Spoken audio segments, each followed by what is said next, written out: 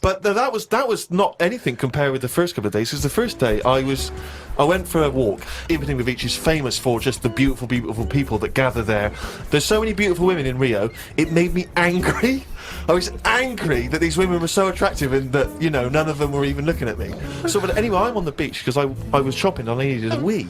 Right, and we went for a quick impromptu swim, and I thought, oh, we in the sea. Just think of him on this beach, right, with diarrhea. Well, I'm wearing great big long shorts because I'm not going to try and compete with these boys because they And are. you are, could I say this, the whitest man Yeah. I've ever met in my life. Yeah. I mean, with his shirt off, you can see his heart like a newborn fish. Well, this was the thing. As I went into the sea to have a wee, there was a discussion about this. As I went into the sea to have a wee in a Well, little tray. you see, there was a discussion about this because I'm very much of the opinion that you should take your trunks down, and some people, some of my friends are saying, just do it in your trunks and let the sea just wash it away. What a hell of a carnival. And I think I'm against that. I've always been against that in swimming pools, everything, you know. I'm against pissing in swimming pools, full stop. It doesn't matter whether you do take your trunks down or don't piss in But the what about swimming in the pool. sea? Yeah, well, fine, yeah. Fine, okay, right, Fish do it. So anyway, so I'm in the sea trying to urinate, and I kneeled because I'm obviously very tall, so it's tricky to get deep enough for the water to mask what you're up to. So I tried to kneel down in the water, right, and I got John Thomas out, but then the water swept out again and just left me on the beach. But luckily my back was to everyone, so no one saw. I can't think of a funnier sight than Steve Merchant on his knees with his little John Thomas out. I don't know how big it is. I've never seen it. But I imagine it's in proportion to the rest of it, is it? I wish. This all I'll say is I've been a little shortchanged. But so then I got up and I waded a bit deeper in, right? And now I was trying. I got it out. But what I didn't realise is that the waves just off the beach are really just uncontrollable. You never know what's going to happen. So suddenly I see this giant wave coming towards me, crashing towards me, and I got the cock out and everything, and it grabs this wave, comes over me and lifts me up, flips me up in the water, right, and I'm floundering around. I can't see anything because, of course, I had to take my glasses off to go in the sea because I didn't want to lose them. Oh, God. So I floundering around, and I'm genuinely getting scared because as I try to get into shore, the wave just pulls me back again. So I'm waving to my friends on the beach. But With everything? Well, what I don't realise is that because I'm not wearing my glasses, I don't realise that I've been dragged along the beach some way, and I'm not actually waving to my friends. So there's like a bunch of these beautiful women on Ipanema Beach watching a pasty white man waving with his cock out. And what annoyed me was my friends were laughing. And that really angers if me. I'd have been there, I would have burst. But why wouldn't you have come running? Would you have come running in to help me? Oh, I couldn't have saved you with your glasses off and your knob out. If I ever save you, I want you to be fully dressed with your glasses on. So you'd have just let me go. That would have been what you'd said to my parents. He had his knob out and his glasses off. There was no way I was going to... I can't think of a funnier sight. Oh. Carl, I've got a couple of little facts for you, just to try and inflame your imagination. Go on. Sharks are immune to cancer. Really? Yeah. So how have they found that out? Well, I don't know, but I've never heard of any fish having cancer though. I haven't heard of a cod being ill. So why are we focusing on that one?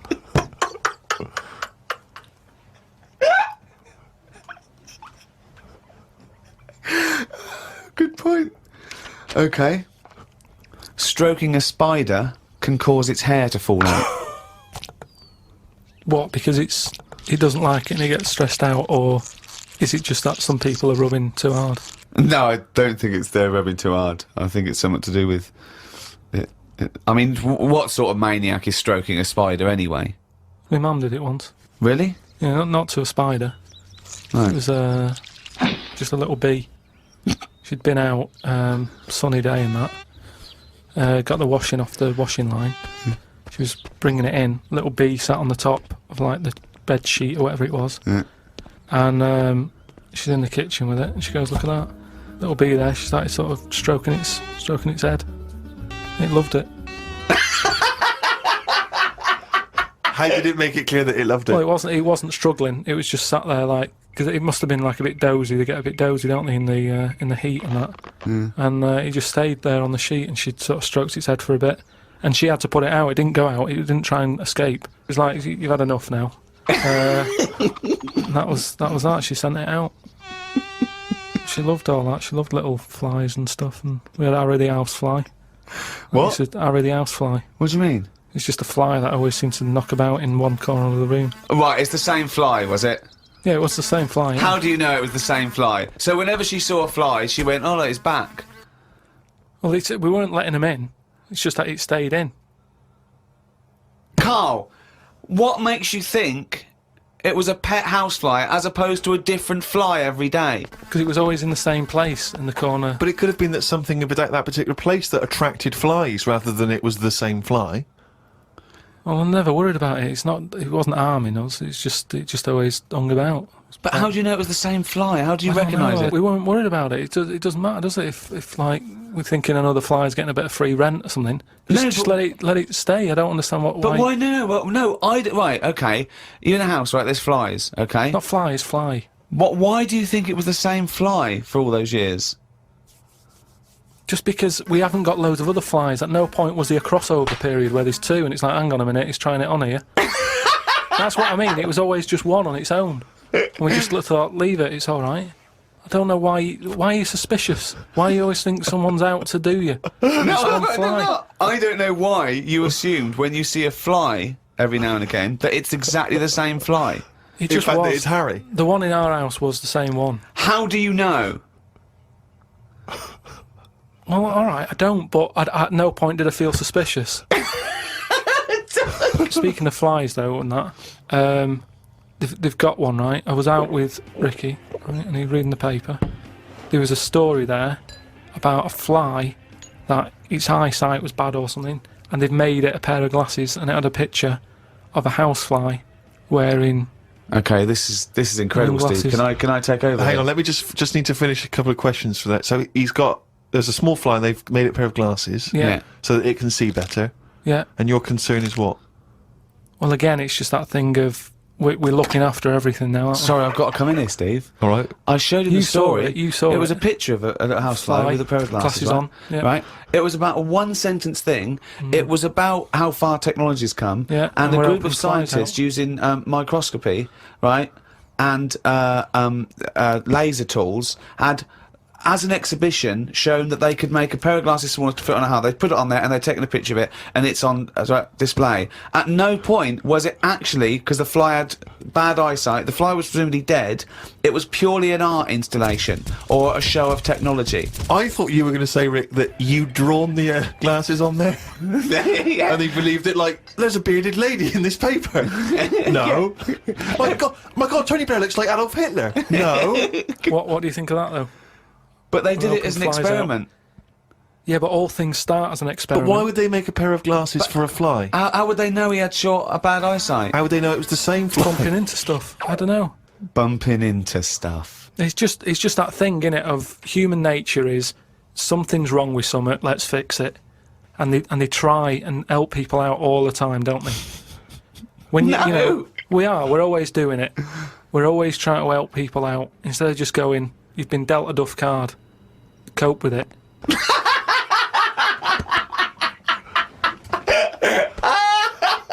Came up with a good idea. We'll be the judge of that. I do it now. It's not a good idea. Okay. Okay. I'm sticking my neck out here. I think this isn't going to be a good idea. Okay. Thoughts? Well, I'm going to agree with you. I'm going to second that motion. Okay, let's see. Let's see if we're both right. See-through skin. High five, Rick. We've had a few emails about the old shows. People came into them late in the season. Did I not tell you this? We had an email from an Inuit. Really? Yeah. I thought I'd mentioned this. Have we not mentioned this before? No. No, it was an email from a guy who said, I don't think he lives in Canada, I think, or somewhere else. I apologise if I'm getting that wrong. But I think he said he was half Inuit, and he listens to the show. Half Inuit? See, that's interesting because I think it was so remote. I know I'm probably wrong now, but I think that those are so remote that I can't think where they're meeting people who aren't That are also Inuit, yeah. Oh, and who's going, other societies are going, I'll tell you what, I'm fed up, there's no action here, I'm going to the frozen tundra, I'm bound to meet someone there. What do they mean? Do they do online dating? What Probably a lot of online stuff. what do you put as hobbies? Fishing? Yeah. Skinning stuff. Skinning stuff? Yeah. What stuff to skin? Oh, you know, seals. Seals. Yeah, sure. That's about it, isn't it? Why are they hanging about round there? Why aren't seals going, do you know what, it's cold, I'm sick of it here. It's windy all the time, what have you, and I'm getting a club on the head. Do you know what I mean? Yeah. Because they're meant to be quite bright in terms of animals and that, aren't they? Yeah. So why are they knocking about them parts? I don't know. Say, like, if seals died out, right, would that be a problem? We've done this. We've been through this before, Carl. Everything has a knock-on effect. Even a seal, that's sort of in between something already. It's between a fish and a dog, isn't it? I knew you were going to say dog. It's not between a fish and a dog. What do you think evolution does? I'll never dog? understand it. Maybe we What do shouldn't you talk mean about it. it's between a fish and a dog? I'm just saying it's. It was a perfectly evolved mammal that re-entered the water, I imagine, and then got streamlined and... I mean, it's between a fish and a dog. But why not have one and the other? Why not have, like, you know, you've got a dog, you've got a fish. No, it's not anything in the between a middle. fish and a dog. It's not between a fish and a dog. I don't know what between means. I don't know what... This is it again about saving everything all the time. What is it doing? What's it doing? Everyone's feeling sorry for him all the time. Save the seal and all that. What's it doing? Why are we saving it? Let's just ask that question. What's it doing? I don't know what to say. It's between a fish and a dog. 104.9 XFM. You alright? This is Carl, producer of Ricky Gervais and Steve Merchant. They're not about today. Ricky's on holiday. Steve couldn't be bothered. So I'm left here with all the DATs. That's a digital audio tape of all the shows they've done since they've been here over the last, I don't know, year and a half or something. So we'll play you some of the best bits. Alright, so here's the first bit. I just wish we could maybe tape the bits we're not on air, just because that's when Carl comes into his own. Yeah. He just said to me, I don't know what I was doing, I was sort of like pottering around, dancing around, doing something annoying probably, and he just looked at me, I don't know, and he was looking at me, and I looked back, and he went, have you ever used a Y-front properly? Genius. It's a great question, because the answer is definitely no. Definitely no. Does anyone use their Y-front properly? And by that, I mean, get your winky out of the little sort of slot provided, as opposed to, like, put it to one side or pull them down or whatever. Has anyone used a Y-front properly? I don't think I've ever done it. I don't think I've ever done it. I've never seen anyone in a toilet doing it, Rick. You should be looking. I wish I hadn't said that. I caught ya. Really? Yeah. That's actually how you prove people are gay. Yeah. You get them into this conversation. Yeah. Yeah, it's a trap. Yeah, it's a trap. It was a trap. Yeah. I'm not gay, was by the the, way. Yeah. You didn't think I was gay, I double bluffed you. Because I knew the old gay trick. I thought it was the old gay lord say no thing. That is another method. Yeah, there's innumerable methods of doing it. That's how Oscar Wilde was caught. Yeah. Yeah. What happened there? Well, the judge went to him, did you see that film last night? Gaylord say no, and he went no, and they went take him away. Yeah. Take him down to the cells. Yeah, take him to Reading. It is true. Well... It originated in America. Yeah. So many of these things do. It's Yeah. a brilliant point, Carl. I'd like to hear from anyone listening who's, and I mean, well, they'll just lie, wouldn't they, I suppose? Yeah. I don't even use sort of flies. No? Usually. I sort of pull my Y-front, my sort of tracksuit. So that's why I wear sort of like elasticated waistbands all the time. Exactly. Just sort Speed. of like... Yeah. Yeah, you got to get in there with the minimum of effort. Yeah, we and out. Sure. Often I won't shake. No, oh no. To my detriment, because it often leaks out a little bit later, doesn't it? Ever been out on a date with a girl where it's just trickled down your leg and you wish it hadn't, and you're thinking, what if she gets my trousers off later? She might smell or see it. What? Like what? I don't know. I don't know what I said there. Right. Rick, I had for Christmas something which I think might excite you and interest you, because I know you're obsessed and interested by facts. Yeah. Don't fiddle with the microphone. Well, I everyone was can just hear looking at what it was underneath it. that. So this is a book, it's just facts and trivia. It's edited by Sir Isaac Asimov, who I think's dead. So I don't know when my parents bought this book. I assume it's sort of from a second-hand shop or something. Right. It's quite, but I got it for Christmas. I keep meaning to bring it in, because generally the facts are quite sensible in here. And I like to think if Isaac's been involved, they're probably substantiated. It's not like kind of just this nonsense on the web. I think that this is probably... Or up in Greg's the Baker's that Carl gets most of his facts from. The ancient Egyptians trained baboons to wait on tables. Carl, fascinated. Brilliant. That's fantastic. But what my point about that is, why did they stop? Yeah. It's a genius idea. Would you not want to go to a restaurant where they have baboons serving? No, I'll tell you what happened. It might have been like the Planet of the Apes, and they sort of rebelled. One of them could talk, one of them could take his order, and one day when it went, do you want fries with that? And the bloke got really annoyed and said, answer him back, and then there was some sort of rebellion. Right. The Planet of the Apes isn't true, is it? It's not a documentary. Right, okay. I wonder, because what I like the idea of having baboons is the fact that I reckon they're, like, I have difficulty, and I'm sure you do, Carl, like, working out that sort of 10%, you know, on a bill. Yeah. I reckon baboons would find that particularly hard. I reckon you could get away with under-tipping them all the time. Yeah, exactly. Just not leaving enough and mislegging it. Exactly. They go away and you go, sucker. Yeah, exactly. So I'd love to see some baboon restaurants. If there's any restaurateurs out there, so tell us or someone. If you do go to a restaurant and you're waiting on those, please don't order the banana daiquiri, because it comes half-eaten. They can't help their little selves. They really can't.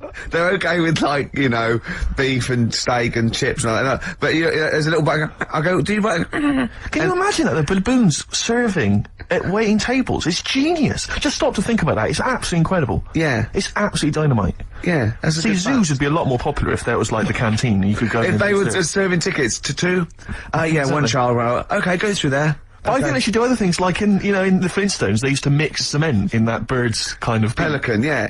We should start doing that again. Because that also happened in ancient times. Yeah, exactly. According to the Flintstones. Yeah, before they had proper cement mixers, that's what they did. That was how they did it. Definitely, yeah. Just animal facts. I remembered one in the week. Go on.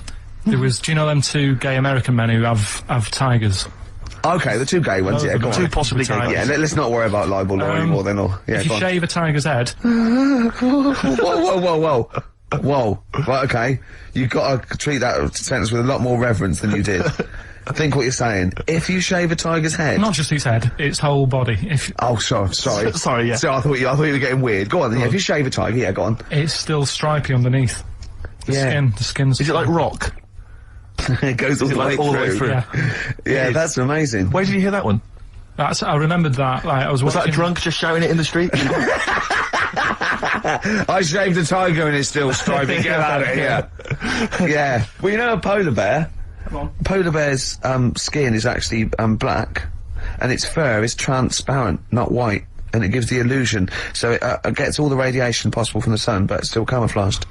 I didn't understand that, Rick. Sorry, you lost me. If its skin's black, a polar bear's skin is black, and its fur is translucent, and its fur is translucent. So why is it white when we? Well, it's just because the light hits it and the sun reflects on. Yeah, and it makes it look white. Yeah, so if you look at each individual hair, it's actually translucent. So at night it would be black. Well, everything is. Is it? Yeah. Oh, not bright stuff, Rick. You embarrassed yourself. Play a record. XFM 104.9. Lovely, that one. Now, again, I broke the rules in the week. I met up with Carl. I had lunch with him. And we were chatting, and having a cup of tea.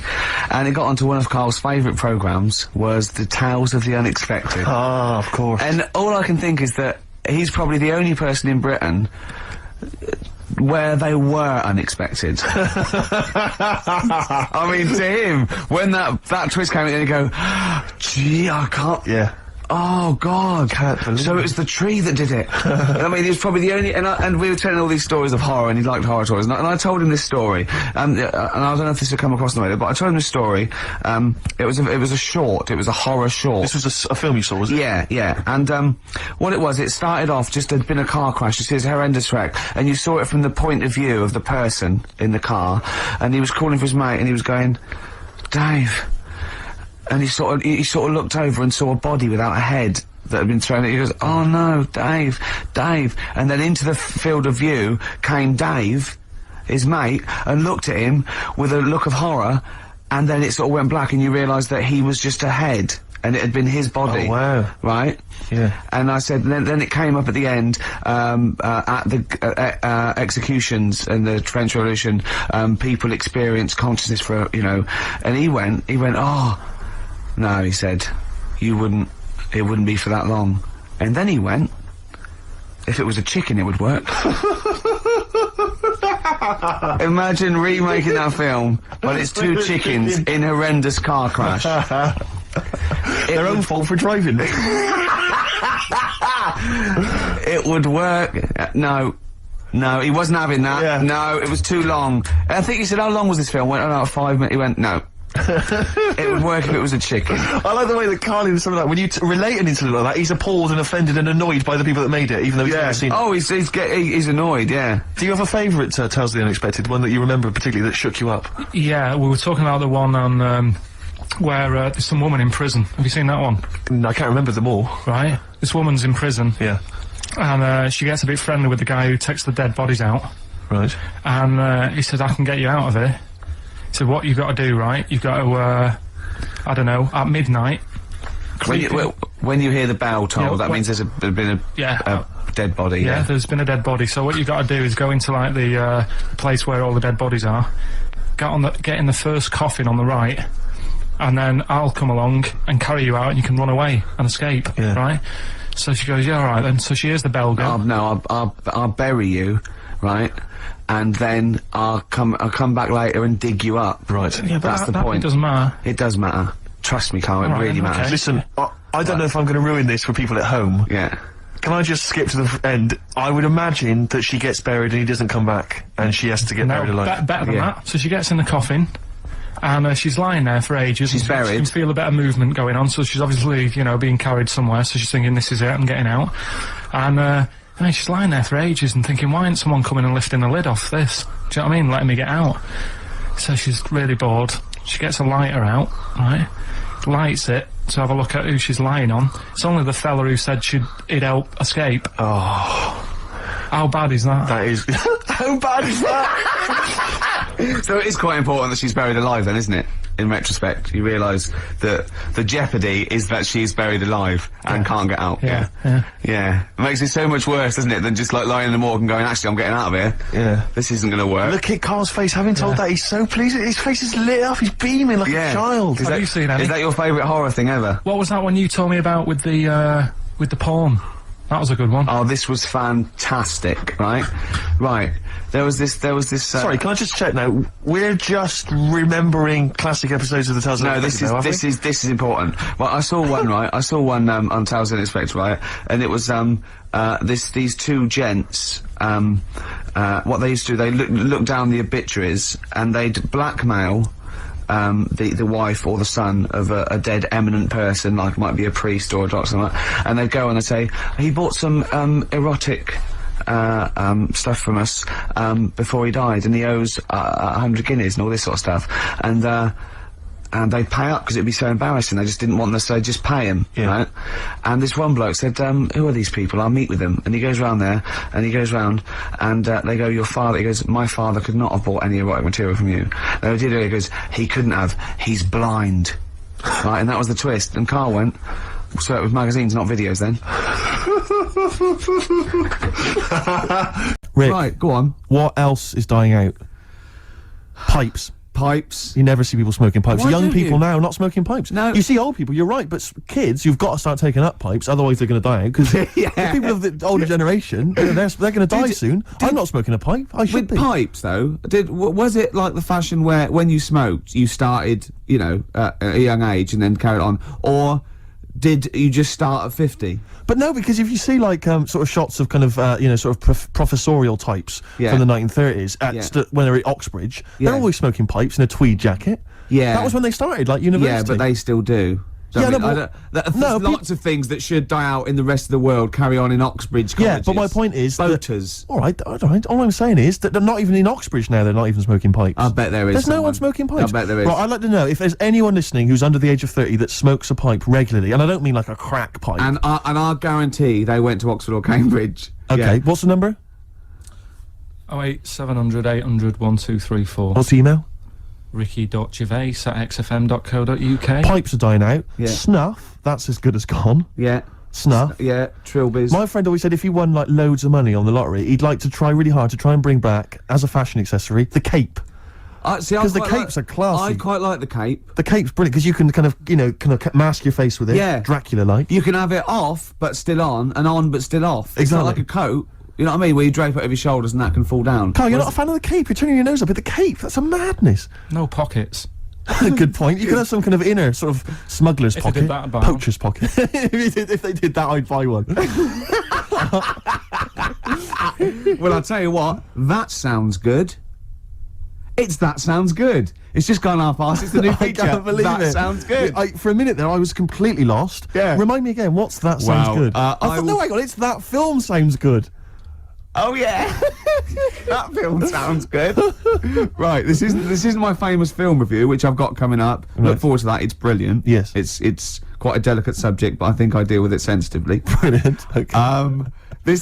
That film sounds good. Right. And I've taken. Remind us again what that is. What this feature is? I'm going to pick a song from a film. Okay. That's on from the soundtrack. Right. Yes. I'm choosing a song from Jackie Brown. Okay. Great film. Yeah, brilliant film. And this is Across 110th Street by Bobby Womack. It's fantastic. Wonderful song. You'll only like this if you're really cool. Yeah, if you're really cool, like say us. Yeah. Oh yeah, Bobby Womack, Across 110th Street. It's great, isn't it? That's a lovely feature. And that's the first feature. Ooh, that film sounds good. Brilliant. Yeah? Brilliant, yeah. That's I'm excellent. thinking of actually bringing out maybe a compilation of. I'd love to hear it. Song for the lovers. What Maybe. sort of things can we hear? Can we expect in the future? Because I know you're a big fan. This is brilliant. He bought the soundtrack to the film Braveheart, which is just kind of let me just explain. Which is just kind of big orchestrated numbers, right? James and Horner. as far as he's concerned, that's classical music. He's got a classical music CD in his collection. It's the music from Braveheart. Oh, I sit there and I think, yeah, mate, I'd probably sort of lead my people's. Yeah, you know. He's obsessed with Braveheart. He actually sort of relates to William Wallace. He actually thinks, yeah, that's the sort of thing I'd be doing. Yeah.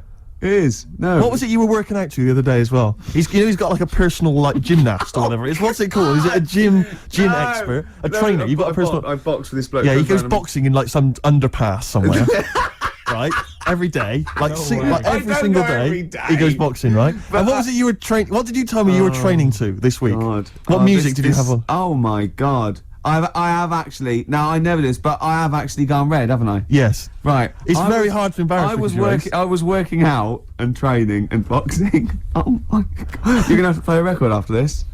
To the Rocky soundtrack. To the Rocky soundtrack. He's bought, a CD which has got the best music from all of them. Now, was it Eye of the Tiger, or was it... It starts up with Eye of the Tiger, then it goes, Hearts on Fire. That's me sort of then it goes, dun dun dun dun, that's dun dun dun. Does any of your training with your trainer, does it ever involve you running through snow with a log chained to your back, like in Rocky and helping, IV? I often have to help Russian peasants, because their cart horse is like falling over, but I lift it up. Whereas the other fella, he's training in a posh gym having injections. I'm not. I'm just like breaking rocks and punching dead cows. Where'd you get that from? It's handy, wasn't it? Put it on. No, what is it? That's the He can't hear because put your headphones on. Why was it? You'll love it. You'll love it. Yeah. That's magnificent. Yeah. That's now Ricky Gervais's theme tune. Yeah. Every time we start the show, we should just start with that. Win, Ricky, win. You two, walk on. I've got to give it to him. I hated U2 for about 15 years. You've said it before, Rick, I know, but I love that one now. I just love that album. They can't put a foot wrong. Do you now. ever listen to the whole album? Because I know you tend to buy albums just for the singles, when you could, of course, just buy the singles. I know where he's going. I bought light funky ones. Oh, I wanted to say that. Yeah, I bought light funky ones because The light funky ones. Do you remember the light funky ones? That was about like a year ago. What did they do? They did Girl in a Green Dress, a girl on TV. And Abercrombie. That one that goes, summertime Abercrombie and Fitch. The girls are wearing up. Do you remember that? It's like a light sort of summer. Listen, nonsense. I've got a lot of money. It's nothing to me. Okay. The light funky I want a bit of light funky ones once. That's 15 quid. It's nothing to me. You put the two singles on, right? Never listen to the rest of the album. I never listened to the two singles again either. The light funky ones. Oh, it's just my street cred's gone down it. Rocky soundtrack and the light funky ones. You'd make two mistakes. Right, let's not forget Braveheart, the soundtrack. Oh yeah, it's a good film. Rick, we were talking earlier about stuff. True story about a little Australian freed the Scottish. The stuff that's dying out that I think you and I single-handedly need to kind of resurrect and salvage. I thought the trilby was dying out. Yeah. I'll surprise you, I and thought yet, so as well, watching yeah. Top of the Pops last night, Yeah. Jamiroquai was wearing one, and then lo and behold, Danny Minogue came on, she had one as well. I thought, blimey, there's two people there trying to salvage the trilby, and good luck to them. Well, Yeah. that's on its way then. Let them The do trilby's that. fine. Let's do something else. But the bowler hat, the bowler hat. You never see the I've always bowler. fancied myself in a bowler I love hat. a bowler hat. Carl, would you wear a bowler hat? I know you'd wear the cape. I did wear a trilby. You really? You must have looked like a... That's brilliant. What, because you're a Mancunian? Well, there was a phase, wasn't there, in about 90... When was it? I think that was just round your way. It might have been. It was in Manchester. Did someone get a job lot of Once. trilbies? And persuaded you kids? Yeah, so what's trendy? No, Sean Ryder wears one of these. Does he? Yeah, go on. Yeah, quid. And then everyone in your street had trilbies on. But you've never worn a bowler. Never. What about Kangol bowler? You might He think had one about out again. Yeah. I'll tell you what. I would like to wear a bowler hat and a dark hat, but I'm worried I look like one of those little fellas off the Home Pride advert. it. The Home Pride guys, they've been persevering with the bowler for years. They still look good in it though, They're don't still they? looking good. They're dapper guys. Yeah. There's a lot of the Jolly Green Giant. He had quite a distinctive look, which is obviously one I've been thinking of exploiting. What the Being about little 6'7". I know the little sort of like a little dress. Was it Corncroft Yeah. that made up his little skirt? Yeah. What was Yeah. the Jolly Green Giant so jolly about? Probably. He was very pleased. It can't have just been the sweet corn and the peas. No, I reckon it was his enormous jolly green knob. I mean, he must have got up every day and gone, look at that. He must have been so happy. The only thing that's like, in the case of the Jolly Green Giant, or like when Gulliver was a giant and he was in Lilliput and all the Lilliputians, they helped him out, they were feeding him and stuff. Yeah. If you're a giant like that in that Yeah. situation, how do you sort of have a little sneaky Tug? You know, a little tug, a little J. Arthur Rank. I don't know, because it's like... It's very tricky to Because do you're that as big secretly. as their mountains, aren't Exactly. you? You can't hide. They go, oh, you know, I mean, there's no... Well, yeah. All the little village probably just thought it was a tidal wave or something. Do you know what I mean? That's pretty grim, though. I mean, Yeah. the tidal wave's pretty desperate. I know. It's how would he have gone to the mayor and said, I need a Kleenex the size of a yeah. tennis court Yeah. and a gigantic copy of the Daily Star. No, Yeah. I never understood with giants how they actually got that big in the first place, because what food was around to make them... Because not only were they, like, big, but they were muscly big. They Like, did- they ate well. They ate whole cows, probably. When, Yeah, mate, Carl, it's- you know, It's not well documented, Carl, is it? you know they don't actually exist and never have. Mm. Okay. Right, it's time for a feature, I think. Oh, Carl, I've got. So there was a TV show I watched once on the History Channel. This is the History Channel. Yeah. It was the history of werewolves. Right, the history of werewolves, and the whole show is predicated on the fact that at the end we'll tell you if they ever existed or not. Yeah, just waiting. And I go, oh, come on, we're going to be late. Hold on, he's going to tell us if Exactly. they existed or not. Carl, werewolves? Michael Aspel was in it, and Michael Aspel is a top broadcaster and therefore would not associate himself with know about something that that, did by not the way. exist. Under the covers time, gents. Under the Cover covers, me run up, for cover me cover. bad, run for cover. Here come the covers. Yeah. Covers. I This- like cover songs. This is a cover version. Yes, this is from an album which is a bit hit and miss, as these things often are. It's different artists covering the songs of Leonard Cohen. You've got the yeah. Pixies on there, R.E.M., Nick Cave, different people. This, bizarrely, is Lloyd Cole, not someone I'm normally a fan of, but doing I a like version, Lloyd Cole. doing a version of the fantastic Leonard Cohen song Chelsea Oh, Hotel. it's Play it, Carl. It's fantastic. beautiful. Lloyd Cole doing his version of Chelsea Hotel. Under the covers. Under the covers. I thought it was a beautiful version. It's lovely. You know that apparently Really I think nice. it's that song. Very sweet. Written by Leonard Cohen originally, and I think it's about his brief romance with Nico, who made a name, of course, of with the course, Velvet Velvet Underground, Underground, and was a yeah. tragic drugs victim. But it's interesting because I'm looking at this as a compilation called I'm Your Fan, which is cover songs of Leonard Cohen's music. And as I say, R.E.M., there's people on the Nick Cave who are still going. There's a couple of names you don't tend to hear of that often now. The House of Love. Oh, yeah. Rarely hear them, do you? That Petrol Emotion. Oh, yeah. That yeah. Petrol Emotion. Yeah. Who else we got on here? It says Robert Forster. Now, is he a musician or is it... Robert Forster, I don't know. What if you know who Robert Forster is? I thought he was a writer. The Lilac Time. The Lilac Time. They're on there as well. You can't just say a name of a band and laugh. You can if it's the Lilac Time. Well, we were... Did I tell you before that my friend and I once listed words we thought should be rude, but aren't, like cassock, we always thought. Yeah, and bollards. Bollards, and he always pointed out the blow monkeys, Yeah. which I was. That could be a very rude word, but isn't. It isn't. Okay, That that's could be a fine. new feature, couldn't it? We're featured up, aren't we? Aren't we? This is We've brilliant. had This a is few- We've still got the film review to come. Song for Lovers is coming up in a few minutes. song for the ladies. Yeah, Song for the ladies. What else If have I we can got? squeeze in a hip hop track, I'd love to do it. Yeah, that's called our hip hop track bit. Yeah, exactly. Oh, it's just Do we amazing. have a classic song, Rick? What were you thinking of? Oh, I don't know. Maybe something by Nirvana. Well, there's their biggest classic. You mean? Ideally. smells like Teen Spirit. Yeah. Now think about it, Steve. Is that so stupid? Well, presumably it was set in olden times because Yeah. professional right. pornographers don't tend to call it, erotic material. Yeah. They tend to call it, juicy jugs or whatever. But more than that, I don't understand how a video is going to be any use to a blind person either. I know that you can hear the sound, Yeah. Carl. Look at him nodding like you caught me out. Yeah, what sound will you hear? Do, do, do, do, do, do, do, do, do. Your meter needs looking at? Yes, cut. What's then? What's that? Then it's just noises, isn't Occasional it? groans. Yeah. Right. You could Okay. listen through the wall at your neighbours. He does. I mean, that's why I save a lot of money. But I thought you were going to point out, Carl, that they could have had a Braille porno. Now, have you Yeah. thought of that? Look, feel the lumps on that. Exactly. Think about it, Carl. Think about it. You're excited now. Yeah. Your girlfriend's away, Carl. Yeah, the cheese grate has only entered the cupboard. No, she's a good-looking lady. Yeah. 104.9 XFM, hello. I'm Carl. Ricky Gervais and Steve aren't here. So we're playing through some of the best bits. I say the best bits. It's the bits I came across first. I mean, I'm not wasting my time. I'm a busy man, you know what I mean? So, here's another bit. What do you make of the first genetically modified baby? Oh.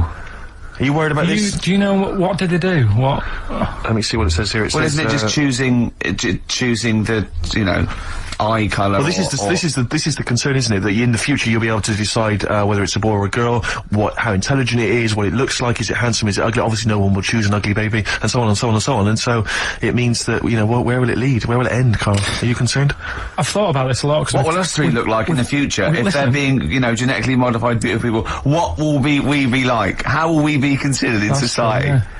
But we've talked about this before, haven't we? About the cloning thing. Yeah. That's a bit weird. Yeah. But I don't think it matters because at the end of the day, right, you might look like some other kid, but it's the way you're brought up that will change your features and the way you are, your personality. If you lie, you get a long nose, don't you? Well, no, but listen, right, because I remember when we, I was growing up on this estate. This is going to be good. Go on. No, it's not. It's just an example of how this doesn't work. Go on. So we don't need to worry, sort of thing. Sure. Right? Okay.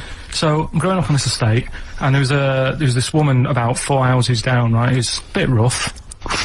All right. Didn't fancy her. Oh God, no. Right, but she had a Why? baby. Well, tell me about her first. I'm interested in this woman. Why was she? It was a very. Like a man in a I mean, dress. I didn't grow up in a posh house or anything. And Sure. I'm not saying that if you live in a bit of a rough house, you're a bad person. What does she look like? But anyone can Tattoos? clean up. Look and like Tony Green with a fag on. they didn't clean up much, right? Oh. Which, even if you've not got a lot of money, you can still try and make Get a some place look jiff. nice. Yeah. Right? But she didn't, and a kid used to take a horse into the house. Sorry. Whoa, whoa, Yeah. Whoa, Neddy. What do you mean a kid used to take a horse into the house? Where did he believe get it, a right? horse?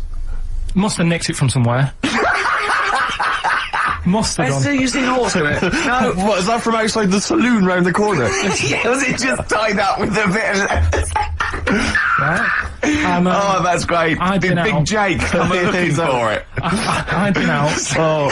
No, so let me get this. This was before the lynching stopped or after. Where did he get a horse from? What do you mean you must have nicked it? He's going to say, where'd you get that from? I bought it. All right then, but keep it out of the kitchen. I don't want you going Catlin rustling. Where did he get a horse from, Carl? And how long did he have it for? Was he leading it or riding it? Mum, open the door, I can't I stop! can't stop it. Open the patio door as well. I'll be... Looks like we got us a runaway. What do you mean? I don't know, but the thing is, they couldn't afford to buy one because they're not cheap. So I'm just guessing. Maybe that's wrong of me. But I think... He had a horse? Yeah, right. So That's why the family didn't have any money. They'd spend it on the horse. No, I don't think, that's what I'm saying. I don't think they would have bought it. So anyway... Yeah, it's wise to whisper, Carl, in case they're listening. Yeah, and They could be in the room next door. It's not buying it, it's keeping it as well. Oh, So I was like in the car with my dad coming into the avenue, and you used to have to drive down it to turn round.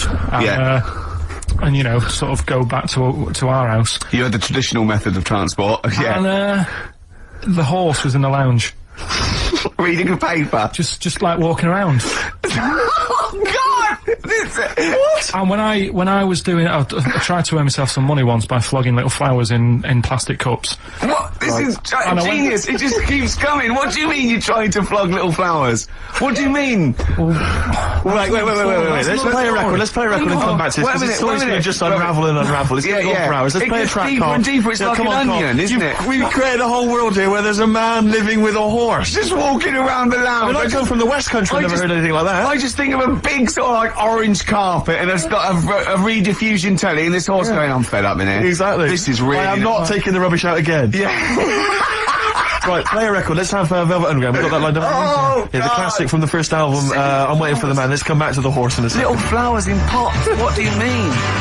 From that classic first album, Velvet Underground and Nico, which apparently peaked at a disappointing 171 in the US charts. Think of that. And that's obviously Lou Reed, the Velvet Underground, and Waiting for the Man. Yeah, great track. So we were talking, we were doing White Van Man, and we got onto We got on to genetically modified babies, but and then somehow Carl started telling a story about someone with a horse, and then he got onto, he was trying to make money selling flowers. Just do the flowers briefly. Well, hang on, I just want to recap slightly. So there was a family, and who had the horse in the family?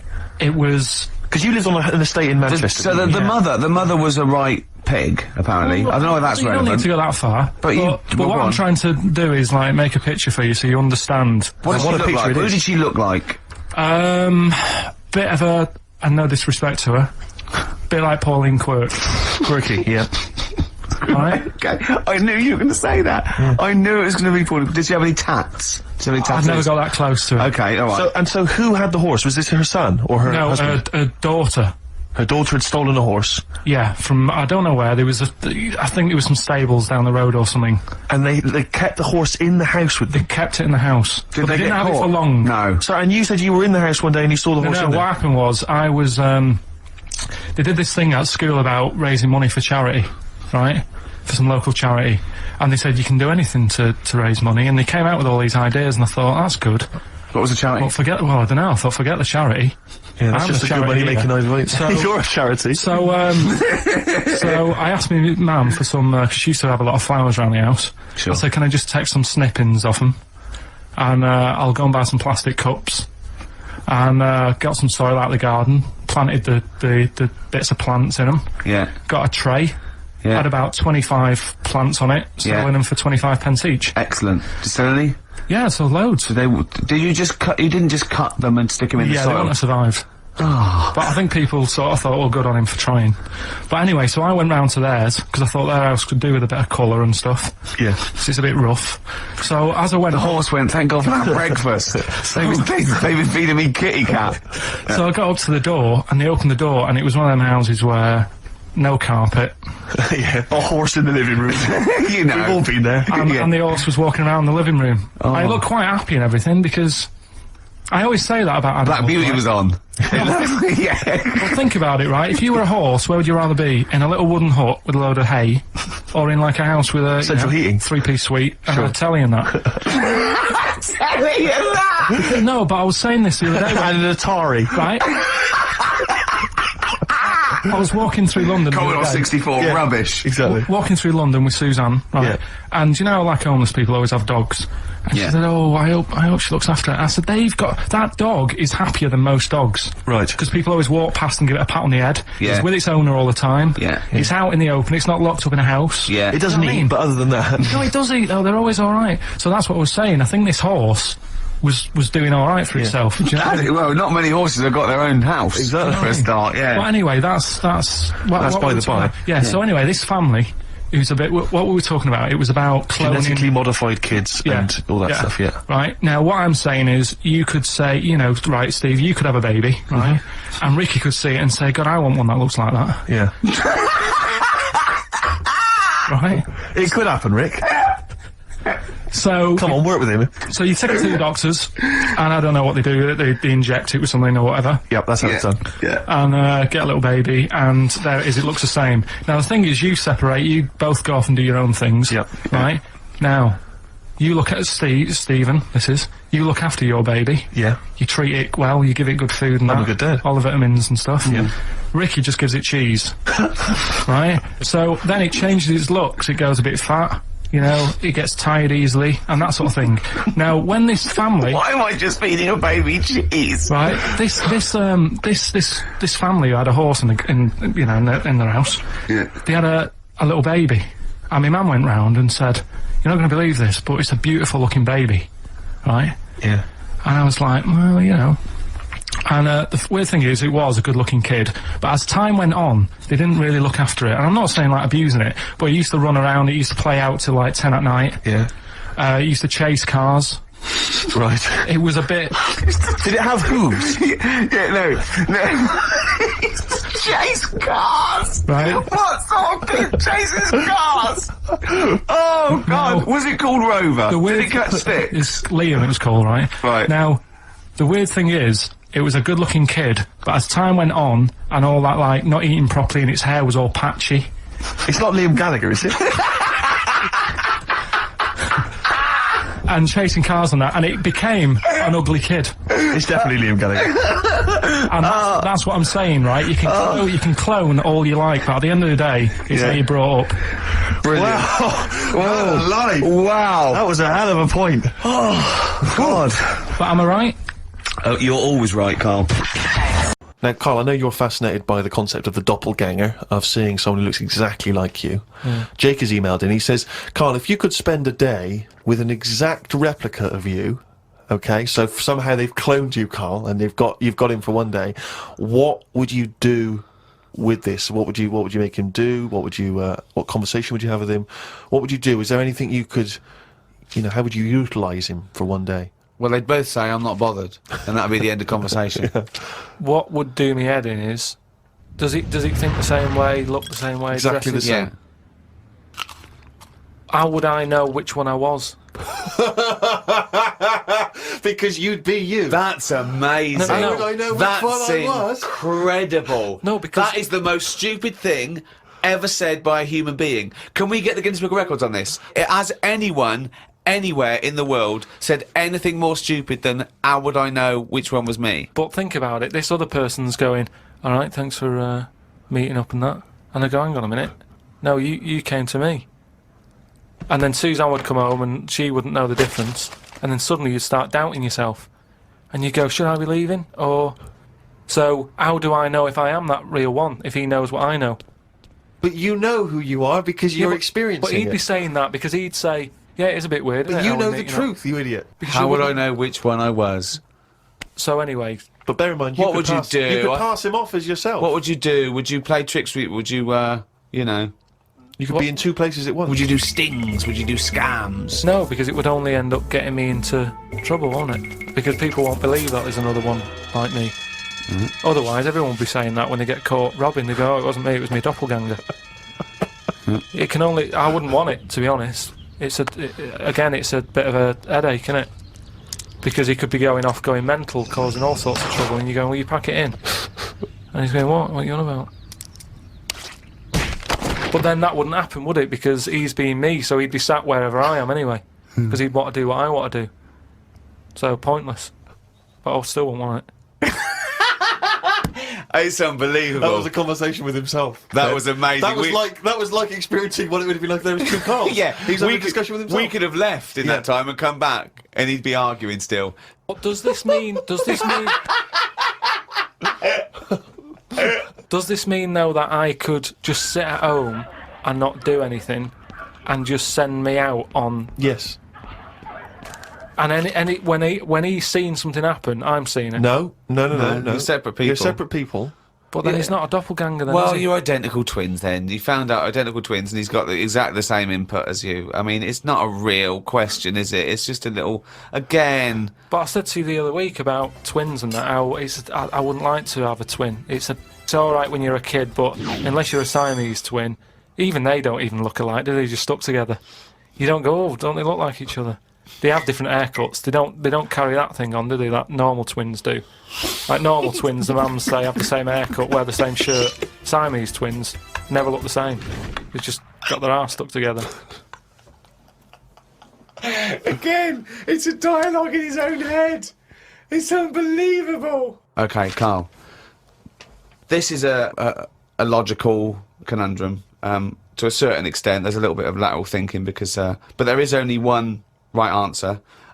Now, the pressure here isn't to get this right. The pressure is when I've told you the answer to then understand it. Because when I've explained this to people, I've laid out for them, they still can't quite get the concept. Okay, so there's 2 doors, Carl. Yeah. One leads to heaven, one leads to hell. Yeah. Okay, they're identical. You can't tell them apart. Okay, 50-50. Right. Obviously, you want to go to heaven, I assume. Right, there's 2 guards, identical guards, guarding each door. Okay? Right. The one guarding hell always tells a lie. The one guarding heaven always tells the truth. You have to ask one question to find out which is which, and then go through the door you want. What question do you ask? I've only got one. Yeah. And what? One to both? No, one to either of them. You don't know which one's which, though. So what question do you ask? Why can't I ask, like, both of them one? Because it's Because not the rules are you can only ask one. There aren't actually 2 doors labelled heaven and hell, Carl. This is a leap of imagination here. And I've definitely got to answer. I've got to ask them a question. I can't just sort of have a feel of the door to see if there's any heat or anything. They're identical. You stand a few yards away. You cannot tell from the outside of these doors which is which. What question do you ask? I can't look through the keyhole or anything. There's no Get anywhere keyhole. near them. Let's imagine there's a small rope that prevents you from getting anywhere near, rather like outside a nightclub. Yeah. So they stood there. Yeah. They both look the same. They're both smiling, Yeah. but one of them's not really smiling. Really, he's trying to make me make a mistake, isn't he? Well, he's just going to lie when you ask him a question. If you ask him. So what's the point in asking a question? Do I know one of them's going to lie? Yeah. But would they be neighbours like this? Would they be that close? Why? I mean, we're not sure if these 2 guys get on. It's a logical. Right, I'll tell you the answer. No, I want to see if he can get it. He's almost there. No, No, he's not almost there. What am I thinking? hang on. Right, so you go up and you Yeah. go. You Right, go, hang on. Well, look, let's imagine that. Let's imagine Ricky and I are those 2 guys. Okay, right? But we have to. Well, me and Steve would decide which doors we're guarding. Okay. Right. I'm. Look away, Carl. Okay. Right, then. so we've decided. Okay, one of us is guarding hell and one of us is guarding heaven. Which question you're going to ask and who you're going to ask it to? Right. I'll just say to you, Steve. I'll go. Got some post for God here. That's not a question. That's a statement. Right, you've got some posts for God here. Well, that's not a question. Yeah, but maybe the question's coming. You got some posts for God here, yeah. And it needs to be signed. It's not a question. Still not a question. No, let So him finish. is God in? Because I need him to sign for this post. Is he in? Well, I can answer that as well if you want. Go on. He's in. He's behind my door. Do you want to answer it? Well, Yes, Do you, he's want, in. do you want to get him? Just Well, no, you've only got one question. So you're asking Steve, is God in? What's the answer? Yes. Ask me. Yes. look, lads. I'm just trying to do a job here. What am I going to do with this? Well, give it to me and I'll give it to God because he's behind my door. Steve? Yeah, give it to me and I'll take it into God because he's behind my door. You're an idiot. Let me tell you the answer. I'm guarding hell, by the way. I'm the devil. Steve's God, okay? So you asked me what Steve would say if you asked him what door he was guarding, and I'm going to lie. I know he'd say heaven because he'd tell the truth, but I'm lying, so he'd say hell. So the question is, if I was to ask the other one what door he was guarding, what would he say? And whatever the person answers is the door they're guarding. Steve, what door are you looking after? Well, Heaven. yeah. Why should I believe you? Because you don't know. No, that doesn't work. Because you asked me the same and I'd say heaven as well. Right, so who do I believe? This is where you use your gut feeling, though, isn't it? This is what life's... Well, as opposed to the pure logic that Ricky's just used. I just think because there's a lot of questions in life where you don't know the answer and you go, do you know what? I don't like the look of him. So, They're identical. yeah, but they're still identical twins. You always get a little snidey one. Well, Rick, you're not the only one who's been away. I know you've been off working, but Yeah. I, at long last, have taken a bit of leisure time. Go on. And you've probably heard of the Rio de Janeiro Carnival. Only one of the hottest, events in the world calendar. Yeah. Imagine me down there. Oh, Rio, God. you can imagine, did not know what hit it. Oh, God almighty. Imagine, were you like Paul the Party Animal Parker? He would not have been able to keep up if he was with me. God, what did you do? What did you get up to? Oh, let me tell you right now. Day 1, I almost drowned. Day 2, I got a foot infection and spent the day in the hospital. And the rest of the time, I had diarrhea. So that was a hell of a time. Carnival. Yeah. I did. I was able to watch some of the carnival on TV, and it looked brilliant. It looked Did it? amazing. I didn't actually. It was difficult to make out because the TV wasn't actually in my room. Because in an effort to save money, I wasn't staying in a hotel. I was staying with a bunch of other people in some kind of, like, someone's flat that they let out. And so I had to watch the TV, like, from my window, watching a neighbour's TV. And of course, when they changed the channel, often during the juicy bits, I couldn't see anything. And but it looked really good. I'm bunged up at the moment just so I can get through the show. But I've just been on a 12-hour flight, and it is terrifying being on a flight when you know that any moment you could go. Because you know how the problem is sometimes the toilet's free, and sometimes you've got to queue up. And the worst bit is that sort of half an hour just before you land, when they say the toilets are out of bounds now. I'd say I went twice before that in quick succession. The woman sat next to the toilet. She didn't know what was going on, the noises and stuff in there, and because I was really panicky. Oh, Christ. And so of course then on the whole flight, as we're landing, I'm really petrified because I'm thinking this could. I packed a pair of underpants and jeans in the bag in the holdall.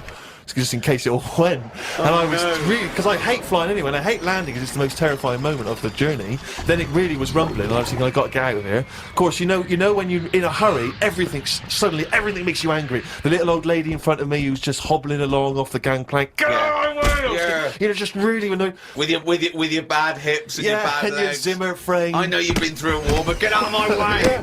And just anyone who kind of even passes you, and so I managed to get there just in time, got into and it all went off. Man alive, it was grim. I was walking away from the show last week. I was walking towards Berwick Street, like to look at the records and the record shops. And I was on my mobile phone, and I was chatting away to someone, and what can only be described as a prostitute. Go on. Stood on the street Was corner. she a woman that gives you sex for money? Yes. That is a prostitute. Yes, that's what I thought. Go on. And as I was walking by, she said, "Do you want to buy sex?" No, You sure it wasn't a market trader giving 6 plums or No, it was something? definitely 6 for a quid? No, it was definitely Go a on. prostitute. Yeah. And what annoyed me about it, what I wanted to pick her up on something, was the fact that I was on my mobile phone. It's like, can you imagine? rude. Who would what, am I going to hang up? Sorry, Mum, can I call you back? I've You just know, had an you know, offer. you say you want me to meet more women. And you sent me that 30 quid Exactly. for my birthday. Yeah. Sorry, Mr. Johnson, I'm really excited about the job. Can I call you back? I'm just going to negotiate with a whore. And it was just sort of, you could tell that she was clearly probably desperate for crack or a latest fix of smack. So she was literally the normal etiquette of prostitution. That they hang around, they show some thigh. I've seen this in They films. will ya. Yeah, exactly. Yeah. Take you out for a meal. I That sort of know, thing. it's That straight sort of into gone out of the window. And she Yeah, was just sure. there, desperate, running around. Did the she go out of a streets. window? Like a Because doll. that's another thing they sometimes do, specialist Exactly. ones. But I was shocked because I've never been propositioned before like that Really? in London. I was It's weird, isn't it? Carl, thoughts? I think you'd be sort of approached a lot because they tend to sort of go for people who look like they haven't got much chance. Sure. And I'm not being mean. No, you know, no, you know, no, I've known you a long time. Sorry, I'll let you go back to it. In what way aren't you being mean? By saying that Steve... go on. Steve knows is a little bit odd looking. I don't think... Well... No, he does. Do you know? Yeah, Before, no, but it's not what he thinks of his looks. Yeah. It's what he thinks of you talking about his looks on... No, but it's on. like how you were talking before about, your eyes are bad. It's nature's little way of saying, look, nothing to see here, right? Don't get that! I don't know what you mean. But when you look in the mirror and that, they've gone, look, he hasn't got the looks, let's make his eyes bad, right? Yeah. Nothing to see here. Yeah. That's what I'm saying, See, they're I- balancing it out, right? Yeah. And it's funny, right? Now we're on the topic. Sorry, I wasn't- Johnny Depp. Now listen, My chest is gonna burst at this moment. Whenever we get because- into this conversation, I always think to myself, Carl, do you know what you look like? I'm gonna. You know, seriously, can I be honest with you? You look like, you know, if you've got like a balloon, a hot air balloon, right? Just a little balloon, like a party balloon. If you drew a little face on it, right, and inflated it about halfway, that's what you look like. Right. No, play a record. I don't want to get into this. Listen, It's too intense. now you've got onto this. Let's just nip it in the bud now. I'll tell you something that I wasn't going to tell you because I think I don't want to hear it. I don't want to hear Well, it. right, it was on the tube, right? Well, someone told me they were on the tube, right? And the tube pulled into a station, right? And one of the women saw the poster that's out at the moment with you and Rick on it, right? Yeah. So this woman apparently goes, "Oh look, there's Ricky. Ricky's on the radio, right?" And the other woman goes, "Oh yeah, don't you listen to it?" So she goes, "Oh, I didn't know it was on the radio." And she goes, "Oh." Look at... Because he didn't sound this bad. She said, "Oh, look at that person he's with." So she goes, yeah. She said, "That's Steve." She said, I was sort of aware that he looked odd because Carl mentioned it on the radio. Yeah. So it wasn't as much of a blow to me, but I can see how it was a bit of a shock to you. Yeah. So that's weird, isn't it? Yeah. And that isn't me sort of telling this woman to say anything. That was all happened without anybody else sort of bringing it on. Yeah. Do you know what I mean? Yeah. So... Was it... Sorry, you seem to be relishing this. Was it because of the little balloon story that made you... I honestly, Steve, I wouldn't have told you, but if you're going to start, having a pop... Yeah. Do you know what I mean? Yeah. I can't just sit here and take it and that. No. I mean... All mates. Yeah. Just, Yeah. Well, I mean, I was Shame, mistaken for Johnny Vegas. Steve's got a story about that, if you want to have a go at me. well, someone just thought you were fat with a beard, which is true. Well, don't have a go at me, because he said you looked... Well, you started it. No, I didn't. Yeah, no, you I did. didn't. You were milking it. You were I egging him on. was laughing. You were egging him on. I sort of was. Yeah. But let's not, Oh, it's a good job you've got lots of good mates like Jonathan Ross you can go and hang out with. Don't need other friends, people who've helped you in your career. He's good looking bloke, isn't he, Jonathan Ross? He's a good-looking fella. Out of time by Blur. Luckily, we're not out of time. Got another hour and 25 to go. So it's not over yet on XFM 104.9. I'm Ricky Gervais, with me Steve Merchant and Carl Pilkington. We've had quite a lot of emails, as ever, Rick. I should just say, because we're very It's lazy. a much listened to show. We're very lazy people, and we rarely reply or read out the emails, but we do I never read the emails. Absolutely So never read I them. rely, if I haven't replied to them, or my mail, Steve opens my mail and reads my emails. So if I haven't replied, it's just because he hasn't passed it on to me. Yeah. Okay. But I haven't passed it on to you because I know you'll never reply. Sure. So, I'm just cutting out that. But I just want to say thanks for the emails. We do read some of them, and we do appreciate the fact people send in jokes. Oh, I appreciate it. I love it. But As long we've as I don't have to had do anything towards it. sure, we had an email from Jack. He just said he missed the last 2 weeks' shows. Has he missed anything? Not really. No. No, it's the same stuff. Same You missed, old I think last week Carl was having a go at Chinese people not aging well. He had a go at the gays, and he came up with a ludicrous story about a monkey that was impossible. So I don't think Jack's missed much. Go on. No. We've just had an email from the Pringles people. Oh, right. Good, because it's finally started to happen. I hear these stories about people given cars and Armani suits and trips abroad, and we haven't had enough, but finally, people are starting to, realise what we're doing, our impact on society, Yeah. and we've got a whole box of Pringles sent to us. Not one of those little tubes, the proper tubes, the foot-long tubes. Yeah. So, and well, what have they said? Well, the Pringles guys they want have them said- back. No, they said they like the show, and if you want more Pringles, give them a call and they'll I send you want more more Pringles. Pringles. Yeah. I bloody love Pringles. Yeah. Pringles are... The thing about Pringles is, they're Moorish, right? Yeah. But, how would I put it? You know the sort of thing, when I open them, Yeah. and by that, when I pop, Right. yeah, I have to eat the... Well, no, okay, how can I put this? When I pop, I can't stop. What do you mean? I don't... Well, when I pop them open, I can't stop eating them open. Right, when you pop, you can't stop. Yeah. Yeah. I think that's because of the chemicals. I think that might be the reason. But they're good chemicals. They're good chemicals. They're the best chemicals. Pringle chemicals. They're not bad chemicals. like Lovely. you're using chemical So warfare. yes, I want some more Pringles. Yeah, What else do they more do? Pringles. It's interesting actually you were saying that like other people, like Kylie I imagine would get given sort of maybe sexy underwear. You got Robbie Williams where he gets the Armani suits. You get sent the crisps. If she was appropriate. Yeah. Yeah. Oh, but it's nice to be sent. Go on. talking of Pringles, on the Finchley Road tube station, early on the way in. There's a lot of Pringles there, isn't there? Well, I'll tell you a job I don't like. What? I wouldn't want to be doing. The woman, there's a little woman who sits in the little snack stall on Finchley Road station. Yeah. And I don't know how to describe it really. She is surrounded by snacks.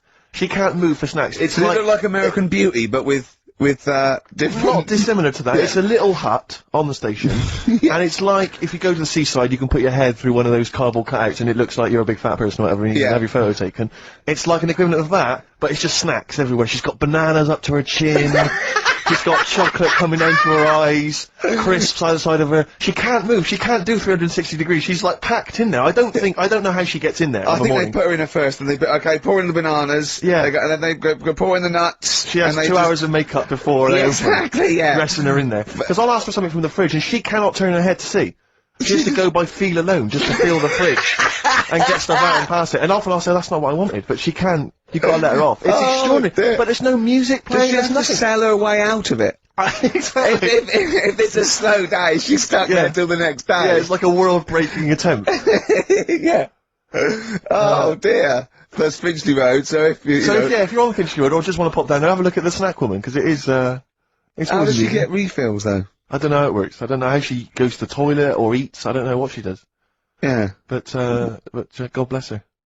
So that's one of the jobs you wouldn't That's have. jobs I would not like. I've always worried about working in one of those big photocopying places. Sure. Because it's just that constant taste of toner. Yeah. You know what I mean? It's so dry, and I just imagine going to work with a hangover. Yeah. 8 hours in that sort of I think it's those jobs where what's the best that can happen that day? Do you know what I mean? The photocopying shop. What's the best? Well, they probably have interesting things, like people going and photocopying. Porno mags. Can I have 30 copies of my art? Right, yeah, exactly. Yeah, I couldn't make it to the staff party. Yeah, But I wonder if I could do that in here. Yeah. Carl, what job wouldn't you want to do? Well, any job. You're a lazy... You're joking, aren't you? What? I've done loads of stuff. I'm quite happy now doing what I'm doing. Yeah? You look happy. Trying to think. You sound happy. Yeah, I mean, calm down. You on drugs? I'm alright. Are you on E? Before England have won and that. I'm What? happy for them. Yeah, go on, happy for them. I'm happy in that. Yeah, what do you mean happy for them? We are England. Happy for us. Yeah. I mean, we didn't play. I did very little towards it. No. It was mainly Johnny Wilkinson. Yeah, I and the barely other- contributed. Switching on the TV was about as much as I did. Exactly. And shouting, come on! Yeah. Foo Fighters, Best of You on XFM 104.9. I'm Ricky Gervais, with me, Steve Merchant, and Carl Pilkington. Alright? Carl's had a bad week. I'm going to say that straight away. He tries to rule out stress in his life, but he's had a bit too much stress this week, haven't you? One, a phone call from his mum, stressed him a little bit. Right. Something he said in a magazine about his auntie, came back to haunt him. Auntie Nora? Auntie Nora, yeah. Don't name her. Oh, She knows who she is. No. Okay, we won't name her, right? We'll just say it's the one who farted for 5 minutes, and as he sort of saw a skirt when he was young, and found it like a split tennis So ball. it could be any of me aunties. We're that coming up, and also a bloke in Times Online, Chris Campling, did a review of the show, Right. and basically said that Carl Pilkington is a creation of Gervais and Merchant. Well, if only that were the case. He said he started off saying he liked the show. Yeah. He was excited. Said it was a good show. A lot of the I'm already questioning his critical faculties. yeah, exactly. And basically said that we didn't contribute much, or seemingly didn't seem to contribute much, and we couldn't sort of like ad lib or anything. We just laughed at, particularly me, laughed at Carl Pilkington, who was coming up with some quite funny stuff. Right? But then he does a twist on it. He goes, but the thing is, we're the puppet masters. He's a created person. We've created the persona Carl Pilkington for our own amusement. Right. He bases this on simply that we talked about... What was it we talked about? The Chinese not aging well, and you heard him talk about that on my DVD. But clearly I say, Carl, remember when you were talking like that? It's a news, or remember in the week, and so he thinks it's all scripted now. Imagine if this show was scripted. I'd be ashamed. Yeah. If this show was scripted, I would send back the BAFTAs for the actual shows we've written, and I would say... I'm having a go at Chris Campling. He's nice about our other work. He likes The Office, and he likes my stand-up and everything, and he likes the show, but he's saying... Because we're not spontaneous, we scripted this and invented Carl. So he's like, we've invented another Gareth. If we had created Carl, I would not have squandered a character that good on this poxy radio station. Absolutely. Also, does he know that we spend about 3 months on half-an-hour script? So how long does 2 hours of dribble? But the main thing is, as if this could be scripted. It's dreadful. It's shocking. Or maybe this is scripted. Hang on, you've lost me now. Let me just check the script. Maybe Chris Campling does not exist. Maybe I've made him up. I don't know what to believe. See, the name doesn't wash with me. What was his name? Chris Campling. Sounds odd. That's something that I made up, isn't it? Campling's almost like a joke. It's almost like a gay name, isn't it? Or is it Campling? See, I think this is scripted. Yeah. I think I've probably made this whole link up. And KARL is a creation. Campling, that's not a real name. I should have come up with something better. Yeah. Sorry. Down to the River by Bruce Springsteen on XFM 104.9. So, yeah, that little fella in the Times thought KARL was just a puppet. We created him, he's an actor. What's his actor's name? Brent Hogwell. we got him from a Spotlight. Yeah. Brent Hogwell. This stupid, dopey Mancunian accent, he just puts that on every week. Yeah, exactly, yeah.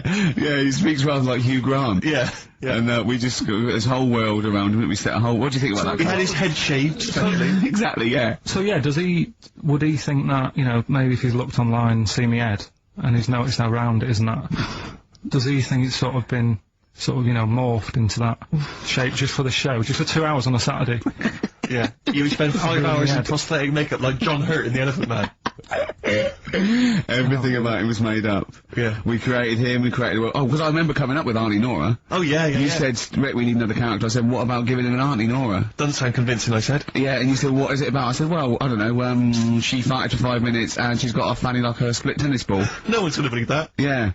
Oh, that brings us neatly. Well, let's put that to bed now. So, Chris Campling, but honestly, we do not script this shambles of a show, and KARL Pilkington really is like this. If you want, you can meet him. I'd love to send KARL for a drink with Chris Campling. Can we do that? And then he'll eat his words. Chris, if you're listening, honestly, this isn't a stitch-up. As I say, I'm not having to go at you. It's a very well-written article. It's very, very fair. You're just complimenting on his grammar. Yeah. It's a very well-written article. No, I'm saying we're not having to go, You've typed because that beautifully. it's not like he slagged us off. He's just, I would just love him to meet KARL Pilkington. People in the street come up to me and say, is KARL like that? And I so want them to meet him. Yeah. Or maybe he can send in, if he's online, he can send in 5 subjects for KARL to talk about that we couldn't possibly know about. Just so he knows that we just really do throw things at KARL, and that drivel comes out. Imagine if it was scripted. But anyway, so Chris Campling, or anyone who knows Chris online, get him to email us, and with 5 subjects that KARL can talk about. That's a good idea, isn't it, KARL? It is like, I'm the Elephant Man the way I'm being treated now. Just sort of like... I scripted that. I wrote that joke last night. Are you sure? Or was it yours? I don't know, I can't contribute. KARL enters and says, I'm like the Elephant Man. Hang on, let me just check the credits on the script. I'll tell you what though, Steve, I found out about the Elephant Man. I was talking to Ricky. What? You know, the only bit that was normal, wasn't it? Oh yeah, no, it was in the film. You know, the bit in the film, I was watching it one day, it was on, and I said, look, your favourite film's on. And it came to the bit where, he was being exhibited, and he was naked behind the screen to all the doctors. Go on, what did you say? And there's a bit where he goes, and strangely, the only thing that is normal are his genitals. They're untouched by this disease. They are totally normal. Right, what did you say? It's a bit annoying, isn't it? It's like the only bit that you'd want as an elephant. The only bit you'd want that Sure, was like an elephant. Yeah, no, I can see that. And he said, and he got the head. So other stressful things. But so anyway, what's the Auntie Nora thing? Sorry, Anti-X. Anti-X. What did she, Yeah. why is she upset? Well, he mentioned her in Zoo. He did this thing for Zoo magazine, and he mentioned about when he looked up her dress, she had a... Yeah, by accident, remember? It does not suggest you were going around looking up your elderly relatives' dresses in case they weren't wearing... For people who've not heard KARL talk about this in the past, just explain quickly again what we're talking about. Right. He didn't want to talk about it at all. When I was a kid, right, Auntie Nora used to come round, me auntie used to come round. As if there's any ambiguity now. Yeah. My auntie used to come round and that, and stay, right? And I'm sat on the floor watching the telly, right? She's sat on the sofa with a caftan on. I turn round, right, and it was there. It was looking back at me, right? And we've mentioned this, and Ricky sort of said, what did it look like? And you know, a split tennis ball came to mind. That's what we talked about, right? So anyway, Zoo magazine, when they did the interview... And she's the one that used to put a valance on everything, isn't it? Well, not everything, obviously. So anyway, so I've done this... So you did interview in Zoo? Yeah, and like they said, you know, do you... Again, it was like, you know, do you plan stuff and do you worry about stuff when, after you've done the show, you're worried you've upset anyone? And, you know, I was saying, really, I forget people are listening. And, you know, we're just having a chat with mates and that. I said, but now and again, I do worry, when I'm on my way home from the show and that, and I'm thinking about what we've talked about. And I was saying, you know, the Anti-Nora incident. Yeah. You know, Incident! That's Watergate! Yeah. and, anyway, so this was in there, right? And I was saying in the magazine, you know, but I think I got away with it. She doesn't listen to the show, but, you know, and I don't think she reads Zoo magazine, so... She's more of a nuts woman. Sure, yeah. So, anyway, so my mum calls up the other week, right, and she goes, wish you wouldn't, you know, talk about Nora and that. And, I was like, oh, so how do you know about that? She goes, well, one of your cousins have called us up and said they've read the article, you know, the article about it. So yeah, that's why we don't want to talk about it, really. So he stitched you up. So do you know what Anti-X is made of this? Do you know if she was upset or not? Well, she doesn't know about it. Because, I mean, maybe she's always thought it looked like a split tennis ball. Maybe you're just in sync, you know, because you're relatives and stuff. Maybe she knew instantly. Even if you hadn't named her, she'd have thought, hang on, I farted for 5 minutes once. Yeah, that's not going to be ambiguous, could well is it? be me. If you hear that, like, someone who farted for 5 minutes and's got found like a split tennis ball, you're going to go, I wonder if he means me. Yeah. You're going to remember Or that. Auntie Jackie. It could be Auntie Jackie. Oh, God. And he got in trouble, you know, last week when he was going to the wedding? Let's talk about that a bit. Okay. The Cure in between days on XFM. So, Carl, you were going to a wedding last week. Was it last week or the week before? It was last Saturday, wasn't it? Yeah. And he said, looking forward to it. He went, no, it's going to be boring. Suzanne was listening, knows that the couple, were taping the show, so she had to get in there before he, didn't she? She went up to him and said, look, when you're listening back to the show and he says it's going to be boring, he didn't mean you, he meant weddings in general. I love the fact she has to run around and clean up after him. It's great, isn't it? How was it? Do you not like weddings? You're not a fan of them? They're only good for the people involved, aren't they? What are you talking about? You're getting free food, free booze, free music? Yeah, but it's not. It's just all hanging about, and there's loads of people there you don't know. Absolutely, I agree. Do you know what I mean? You've got to make an effort. Yeah. And even the bit that was important, right? When they were getting married, right? There wasn't enough chairs because it was, you know, all the family gets the chairs, don't they? So I was sort of stood at the back. Stood at the back of that watching, and I couldn't hear what was going on because a woman was breastfeeding the baby. Oh! But what how loud was this baby getting away? You couldn't hear what was going on? So it was slurping and that, and she was like, I just thought, how hungry is it? Could it not have waited? Because you've all got to wait for the buffet or whatever later. I know. But also just in this. Well, there was day and two, age- wasn't there? Why didn't you? But that was not anything compared with the first couple of days, because the first day I went for a walk. Iping Beach is famous for just the beautiful, beautiful people that gather there. There's so many beautiful women in Rio, it made me angry. I was angry that these women were so attractive and that, you know, none of them were even looking at me. So, but anyway, I'm on the beach because I was shopping and I needed a wee. Right, and we went for a quick impromptu swim, and I thought, oh, wee in the sea. Think of him on this beach, right, with diarrhea. Well, I'm wearing great big long shorts because I'm not going to try and compete with these boys because they And are. you are, could I say this, the whitest man Yeah. I've ever met in my life. Yeah. I mean, with his shirt off, you can see his heart like a newborn fish. Well, this is the thing. As I went into the sea to have a wee, there was a discussion about this. As I went into the sea to have a wee in a Well, little tray. you see, there was a discussion about this because I'm very much of the opinion that you should take your trunks down, and some people, some of my friends are saying, just do it in your trunks and let the sea just wash it away. What a hell of a carnival. And I think I'm against that. I've always been against that in swimming pools, everything, you know. So I No, think, I'm against pissing in swimming pools, full stop. It doesn't matter whether you do get in, take your trunks down or let don't piss but in a what about swimming in the pool. sea. Yeah, well, fine, yeah. Fine, okay, right, so- Fish do it. So anyway, so I'm in the sea trying to urinate, and I kneeled because I'm obviously very tall, so it's tricky to get deep enough for the water to mask what you're up to. So I tried to kneel down in the water, right, and I got John Thomas out, but then the water swept out again and just left me on the beach. So, but luckily my back was to everyone, so no one saw. So I can't think of a funnier sight than Steve Merchant on his knees with his little John Thomas out. I don't know how big it is. I've never seen it. But I imagine it's in proportion to the rest of it, is it? I No? wish. This all I'll say is I've been a little shortchanged.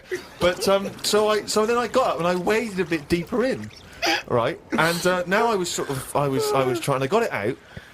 But what I didn't realise is that the waves just off the beach are really just uncontrollable. You never know what's going to happen. So suddenly I see this giant wave coming towards me, crashing towards me, and I got the cock out and everything, and it grabs this wave, comes over me and lifts me up, flips me up in the water, right? And I'm floundering around. I can't see anything because, of course, I had to take my glasses off just to go in the sea because I didn't want to lose them. Oh, God. So I floundering around, and I'm genuinely getting scared because as I try to get into shore, the wave just pulls me back again.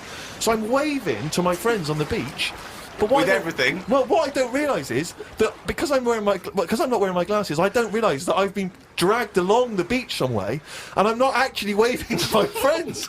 So there's like a bunch of these beautiful women on Ipanema Beach watching a pasty white man waving with his cock out.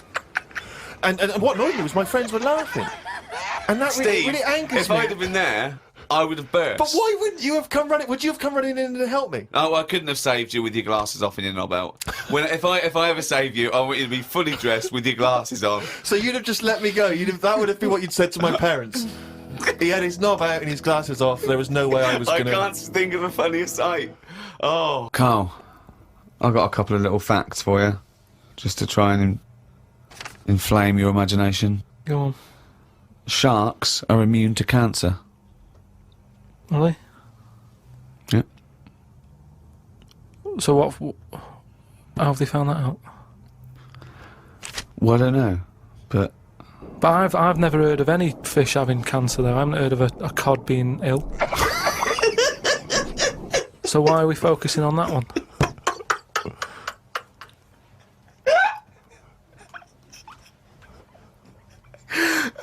good point. Okay. Stroking a spider can cause its hair to fall out. What? Because it doesn't like it and it gets stressed out, or is it just that some people are rubbing too hard? No, I don't think it's they're rubbing too hard. I think it's something to do with it.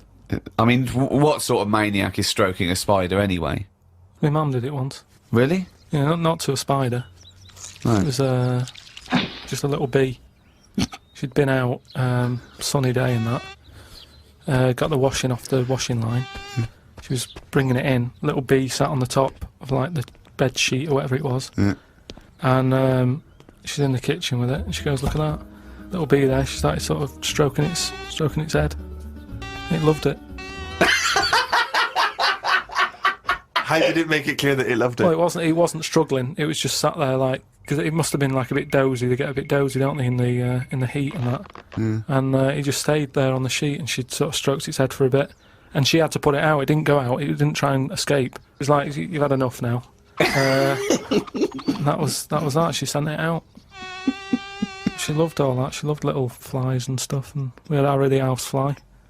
What? Harry the housefly. What do you mean? It's just a fly that always seems to knock about in one corner of the room. Right, it's the same fly, was it? Yeah, it was the same fly. Yeah. How do you know it was the same fly? So whenever she saw a fly, she went, "Oh, look, it's back." Well, we weren't letting him in. It's just that it stayed in. Carl, what makes you think it was a pet housefly as opposed to a different fly every day? Because it was always in the same place in the corner. But it could have been that something about that particular place that attracted flies rather than it was the same fly. Well, I'm never worried about it. It wasn't harming us. It just always hung about.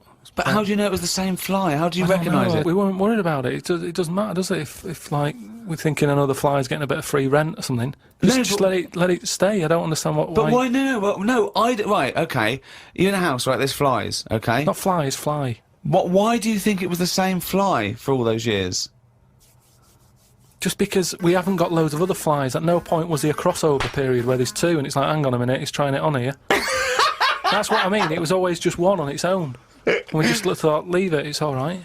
I don't know why are you suspicious? Why you always think someone's out to do you? I don't know why you assumed when you see a fly every now and again that it's exactly the same fly.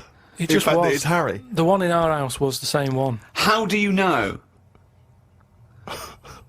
Well, all right, I don't, but at no point did I feel suspicious.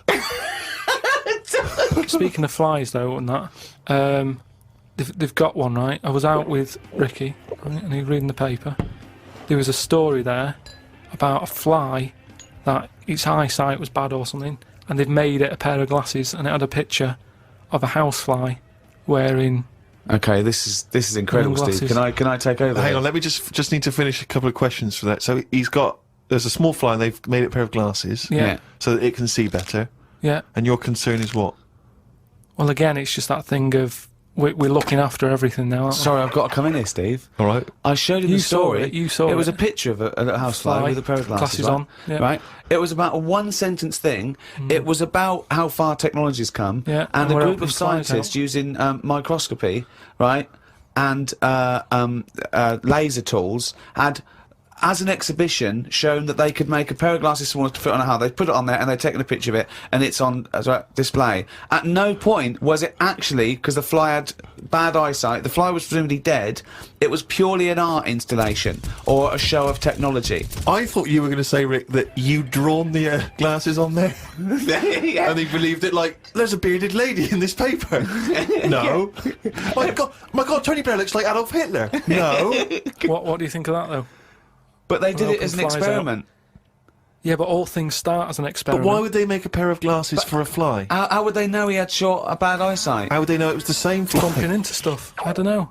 Bumping into stuff. It's just that thing, innit, of human nature is something's wrong with something, let's fix it. And they try and help people out all the time, don't they? When you know, we're always doing it. We're always trying to help people out instead of just going, you've been dealt a duff card, cope with it.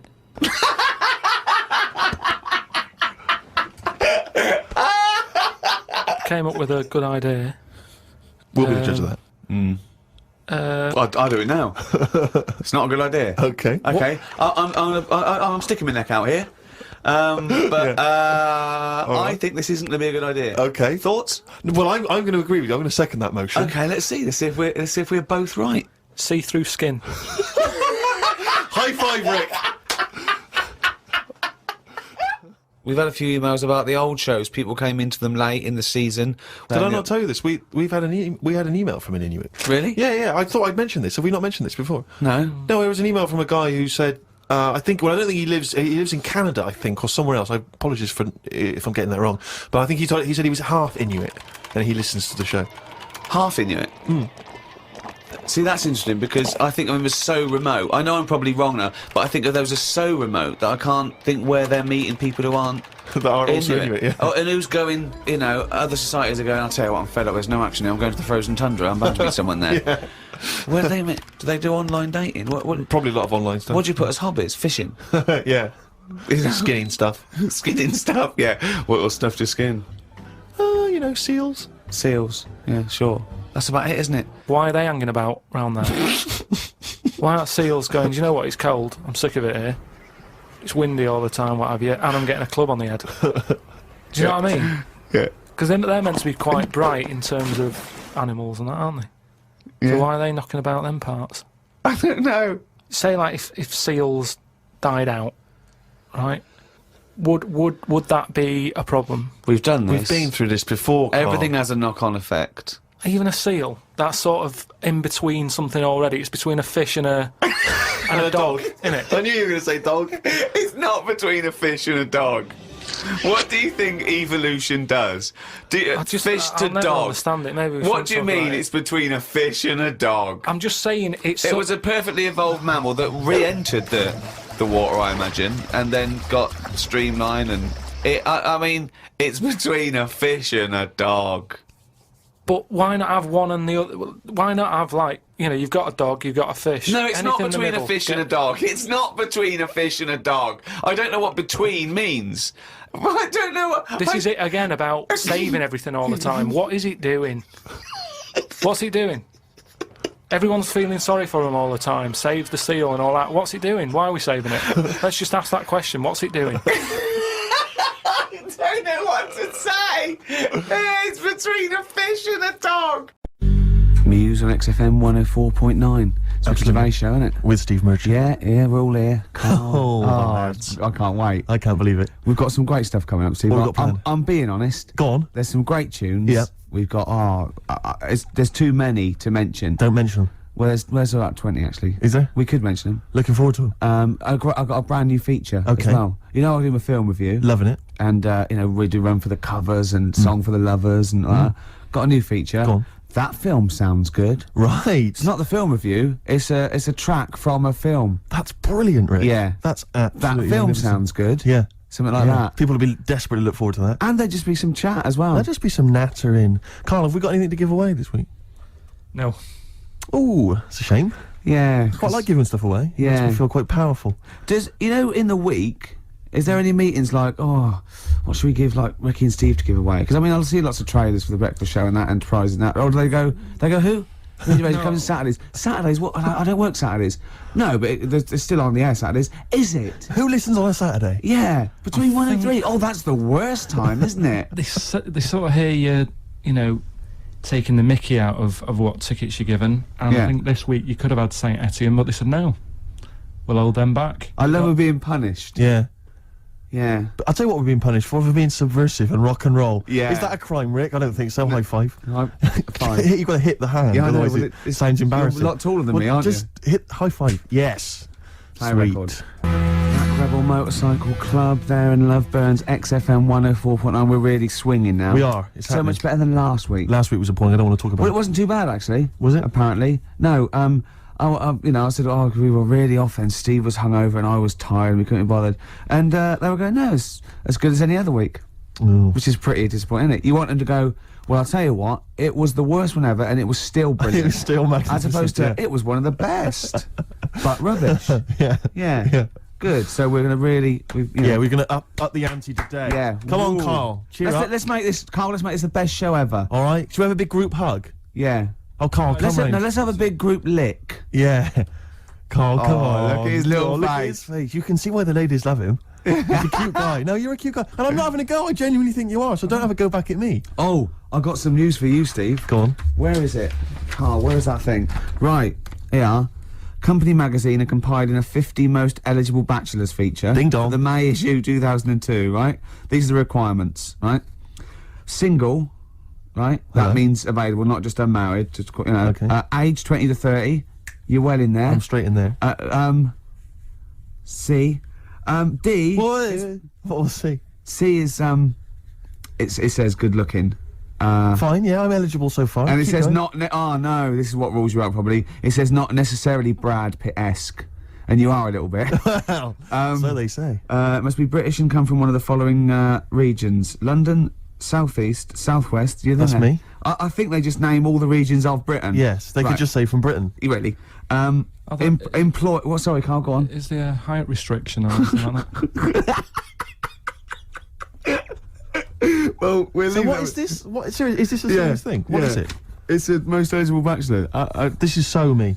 Do you know any of the boys who'd be perfect for us company girls? Past bachelors have included TV presenters Dermot O'Leary. Yeah. Hey, I'm in with Dermot O'Leary. He knows me. He's normally Yeah. on, isn't he? Yeah. Jamie It's, Theakston. it's not most eligible person who knows a bachelor. The models Rob Warrington and James Polanski. Yeah. The singers Lyndon David Hall and Richard Blackwood. Yeah.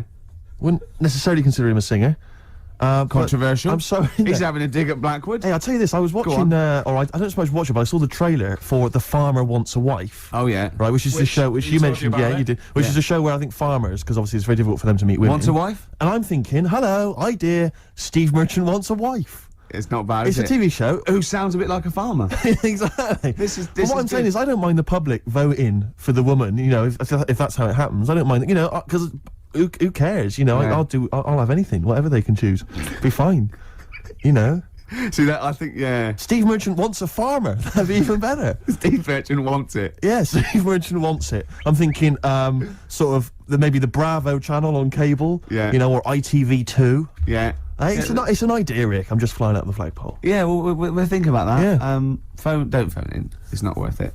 Let's play some more music.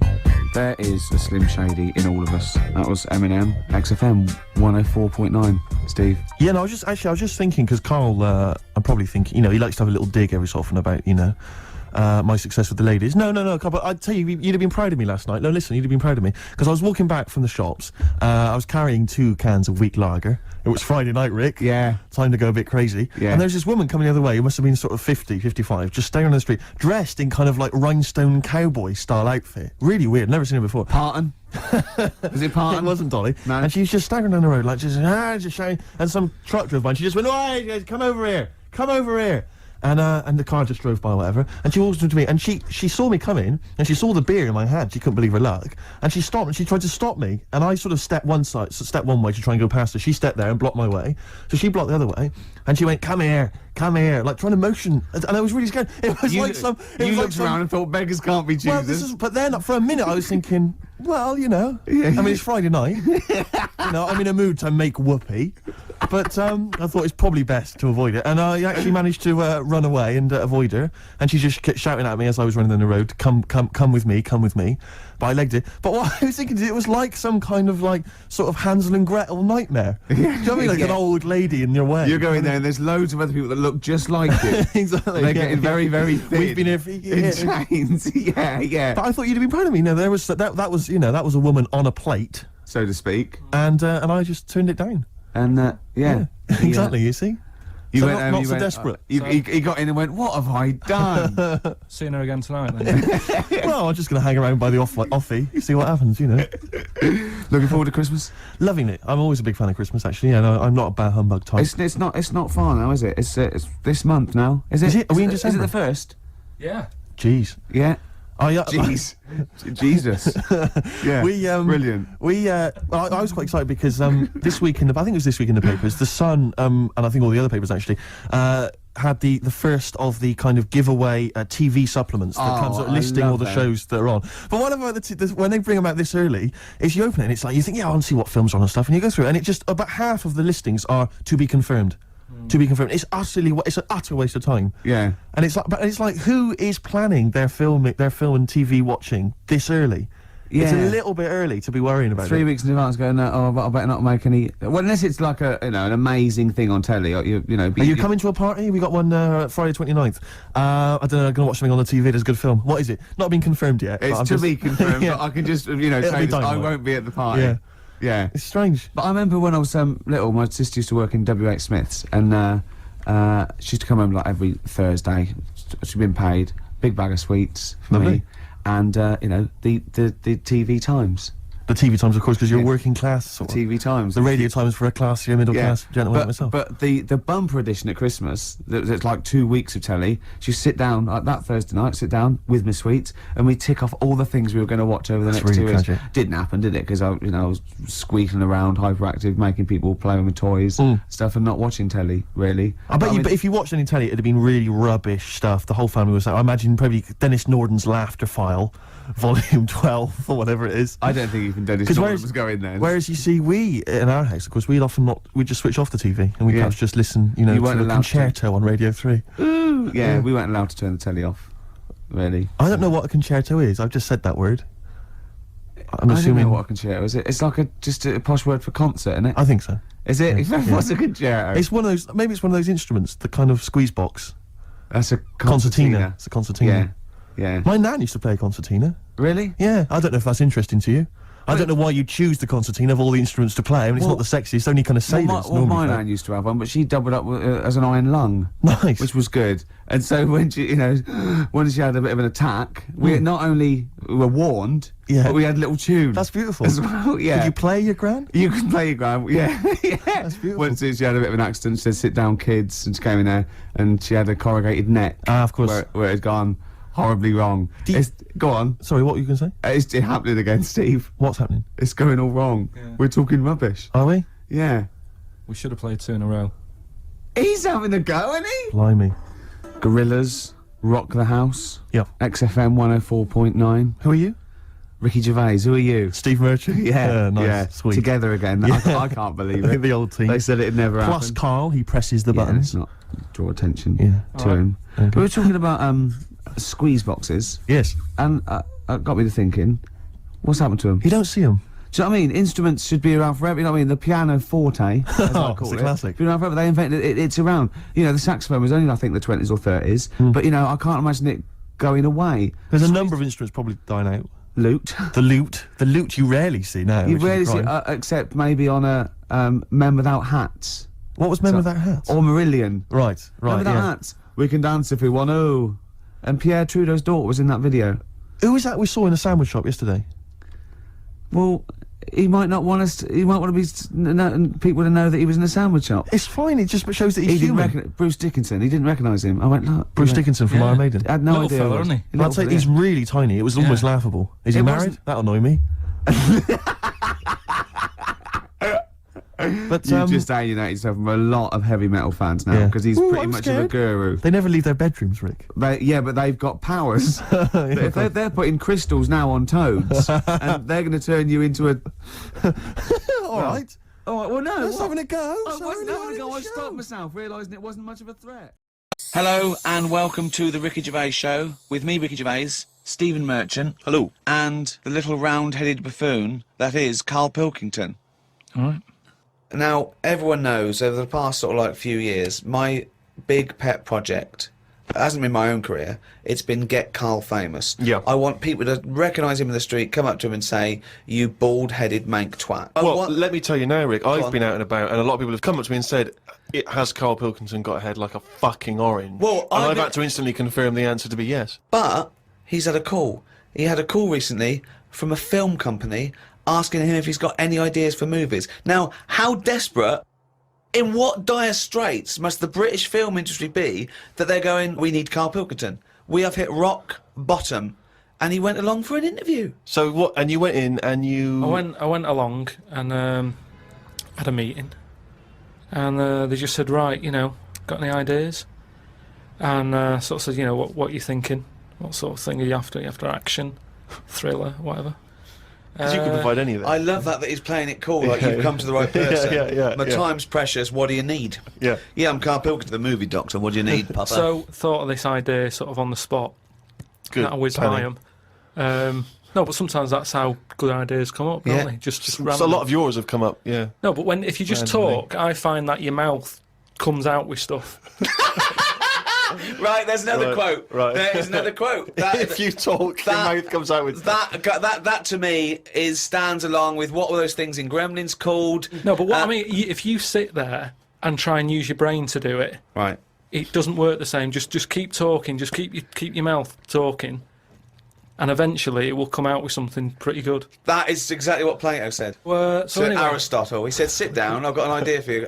Aristotle said, Plato, what you go, right, just keep talking and eventually your brain will come out with stuff. so what I thought, I just started off by saying like actors' names and that who I thought should be in it, because then that's giving more. It's building. Right, Okay, so who who did did you you say? Who did you say? So I said, right, I'm seeing Clive Warren, That's Clive Warren! Who's Clive Warren? the one who was in Closer. Clive Owen. Clive Owen. Right, all right. Did they look at you I like you're a said fucking Clive. idiot? So they all started trying to figure out, who's this Clive Warren we've not heard about?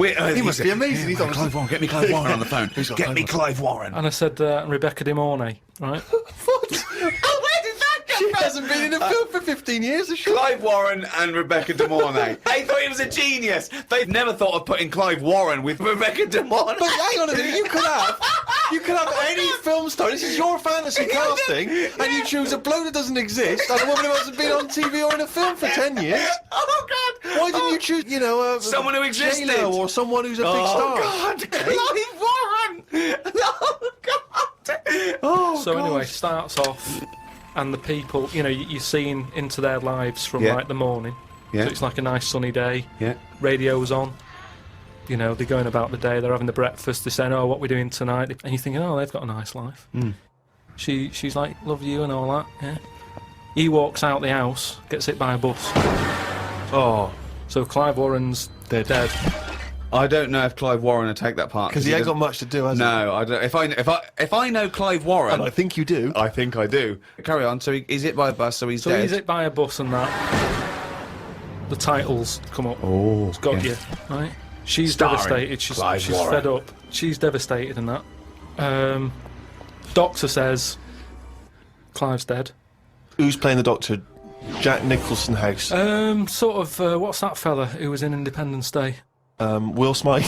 No, the old black fella. Morgan Freeman. Yeah. Yeah. Get him in. He's Morgan the Freeman, doctor. yeah. He says, your husband's dead.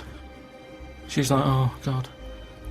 What happens then is, he says, but listen, what we can do now, we can take the brain out, Right. Right.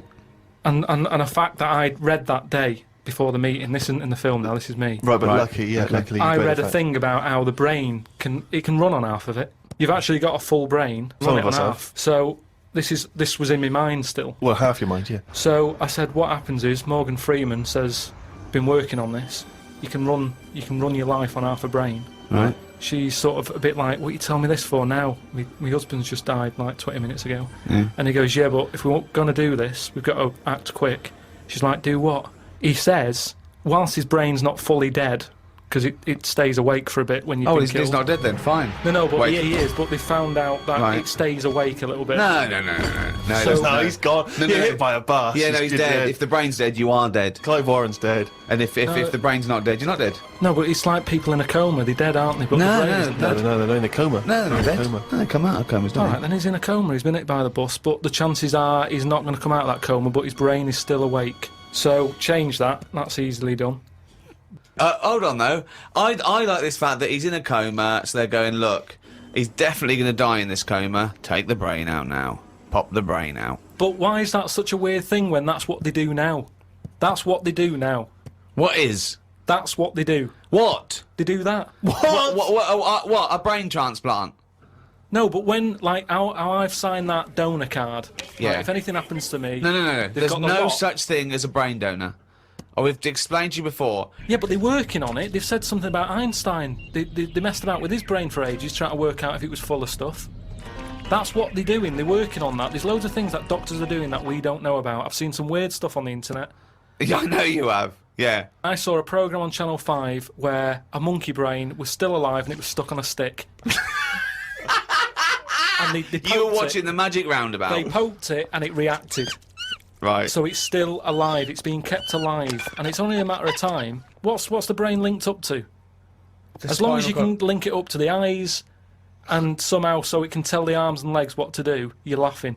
I love that. Imagine a team full of doctors going, well, we're going to try and do a brain transplant. Carl, as long as you can link this up to the eyes and tell the arms and legs what to do, we're laughing. Cheers, Carl. See you later. Then what happens is they say, do you want half of his brain in your head? Half of his brain in her head. She says, definitely not. I'm having you struck off. She starts screaming. She calls the police. He gets Yeah, but arrested. you'd have said that years ago when people can have like someone else's arm put on their body and stuff. Yeah, but he's only in a coma. Yeah. No, but he's not going to come out of that coma. Right. So it's like this or nothing. It's Right. like, look, you know, what we're going to do here? We can either turn the switch off, Yeah. or we can put his head in your head. But why would you... So why... what he does? So what they do then? They're going to take half his brain. Half of his brain, take Put out half of hers, pop it in place Why would she do that? because she loves him. But hold on. Well, no. Wait. What would she then be? Because this is what I'm trying to tell you. Okay. Sorry. What happens is he explains all this. So I mean, this would probably cover about 20 minutes in the film, but I'm just rushing it. I just rushing switched it up off, now. but yeah. No, you wasn't. This bit would have you.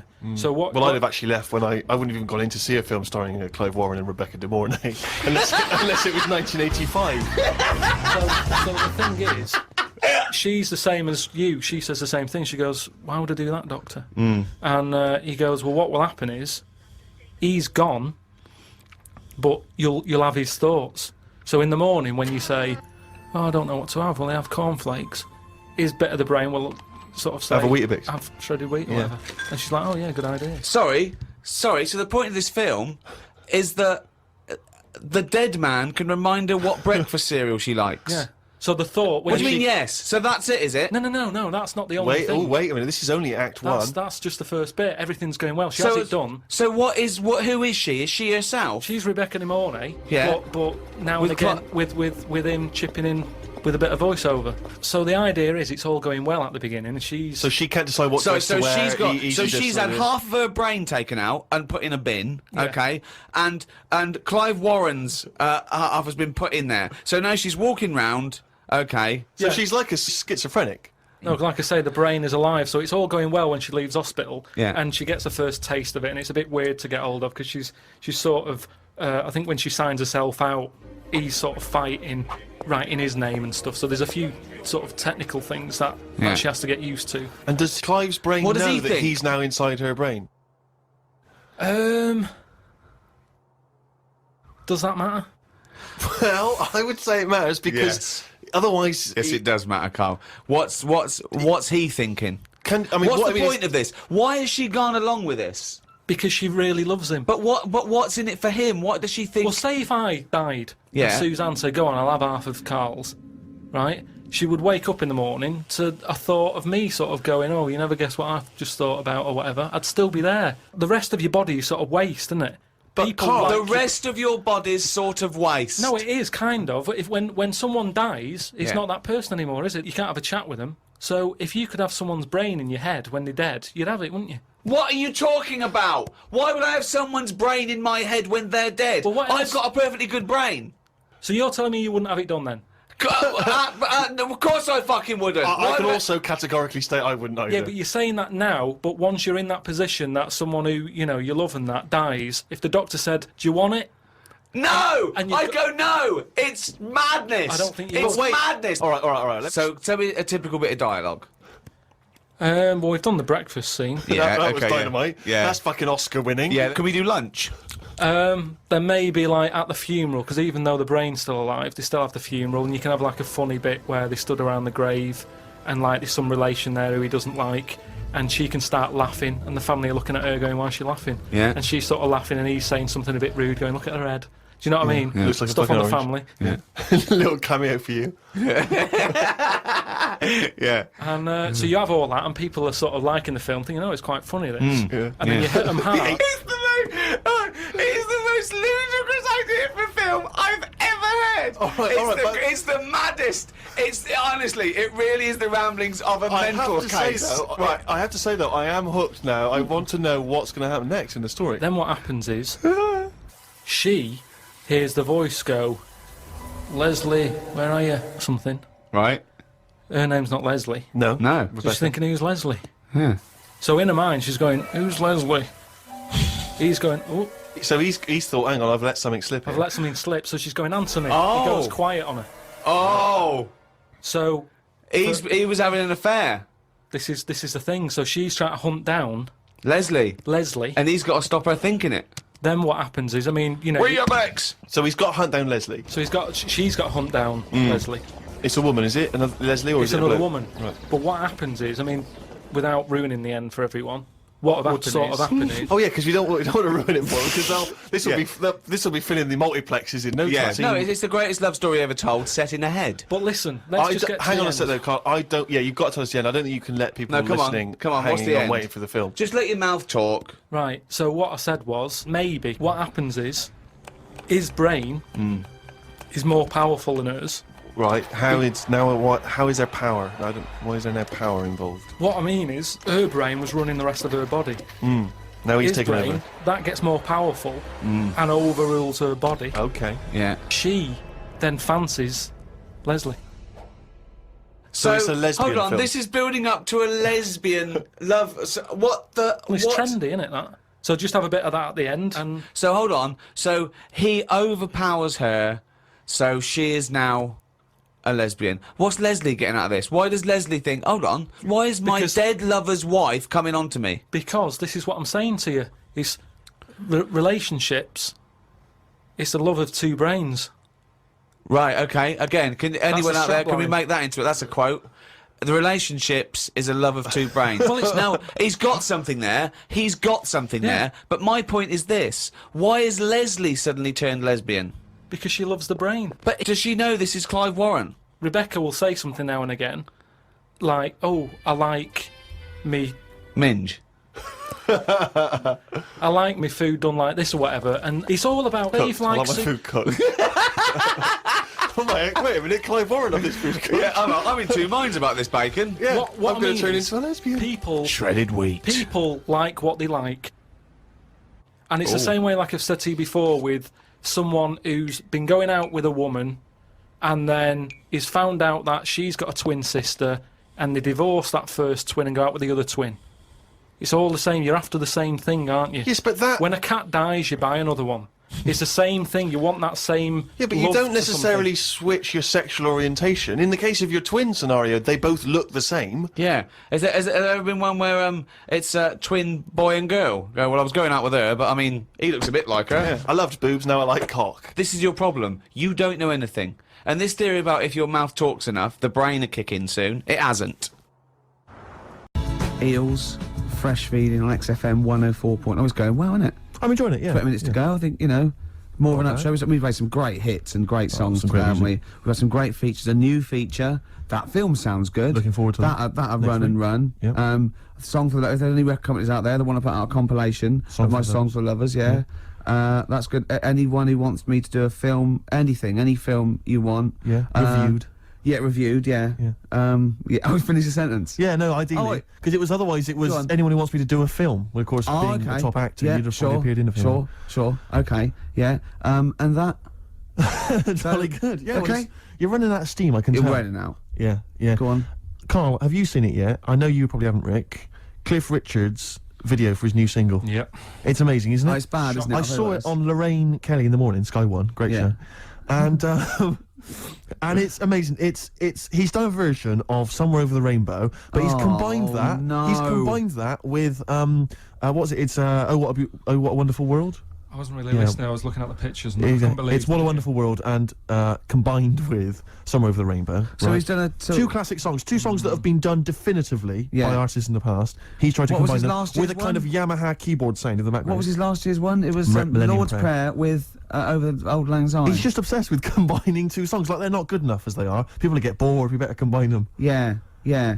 It's like a mega mix, like a Cliff mega mix. And you're right, the video is unbelievable. It's him flying through. It's all kind of sort of 2D animation, kind of almost sort of a collage of buildings and high-rise flats and that. Kids see him floating by. Yeah. They wave. They point to each other. They can't believe their luck. There goes Sir Cliff. They're going, who's that? Exactly. He was around in the 50s. And he's got a little one-dimensional Cliff with a kind of angelic glow Right. flying through the sky, just bringing happiness to people as he sings. Well, he does. His real face kind of every so often kind of appearing and kind Wonder of where his singing. real face is. And it's one of the worst songs and one of the worst videos I've ever seen. I mean, I know people slag off Cliff and it's an easy target, but he actually deserves it because he's shameful. Yeah. I He's think so, embarrassing. yeah. He's embarrassing. I mean, and he's arrogant. Well, everything's a disguised boast. I mean, I liked Devil Woman. I liked Miss Unites. I liked Wired for Sound, and I like tall speakers and small speakers. You know, I like tall I like all sizes of speakers. You know that. You'll vouch me on that. Yeah. And he sang about it, which is good. And I'm often wired for sound, right? Carrie doesn't live here anymore. Where's she gone? She's just another message on a payphone wall. It's a story. But lately, I haven't had a lot of time for him. Awful. I remember he was on something on one chat show, and I think it was Des or Michael Asper or something. And I said, so you've had something? He said, yeah. He said, well, everyone knows that Elvis sold more records after his death than when he was alive. Little dig there against Elvis. He goes, Yeah. well, I've just overtaken his record for sales in the UK. Right, so he sets up that Elvis is only selling because he's dead. Yeah. And anyway, I've still beaten him in the UK. And I just Yeah. think, yeah. Oh, And where'd you get the quiff from and the way to sing? Where'd you get that from, Cliff? Where did you think of that? But it's those people who he's just desperate for the credibility that he's never going to have. I like it when he went round last year going, they're not playing my record, they're not playing my record, they're not playing... Oh, go on, play it. Number one. Yeah. Ha, fooled you. It was #1, the Yeah. Millennium Prayer. I know, yeah. Well, it was, it was the Millennium, wasn't it? It was, but I don't know who's buying it. I mean, I know, but you seem to claim it's some kind of like 60-year-old women, but they're not. Yeah, it are they is, yeah. really a commercial force now? Yes. Oh, Yeah. Carl seems to know that. Well, like when you're born, you're a little baby, wrinkly and stuff. When you get older, you sort of morph into a baby again. And you go through the same phases. So when you're young, you buy singles. You get old, you got nothing to do all day. You got all your pension money. What will I buy? Cliff Richard's on the telly. Here's my video, buy me song. You see, That started off as quite a sensible point, because I actually think they do it. But what was all that alien stuff about when you're born, you go wrinkly and you go wrinkly again? So sometimes you mix like normal things that human beings say with I don't know what. Well, look, when you're a baby, you've got a little bald head, no teeth. You get old. What happens? Are you a philosopher? Are you an official philosopher? Because, I mean, it sounds like it. Oh, Carl, play a record. You're a gem. You're a diamond. XFM 104.9. Good to hear the Happy Mondays again. We're nearly through. We are indeed. We've had a little bit of chat. We've had a few laughs. We've had a few tears. We have indeed. We've Yeah. we've introduced a new feature. Looking forward to that next week. Yeah, so soon it's just going to be wall-to-wall features, isn't it? It's going to be Well, I had an idea for a feature which you didn't seem to like, which was something old, something new, something borrowed, something blue. You want to explain it? And Yeah, something old, an old song. Something Yeah. new, a new song. Yeah. Something borrowed, a cover version. Yeah. And something blue, just a melancholy and beautiful song. Right. Okay. But does it have to be all four, or can it be anyone? No, it's all four. You play that over the course of the show. Or maybe just have Oh. 4 songs in a row, and that's that section. So like a feature would be like this is either an old song or like a new song. Yeah. That's good. I think we've done that a few times. No, it's not. It's We've not covered that, though. that. Well, what's the difference? I'm playing a song from a film. Just because you give it a title, it's just a song from a film. You could play that anyway, couldn't you? Brilliant. It's all You've- nonsense. You've seen. Cheers, Carl. What was Brilliant. that, Yeah. My ideas are good, aren't they? Because they're not only sort of accessible, but there's a little bit of depth there. I think it's fair enough to let him have his little feature at the end of the show, though. Just, you know what I mean? Keep him happy, this song for the Cool. lovers. Coming up in a bit. Excellent. Well, but that's not till after song 2 by Blur. I remember the days when Carl didn't even want to be on the air. I remember the days when he was told by the establishment that he wasn't allowed to talk on the air. And now it's like as far as he's concerned, he's a third member of the team, He's protected by Yeah. me. right? Yeah. Cheers. Song 2 by Blur. We're running out of time. It's 5-2. Just got time for Steve's song for the ladies. Wedding present, Rick, from the album Saturnalia. I think it's pronounced like that, and it's track 3, Dream World. A song Looking forward for the to it. ladies. Goodbye. The only thing that annoys me with weddings is the gift. Is the gift thing. Because, like, you buy these gifts, right? You spend a little bit of money, maybe. You know, I like to be a little bit lavish if I go to a wedding. You know. Well, no, come on. You get a gift, right? You package it up. laugh. And I don't know about you, Rick, but I like to see the response. When I give a gift to someone, I want to see the feedback from that. You know, this is very much. You know, I want to see what it is that's Jane bought on you know, and put my name to it. Yeah, Yeah. Because sometimes I have to. Oh, thanks for the. I go. Oh, no worries. no worries. No yeah. worries. Yeah. But you know, certainly, I mean, we've talked about it before. But certainly, you know, it's the amount of money spent and the amount of time given to the gift should be correlated by the amount of the response you get. Absolutely. If I give a book token, a shrug is fine. But if I give, you know, a sizable, I want them to be showing it to friends. If it's a bar, I want them to show it to the barman. other You people, want to go, strangers. look what Steve Merchant got me. Yeah. He's the greatest man in the world. Yeah, exactly. Yeah. You go to a wedding, you turn up with a gift, you could have spent, you know, upwards of £15 on it. You turn up, you walk in, you say, excuse me, where's the bridegroom, I want to give him this gift. And some bloke, normally the brother-in-law, says, oh, Or no, the no. brother-in-law's mate. Yeah, sorry, they're too busy to see you right now. Just stick the gift on this big table with all the other ones. Yeah.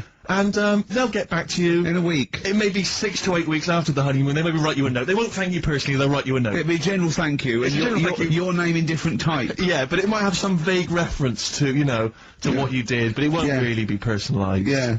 The set of mugs, again, will be in different type. Exactly. Thank you, Steve Merchant, Yeah. for your wonderful gift. We love mugs.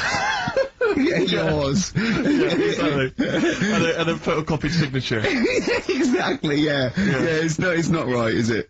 Oh, dear. And also, of course, as well, if there's a baby involved, you know, perhaps they had a kid out of wedlock, What and do you that's mean? why they're getting married. There's normally the little baby signature as well. Oh. Like, oh, I hate that, like the baby signed it. Oh. From Paul and Sharon and little Billy. Be Ben these definitely days. Ben. I reckon. What do you think, Carl? How was the wedding, by the way? Did you buy a gift? Suzanne sorted something out. Yeah. What? I don't know. Oh, actually, no, we're going away, having a week away with them. Well, that's your gift. Yeah. What Yeah, you we're going away. No, we're going away to Cornwall or something, and, yeah, that's it. We've sort of paid for a place to stay and, coming along and that. And their gift is to spend a week with you in a confined I space. love it. They'll have a great time and that. Will they? Yeah, it's fine. Can yeah. I get a pen? I'm making a note of how many times you say "and that" during today's show, and so far there's 3. I've noticed 3. I'm just gonna just make a note because I think we can have a competition here. And if you can predict how many times he's going to say "and that," the closest one wins some of the crap DVDs that we've got on offer. Hold on, tell me we've got ladder 49. Definitely. Landed, Ben Folds on XFM 104.9. We've had an email, Rick, from Simon Whittaker. He says, he's throwing the question to Carl. Have you seen the video for that Ben Folds song where there's apparently a monkey working the sound desk and shifting the piano? So, yeah, you want to check that out. Talking of monkeys, working the sound desk, we've also had a lot of emails directed at you, a lot of emails directed at you, Carl, asking if you saw this programme that was on in the week. No, I think I didn't see it. I know the strangest village in Britain. Yeah. Did he watch it? He called me 6 times during it. Called me 6 times. Now, just explain briefly what this was, because I didn't see it. Well, it was a sort of an experiment. I think I can work out from the sort of 70s. And it was sort of run by, from what I can make out, mainly sort of German Christians. Right. And what it was people with various disabilities, or mental illnesses, Down syndrome, autism, bewildered, you know, and they were living normally in the community. And there was 300 people in the village. Half had some sort of problem, mental problem or disability, and the other half were sort of carers. And I mean, it was, you know, it was very, very strange. And where is this village? It's somewhere in this village. It's up near Whitby, innit? Right. Okay. But he called me. He called me at various points. You were watching that. It started off. He went, "Geez, if that's the beginning, what have they got coming up?" Then there was 2 fellas, and the phone rang, and it went, "What is going on?" And it was 2 blokes who had created their own language. Okay. And they were going, and he goes, and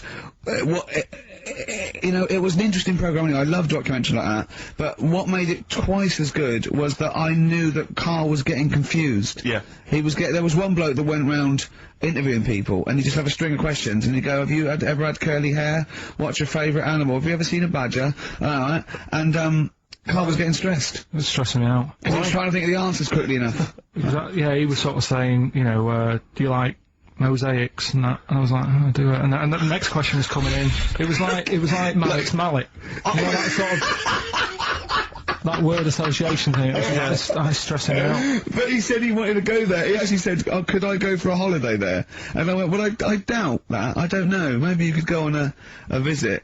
You know, oh, that would be great, wouldn't it? For Carl to walk in there. But the thing about it would be like, Carl would be the ruler. He'd be the king. It would be that, in the kingdom of the blind, the one-eyed man is king. I mean, he would just dominate. I don't know, there was some of them were quite clever. Really? Yeah, I don't think he'd, I think he'd probably be average. Yeah. I don't think he'd... Okay, he'd I mean, no, I don't think he'd shine, because a lot of them were quite good at some things, weren't they? He didn't like the angry bloke who punched them. There was this really sort of sweet Down syndrome woman called Nan, and she hadn't hung her coat up, and this angry bloke was going, "If you don't hang your coat up, I will." And he punched her, didn't he? Yeah. And poor Nan got it in the neck from everyone. There was another woman bullying her, wasn't he? Yeah. But you like the little the little Down syndrome fellow with the woolly hat who was helping that woman. If I went there, he's the one who had sort of humped down and said, "Come on, let's go for a pint or something." Sure. But incidentally, do you like mosaics? We didn't establish that. He's still thinking about it. What was his name, that one, that you liked, that you wanted to hang around with? What was his name? I can't remember. He was good, I liked him, he was nice, wasn't he? Yeah. He's the one that fell over, then proposed marriage to that woman, didn't he? Yeah. I remember, I was on I don't know if this is alright to talk about. I mean, it happened, so, you know, not worried about it. It's alright to talk about. Everything's alright to talk about. But I was on the train, right, coming from Manchester back to London, right? Yeah. And, got on it was like a Friday night, and it was heaving, you know, like the last train is and all that. And, absolutely chocker. Right? Yeah. So I'm walking through the carriages, thinking, oh, is there any seats anyway? Anyway, everyone's like, it's heaving, right? It's people stood up in the doorways, you can't get in the toilet and all that. There's not going to be any chair knocking about. You know, so walking through, and anyway, I see this one empty chair sort of in front of me, right? I think, oh, why ain't anyone sat there, right? I'll just rush to that, get myself a seat, plonk myself down, right? And, sort of turn round, you know, see who I'm facing, you know, see who you're sort of having a chat with.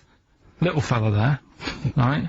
Little, Down syndrome kid. Right. Sat there, and he goes, "All right." And I thought, "Oh, right, not bad, but do you know what I mean? They're always talking, aren't they? You can ask a lot of questions, right?" So I was like, "Oh, here we go, 2.5 hours," and I couldn't get up because the thing is, that's obvious, Sure. right? So that's like mean. I never want to be mean. Do you know what I mean? At the end of the day. So anyway, so I think I know. I'll go to sleep. Clever. Right, so I shut my eyes, and he leaves me alone and all that. So then, my phone goes, and I think, right, what do I do? Do I ignore it?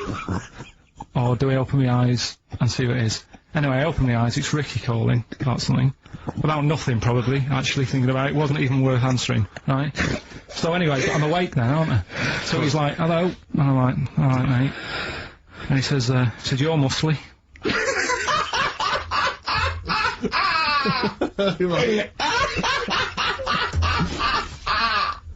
Oh God! And I said, yeah. And he goes, "You know, why?" So I said, "No, just am." It's, again, stressing me out, because I'm thinking, why am I muscly? I don't go to the gym. And, you know, I mean, I'm not muscly, I'm in good shape and that. Well. So then, he wants an arm wrestle. On a crammed train from Manchester, so I've got another hour and a half of this. When you talk back, he'd soon have got up and left. If you just started asking him questions, he'd have got up and left with the drivel you come out with. So anyway, do you know when you're under pressure, you're thinking, well, he's said that I'm muscly, alright, so do I do it or not? And there's people watching, you know, not joining in, not sort of having a laugh and that with me, just like watching but pretending they're not. Oh, And I'm God. at one of those table seats, and he kept saying, "Come on, I want to arm wrestle." So, and he was getting loud, and I thought, I best just have an arm wrestle. What do you mean? What do you mean? I best just have an arm wrestle. What do you mean? Get it over and done with. I had to. If he's going to keep asking, I had another hour and a half on the train. Oh God. So anyway. Oh my God. I'm thinking who won. Well, I'm thinking, it's- were people putting bets on? How was it working? It was stopped, and just as well, really. Was it game? No. He was winning. I was struggling a bit, right? Yeah. And he was really like, you know, taking my arm down. And then he sort of let go and started laughing. And I thought, thank God he let go, because I would have made, you know what I mean? If I lost that, everyone's in the train looking, and all the rest of it. It's suddenly serious to him. He's got to win this. Pilkington. But then he just, then we were chatting about favourite food and that. He likes sausages. And I said, you know, he said, "Do you like sausages?" I said, "Yeah, they're alright. I like a bit of Chinese and that as well." And he was saying, "Oh, I can't have Chinese. Not allowed Chinese." Why? Dunno, he just said, just not allowed to have it. But yeah, I had a good long chat about stuff and that, but... So you enjoyed it in the end? In the end, it was alright, yeah. It's just... What do you... okay. No, but it's that thing, innit? It's whenever you're faced with something different, it's always awkward, isn't it? And that's the thing. You talking about him now, or you? And I think I did alright, because everyone else was ignoring him. But I probably made his day pretty good. Yeah. We were a nice bloke. I like the idea that newlywed couple are probably thinking that's going to be a similar journey down to Cornwall.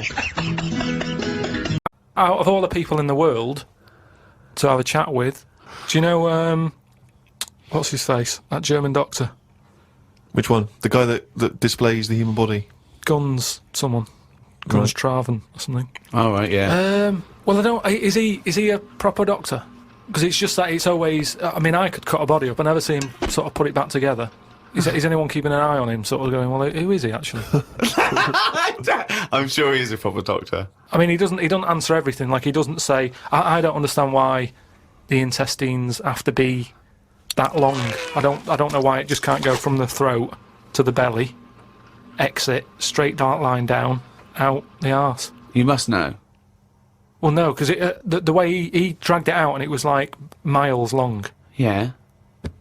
Pointless. No, it's not pointless. It's Just have a straight. Do you know what I mean? It's Straight. what you're talking about.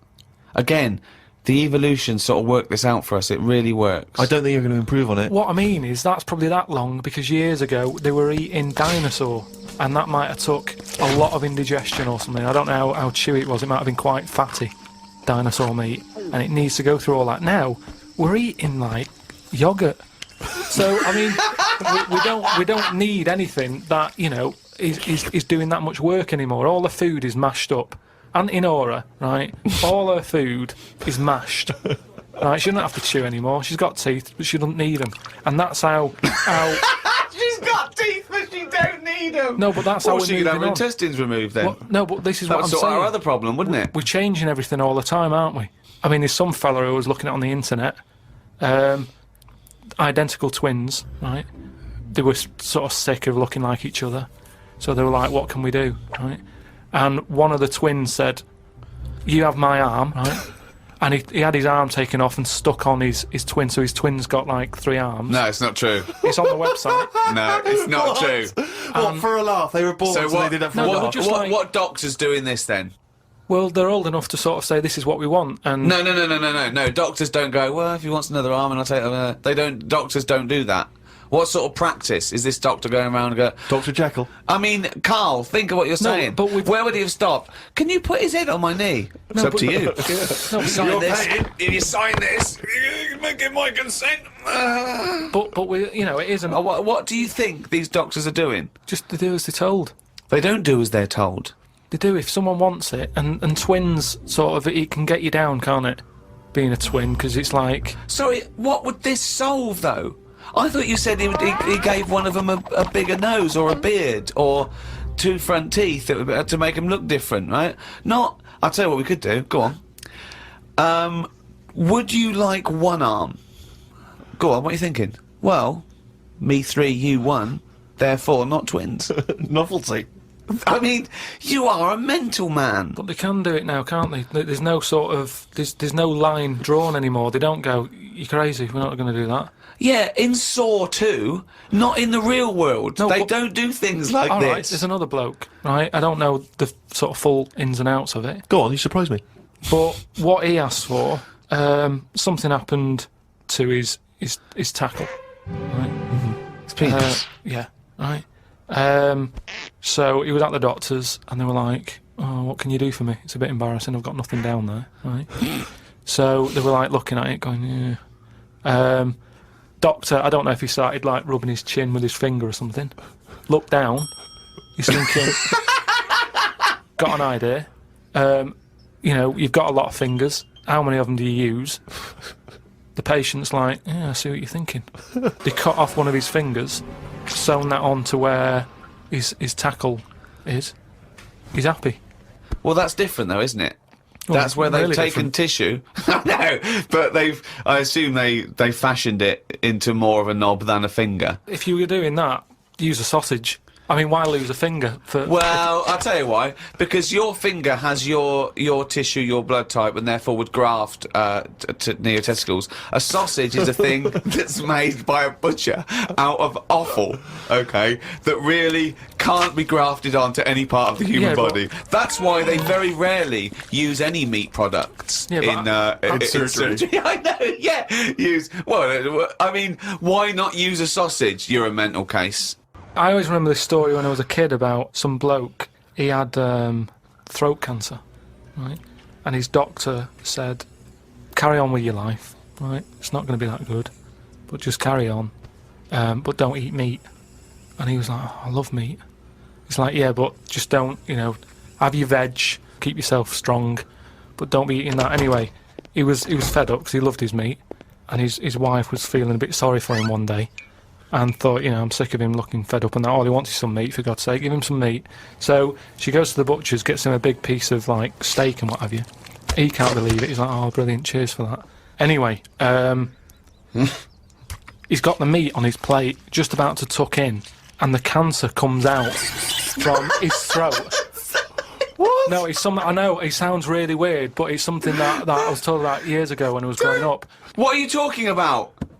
It was just some bad illness, some cancer thing, and it was coming out waiting for the meat. It was sort of dying. Again, a lot of your medical knowledge is from It's from the film Alien. So this guy with throat cancer, okay, as opposed to it being a disease of the cell. It was like a living. The Alien. It was Alien. So it was the animal. It was the little animal cancer. That's why What he are you wasn't allowed to talking eat about? meat. He wasn't allowed to eat meat. So it's 'cause of- sitting there. So it's actually sitting there in the throat. Why? I'll tell you what I'd have done if I'd have had some cancer in my throat. I'd go, there you go, rid of that. What are you talking about? So what happened? He choked to death on this thing, and the wife was like, "Oh, I shouldn't have given him the meat after all." Just That's listen a to bollock your- listen story. to your doc- It's all. There's loads of weird stuff like that There that is. happens in medical stuff. Well, the terrible thing is, if you got testicular cancer and you eat meat, your bollocks come out of your trousers, and they're all over the plate, Yeah. and you have to be asked to leave the restaurant. Okay, then listen. Right, I've found some things that I think will interest you, and I want your first thoughts on these. Okay. Now these are facts that I've sourced. Okay. What's the actual topic? Well, you love animals, don't you? You're interested in animal Some facts. of them. I don't love them. Some of them fascinate me and stuff, but a lot of them also get on my nerves. I don't know how an animal can get on your nerves. They just do. Okay, then here you Right. go. There's a frog, Carl. Just a little frog, a poison arrow frog, that contains enough poison to kill over 1,000 human beings. Why is it that annoyed? It's not annoyed. Well, why is it going about killing 1,000 people? No, it has the potential to. It has enough poison, it has enough toxin in it that could kill 1,000 human beings. But does it need that? Whereabouts is this? Where's it living? Rainforest, I think. And does it need that sort of power? Is it in that much? Is it getting threatened a lot? Is what I mean. Well, no, because it's saying, don't come near me, and it shows it with its colours. It's got the colours that say it doesn't want to be eaten. It doesn't want people to chew a bit, right, and go, oh, I'm an idiot. It's saying, look at my colours, don't eat me. You don't want to come near me. But then why give it bright colours? Because now it's standing out. Yeah, and it's going, don't eat me. Yeah, but make it a colour that fits in, like camouflage. Why make it orange? Of course it's going to stand out, and then they'll attack it. And then it'll turn around and bite and kill 1,000 men or whatever. No, it doesn't bite. It's the fact that if you were to eat it, you would die.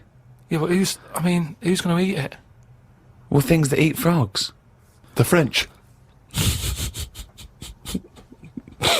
And they go, sacre bleu! You have killed me and 999 of my friends. But why is everything, like, surviving like this, though? I thought it was all about survival of the fittest, not Yeah. the one who looks the hardest. Well, but survival of the fittest is whether you're chosen or not by nature. No, but I'd survive if I could go about killing 1,000 men at one bite. It's not fair. It doesn't bite. It's Well, whatever, if it licks you or whatever. But no, it doesn't not seem- if it licks you. If you lick it. Well, I'm not going to lick it. It's not going to happen. I will not be licking a frog. So it's of no danger to me. So I could still kill it, and there's no chance, at no point am I going to lick a little frog's head. Not when it's alive or when it's dead. I love the fact it's all about you. It's all about how it relates to you. And he's annoyed that they're getting away with something. He doesn't like any sly animals. He doesn't like animals hiding. He only wants them to hide. He doesn't want animals killing things. Then he wants them to kill things. He doesn't know what he wants. When they say survival of the fittest, they don't mean that, say, lions have been working out in a gym. It means you understand? it means the fittest gene pool, and the fittest gene pool is a gene pool that's still around. That's all it is. You think that everything, slugs, cats, are all somehow, their ambition is to be like us, or to have the attributes like us, that they can speak, they can talk, they can probably think, they can act. I only think that because when you see people with these pets, lizards, cats, whatever, they treat them like the humans. So I think if you do that enough times, they're going to start getting familiar with Again, certain... Planet of the Apes. No, He's I'm thinking talking, of Planet say of like the you, Apes. say like you with your cat, the way you talk to it, you give it a little cheeky massage and that when it's stressed out. No, It's a cat. you made that up that it It's was a stressed cat. out. I'm just playing with my cat, right? If anything, the cat is to de-stress me. Black Rebel Motorcycle Club. We're all in love on XFM 104.9. Sorry about Rockbusters. That's the end of it, definitely.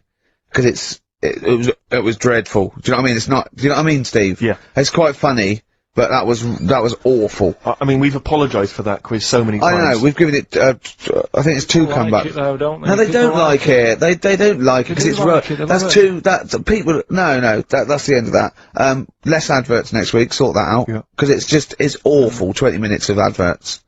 Do you know what I mean? It's not what people listen for. So, right, redeem yourself. Have you got the film thing you're in? Right, yeah, I'm in a film. It's Pulp Fiction this week. Right. Right. Changed it a little bit, tweaked the storyline a little bit. Okay. It's just To make it better, yeah. It's just do you know I've talked about Suzanne's hair and that? Yeah. about when she got it cut, didn't like it and that. Yeah. So it's sort of about that. Listen to it. There'll be a question at the end. You can win some good stuff. Yeah, well. Right. So, and this is the scene where they're in the restaurant. Do you know when they're about to do the robbery? Yeah, play. Except it's not a restaurant. Change that. It's a barber's. Right. All right. Okay. All right. There you go. Then. Is there going to be a question after this? Yeah. Stay there. Okay. Right. Girlfriend came in here earlier. Had a haircut. I'm not happy with it. Look at the state of that. Well, don't laugh. Yeah. I mean, I don't want to cause any fuss, but just want you to sort it out. Afraid I can't do that. Well, you can do that because it looks a mess. Look, my friend, this is just where you and I differ. Well, you've got to do something because look at it. When she came through the front door at home, I thought Dave Hill out of Slade had walked in. Funny, I was thinking the same thing. Look, I don't want to cause any problems or anything. She hasn't even seen it properly yet. She sort of had it cut and came straight home and didn't look at it. Suzanne, just look in that mirror. Look what they've done to your head. God damn it, what is it? Suzanne! We're not gonna do anything stupid, are we? I'm the manager here. There's no problem. What do you mean it's not a problem? Look at the state of her hair. Be calm, cooperate, and this will all be over in a minute. I want to go home. Well, we're not going anywhere until they've sorted your hair out. I'm not walking home with you with your hair like that. It's embarrassing. So let's just get it. You die. No, forget having it dye. Just get it cut. Colour's not a problem. Just sort it out. Just get rid of. Let's see what we can do. Right. Good. Look at it. Look at the state of it. I'm trying real hard. Suzanne, just keep your head still there so you can. Just hang in there, baby. You're doing great. I'm proud of you. Just sort that bit out there. Just cut that.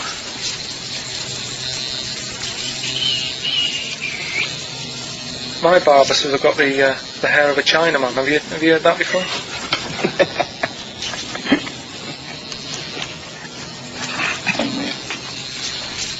What? What's so funny about that? Is it serious or what? Freaking me out. If my answers frighten you, you should cease asking scary questions. It's almost over. There you go. No, it's not brilliant, but that'll have to do, won't it? I reckon we'll have to buy her a hat on the way home. Yeah, that's probably a good idea. Do you think Suzanne's listening? It's alright, isn't it? I like the fact that in that she's represented with a sort of dimwit southern accent. Yeah. Your girlfriend, so I'm sure she'll have appreciated that. Alright, It's nice, yeah. It's a nice. I don't know what kind of copyright infringements that was made. Yeah. Well, Right, well, the question is, what did I say is odd about my hair? odd about your hair. Yeah. Yeah. Oh well, Alright. yeah. Fans of the show will know that already, I'm sure. Yeah, so, email in, ricky.gervais@xfm.co.uk, or, just email, actually. Yeah. Bud. Right? Yeah. You can win some tat. The usual address. That is a beautiful record. Yeah, this is Thunder Road by Bruce Springsteen, as recorded by Badly Drawn Boy. Badly Drawn Boy doing his version of Bruce Springsteen's Thunder Road. Good effort. FM 104.9. Tricky song to do a good version of, but not Good bad. effort. Not bad. Badly. Tell you what, who's also made a good effort? Go on. Stephen Gunning of Tooting. He's correctly identified that Carl's hair is like that of a Chinaman's. Or it was. Yeah, many other people have emailed in saying, how can we know what your hair's like, because you are a bold mank twat. Yeah, so people have correctly... Is our language okay on this show, in general? I've told you that, to be careful on that. Yeah, why don't you try putting some effort into it as you get Mondays off for this 2 hours? You come up with Rockbuster clue that no one can get because it was impossible, it wasn't even a clue. I've got your headlines. I've done Pulp Fiction, right? I taught you about that fella, the builder fella, and his eyes and that. You don't even know what you're talking about. You don't even know what you've taught me. It's sort of like you borrow information.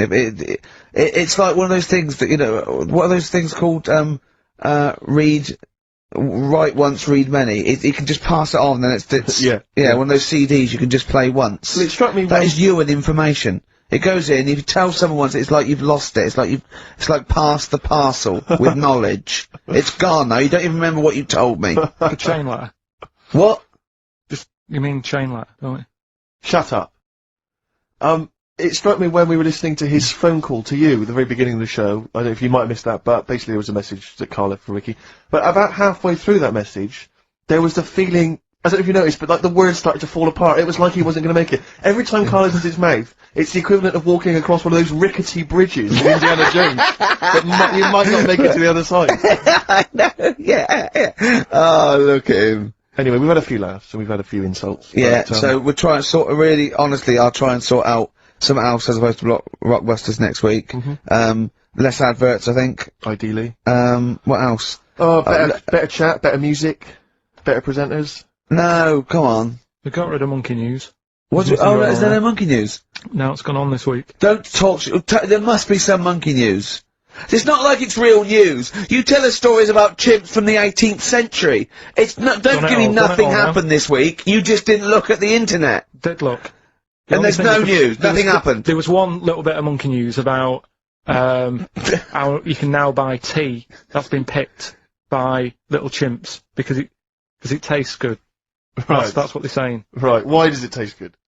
What do they do to it? I don't know. It just annoyed me. Is it those chimps from the PG Tips Act? Well, that's the annoying Are they thing. dressed up, having funny conversations? But like that's in a the house thing. somewhere? Everyone made a fuss about, you know, that's cruel making them pick a piano up. Yeah. If I was a chimp, I know what job I'd prefer. Sure. Do you know what I mean? Doing removals rather than standing in a field picking tea and that. Yeah. I love the fact that he probably thought that was a documentary. Yeah. He thought it was a trailer for a Channel 4 programme. Oh, we'll be back next I've week. got a little treat for them. Right, that winner of the DVD, watch the behind-the-scenes footage because you see KARL's little round head. So they're enjoying that. Who won that, by the way? We've given that away, haven't we? Yeah, we forget who it was. It's gone. Oh. Don't bother watching the rest of the stand-up though, it's a bit poor. Leave you with 50 Cent's outfit. Fiddy, I called him Fiddy. Fiddy, I yeah. called him Fiddy Cent. Back next week. Fiddy.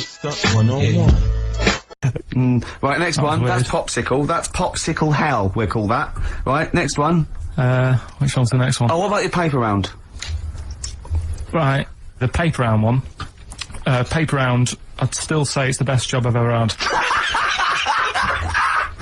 And he means it! No, I really enjoyed it. It's like, you know, you don't have to work with anyone else, right? So you make your own rules. Just think of that. You know, you sort of You're around. spreading information. Well, yeah, to people. yeah, Vital information. giving a service, and no one else is around. You know, you can just do what you want and think about stuff whilst you're cycling around on your bike. It's really good. Yeah. So anyway, Imagine the stuff he's thinking about when he's riding around. Oh, I can't. Oh, so getting in the head of a salamander. So anyway, I loved it, and even though I only got like 50p a day, right, no matter what the weather was like and stuff, I used to get up at 4:30 and go and do the round, and Why'd you get a bar+4? because I wanted to watch the Pink Panther at 5:30, so I wanted to get me paper round done. I said, why didn't you watch the Pink Panther? And then did He went, oh, I can't sit there thinking I've got my paper round to do. He'll ruin it for him. Yeah, so is it a good job or not? So 4:30 I was up and about, and this morning it was like winter, really bad winter, bad snow, you know, freezing cold, really windy and all that. And my mum said to me before I went to bed, she said, don't be getting up tomorrow, I'll give you the 50p. I said, it's not about the 50p. So, you know, people want the papers and stuff. So, Conscientious. so anyway, I went to bed thinking, you know, that's it, I've told her I'm still going, so, you know, whatever. Go to sleep, get up in the morning, and put all my kit on. I used to have layers of clothing on because it was really cold. I had like a big anorak on with the fur on. I had like waterproof pants, and I got my paper round bag. And I went downstairs to get out and tried to open the door and it was locked. I thought, oh God, so she'd locked it so I couldn't go out. So I'm searching around the house looking for the keys. She must have hid them somewhere. I thought, oh God, you know, I've got the papers to do. So I thought, how can I get out? So I went upstairs, climbed out of the bathroom window. God. Right, and to try and jump out of the bathroom window onto the porch. But the problem was, I had so much gear on, I was like the Michelin Man. So I could hardly move as it is. Yeah. And I'm trying to get out the window, and I'm like, trying to stretch down like that, get my foot on the porch, and my bag got caught on like the hook of, do you know, like how you have a hook so you can put the window open? Right, yeah, The little arm goes on. My bag had got caught on that. I was holding onto the wall and my foot on the thing, so I couldn't sort of pull it away in case I pulled it away and then fell on my head. Yeah. So I'm stuck there, Dangling. my My dad comes back from working nights. Yeah. He thinks I'm a burglar. Gets out his gun. So he's shouting and stuff, going mad and going, Dad, it's me. And he had to give us a hand using a... He's heard that wily trick in Manchester before. He had to help me using a washing prop thing. A big stick. What did he do? Well, he said, just hold on for your dear life, and I'll sort of push the paper bag off the hook. Why didn't he go upstairs and sort it out? It was at that point where I was in the middle, there was nothing you could do, do you know what I mean? It's at that point where you've just got to make a decision. Yeah. And by the time you go upstairs, who knows what might have happened. Sure. Do you know what I mean? You've got to act there and then, don't listen around. Yeah. So... And you could hear downstairs, now here he is, the Pink Panther. Yeah. Dad! Hurry up! Panther, ever so pink. Oh. So that was close to death, because I must have been about 30 foot in the air. So, to cut a long story short, he gave me about 4 or 5 near-death experiences, and he went, and the whole point of this, he went, so that's why I think I'm going to die of something horrible, like cancer. And I went, why? He went, right, you ready for this? Yeah. He said, well, I don't check my balls. Wait. He said, I don't like the feel. Carl, always check your balls. Do you I check don't like the yours? feel. Why don't you like the feel of your own balls? They just... I mean, you know that I don't like bodies anyway. Right. Do you know what I mean? It worries me a bit that you've got all that going on in your body, right, and your skin's keeping it all in place. Stop. We're going down a whole other avenue of discussion. Let's play a track, let's come back to it. Alright, this is Carl, the producer of Ricky Gervais and Stephen Merchant on XFM 104.9. We're playing out some of the best bits, hope you're enjoying it. Here's another one. His homework was to come up with those stupid lateral thinking problems. We maybe should give an example of the. Romeo and Juliet. Right, Romeo's asleep on the bed, Juliet's on the floor, covered in water and broken glass. What happened? And you ask all these stupid questions, and it's Romeo's a cat and Juliet's a goldfish. Again, Awful. what am I thinking? Yeah. Yeah, come on then, Carl. Right, Yeah. there's a bloke lying on the floor, right, he's cut his head, blood's coming out of his head, and all his mates come running up, and they're all stood round him. Yeah. And they don't take their hats off as a mark of respect. That is outrageous. Why didn't they take their hats off? I'm laughing, but it's probably as good as the real absolutely. ones. A bloke's fallen with his... Yeah. He's lying on the floor, Yeah. he's dead. Yeah. His mates come running up, like, Was it important that his head was cut? I don't know. I mean, Would it have been okay if he'd have been wearing a hat? He wouldn't have been dead if he was wearing a hat. what's your answer? No, you're meant to answer questions. You don't just go, what's your answer? You say, where's the answer? You go, no, and I have to guess. It's obviously like sort of motorcycle stunt team or a parachute Why didn't trip. they take their hats off? Because they're probably still on the motorbikes or something, or... Well, yeah, but if you mark a respect to someone, you could take your helmet off. Getting angry! What? They're parachutists. Why couldn't they take their helmets off? Because they're coming down from the sky. But he's on the floor dead. Well, yeah, but they can look down and see him on the floor. Are they on the floor, Carl? They're on the floor as They're well. walking, are they? Yeah, well, they sort of stood there looking at him. They're stood there. Yeah. They're stood on the floor looking They're at him. soldiers. Why? But why? If they're Because it might be in a battle zone. They might have their helmets on, and he's been shot in the head. No. Well, that does work. You see, this is my point. That one works. That one works. Unless you give us a piece of information where that doesn't work. What's the difference? Why is yours different to he's been shot in the head in the trenches and they're looking at him and they keep their helmets on? I just don't think it matters as much. If they're in the trench, they're already guarded a little bit. So they could take their hats off. It's the best mate, for God's sake. He's dwelling on this. Are they normal hats?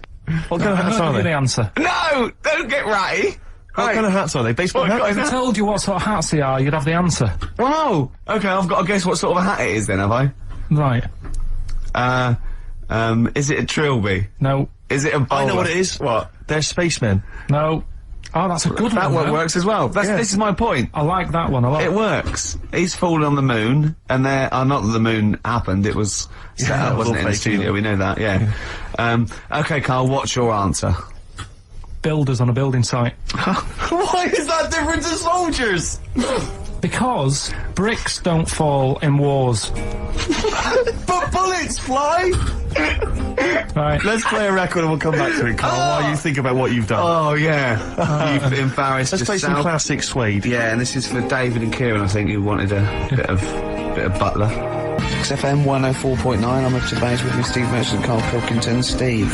Well, we were talking about the news just now, and there was a story I heard in the week. I think it was on the radio, and I don't know all the details. But what I heard was that a number of, I think it was Falkland, maybe Gulf War veterans, were, I think, suing or complaining to the government because they wanted compensation for post-traumatic stress disorder. Now, I don't know all the ins and outs of it, but it seems to me that if you're in the army and you're a soldier, a certain degree of trauma is kind of inevitable. I mean, after all, if you're any good at your job, you are going to see people getting killed. So I don't understand what the ins and outs of it are. I don't know why. He's already came back and Tony Blair met him and go, all right, well, not really, no. Go on, what's the matter? Well, if there was people shooting at us and everything, it was all muddy. Well, calm down, don't cry. Well, I will. There was a drill sergeant just kept shouting, saying, "Look at you, stupid boy, where's Yeah, this he's gun's got not clean?" training, Well, I hasn't just he? cleaned the gun and it was fine, and now he's telling me to clean it again. Yeah, and the boots, they were shiny. fine, he was Well, he's showing. got to do that, it's more His distant. neck was as big as his head.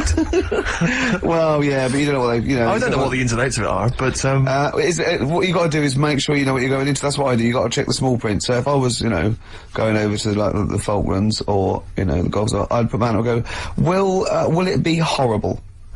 And I go, you look back, yes, will it be horrible? It will be horrible, yes, it will be horrible. There will be shooting and lots of death and everything. I go, right, I'm not going to go. And they go, Exactly. okay then. Okay. That should be fine, yeah. Should be fine, yeah, just got to go. Is anyone else scared about this? Pretty much all of us. Okay then, well, we won't send anyone then. Exactly. My brother went into the army, right, because he couldn't get a normal job. And my dad said, if you don't get a job by such a date, that's it, son, you're going in the army. And so when was the Falklands? Was it about 81. Right? And he joined back in, 81 or something. And, I don't know, he was in Aldershot or something. Oh, yeah. And, he wrote back to my mum saying, a bad time to join, bad time in this. So she wrote... What about join? That's so sweet, Carl, isn't it? That's all right. Dear Dad, yeah, well done. Don't know if you've noticed. Yeah, I was on the dole, that's for sure. Thank you for joining, a month before the Belgrano. Anyway, go on. My mum called up, spoke to the sergeant, and said, "Can you leave him out of this one?" Can you leave him out of this one? What, the Falkland War? He's only just joined, and she called him Chuck, which he got done for. She's one of them, I think it's a northern thing, saying, "How are you, Chuck?" Yeah. And she called the sergeant Chuck, and the sergeant said to my brother, "Your mum, she's called up and asked if you can not go," which, of course, we'll see how it goes. But can you tell What her? do you mean? Why did the sergeant even entertain this? Well, Pilkington, come here. Your mum's been giving me a bit of earache. Now listen, tell her I've told you, but can you call her, because she called me Chuck and everything. Can you call her and say you don't mind? Well, not really. Oh, please, because I've promised her say you want to go. No, please, say you want to go. Why was he entertaining this phone call? because he was new to the army, I suppose. Who? No, I mean the you're right. sergeant. I don't know, maybe they do that. So what happened? He didn't go in the end? So he didn't go, no. You can't do it. that's ludicrous. I love it though. Okay, we went over the top. Pilton, I've got a note. Yeah. Is this really your mum? Yeah. Okay, no, this seems to be in order. Because I noticed it says, I do not want to go into the army, I don't want to go and fight, and it's crossed out and it says, my mum says don't Yeah. go. Now, you didn't write this yourself? No, my mum wrote this. Okay, You definitely wrote this yourself. Your excuse. You're going to have to just fill envelopes. No, I'm sure if he was needed, he would have had to go, but I think they made a bit of a special effort. They sort of said, oh. Well, it wasn't conscription anyway. Oh no, I was But were the other soldiers going around just going, Wilkington. No, he ended up being a mechanic in there, and he got kicked out for, going for a packet of fags in a tank. what? Now, wait a minute. Do you mean he nipped down the shops in a tank? Yeah. I don't believe that, Carl. You've made Honest that to up. God. That, and he went off with the sergeant's wife. So that didn't help, and he ended up getting kicked out. Sorry, your brother's a genius. I love this. Well, first of all, he gets a call from his mum, go and let him up, and he goes, oh God. Then he goes, where's Pilkington? His mum's on the phone. Where is he? He's near your house, Sergeant. Near my house? Well, why is... No reason. Well, when he comes back, when he's finished, tell him his mum called.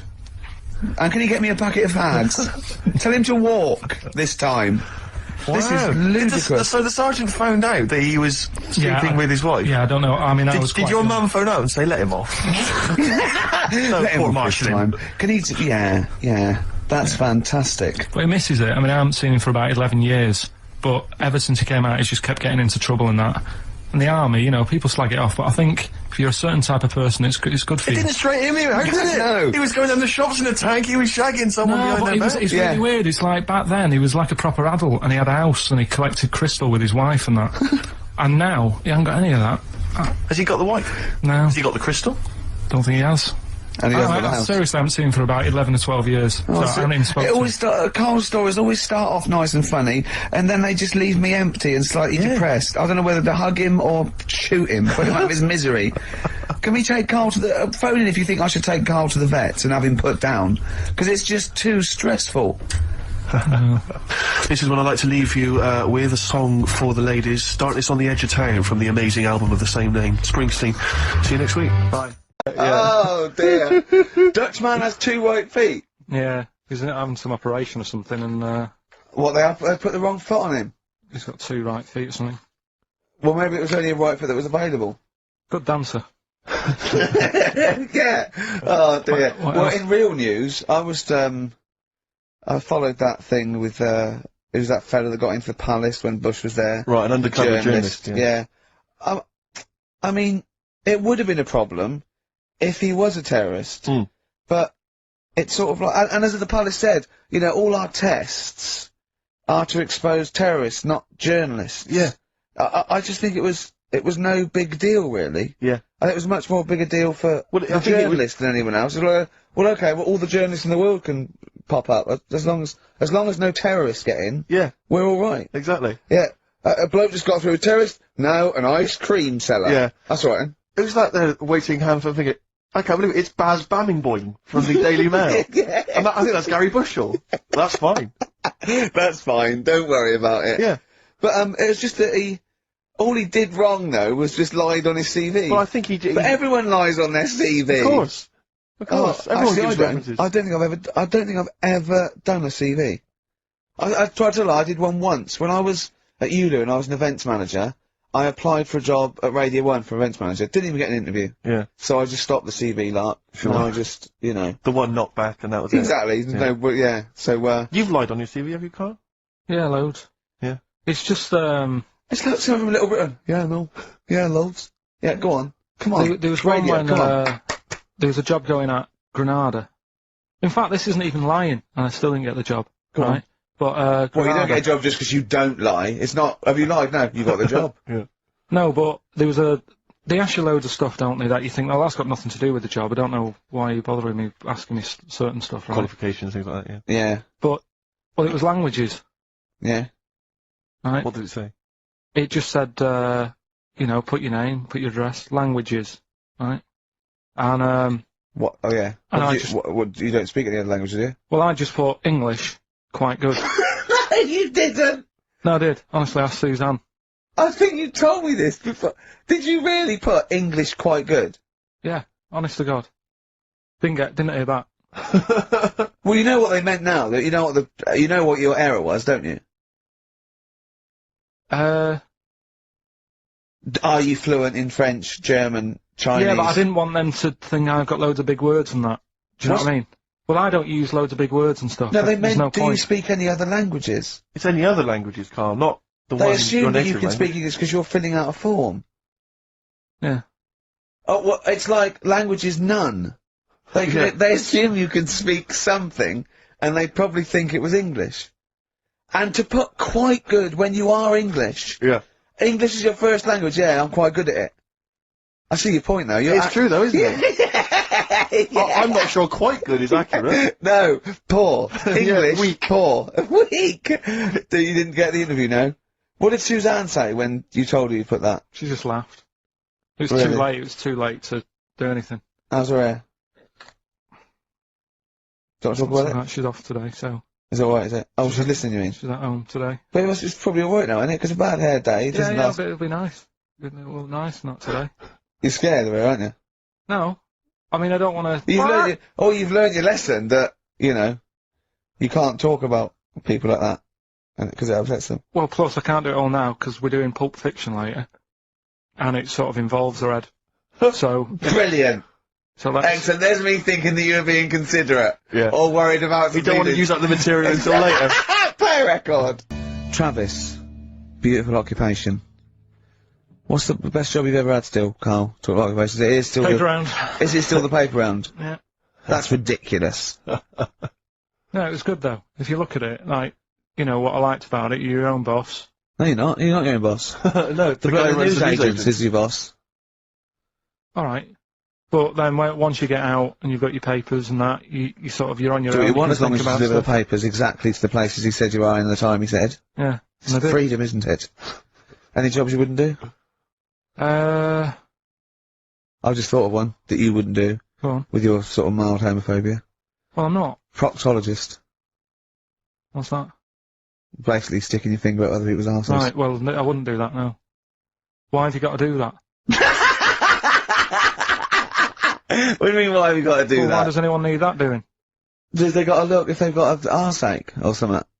Which trainee doctor makes that their speciality? Do you know what I mean? That must be, right, we got a place for proctologists, and it's you, Meadows. You Yeah. came last. Oh, seriously, what? I'm not the arse doctor, am I? Yeah, you came last. Oh, I'm a bum GP. I can't yeah, believe it. yeah. You got to, oh, I can't believe this. Yeah.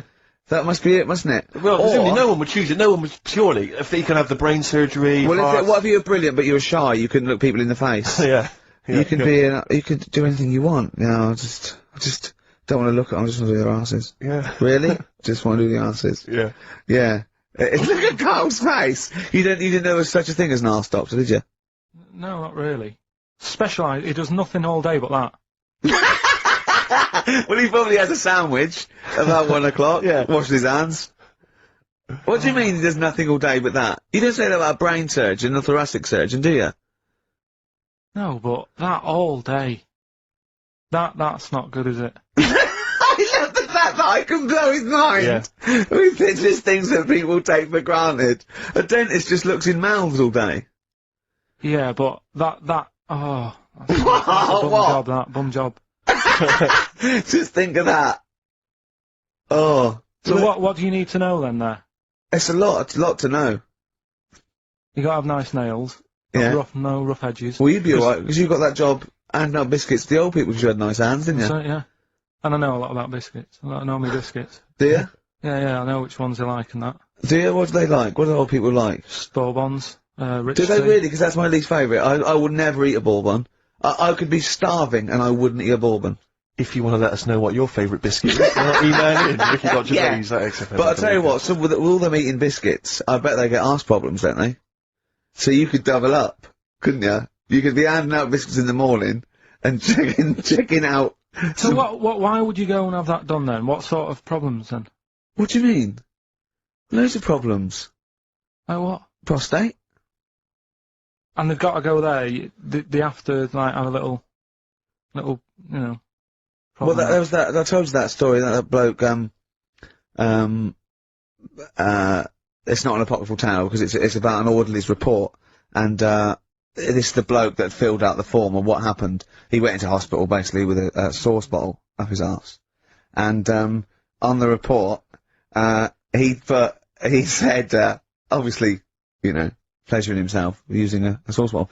And on the report he said that he'd been shopping at Safeways, and he'd come in with his shopping, and he'd forgot his key, so he'd put his bags down on the step, right? And he started climbing up the drain pipe to get in, right? But as he was climbing up, his trousers and pants fell down.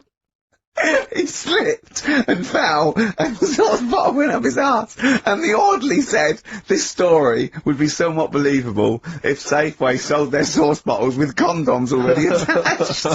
That's like a game of Kaplunk.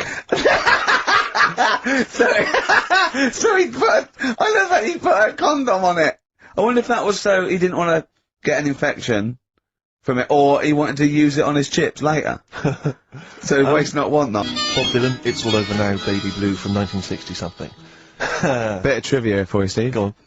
That is the last record we ever played on the old XFM before we were fired. I bet that was a moving moment for about 8 people.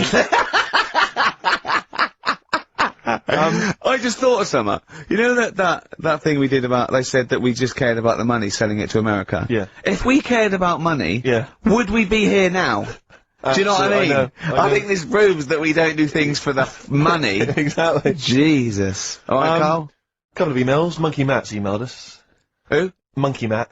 Oh, Matty, yeah, go on. Yeah. He says... How's the monster? He's alright. He says, Carl has missed a cracking headline from the Sport. Hide-and-seek champion found dead in cupboard. I hope it's real. I don't know if it is. I doubt it. Just looking through some of the news stories that Carl did make it into Carl's news roundup. Yeah. Just this one you might be interested in. Headline, woman says partner ran off to become vampire.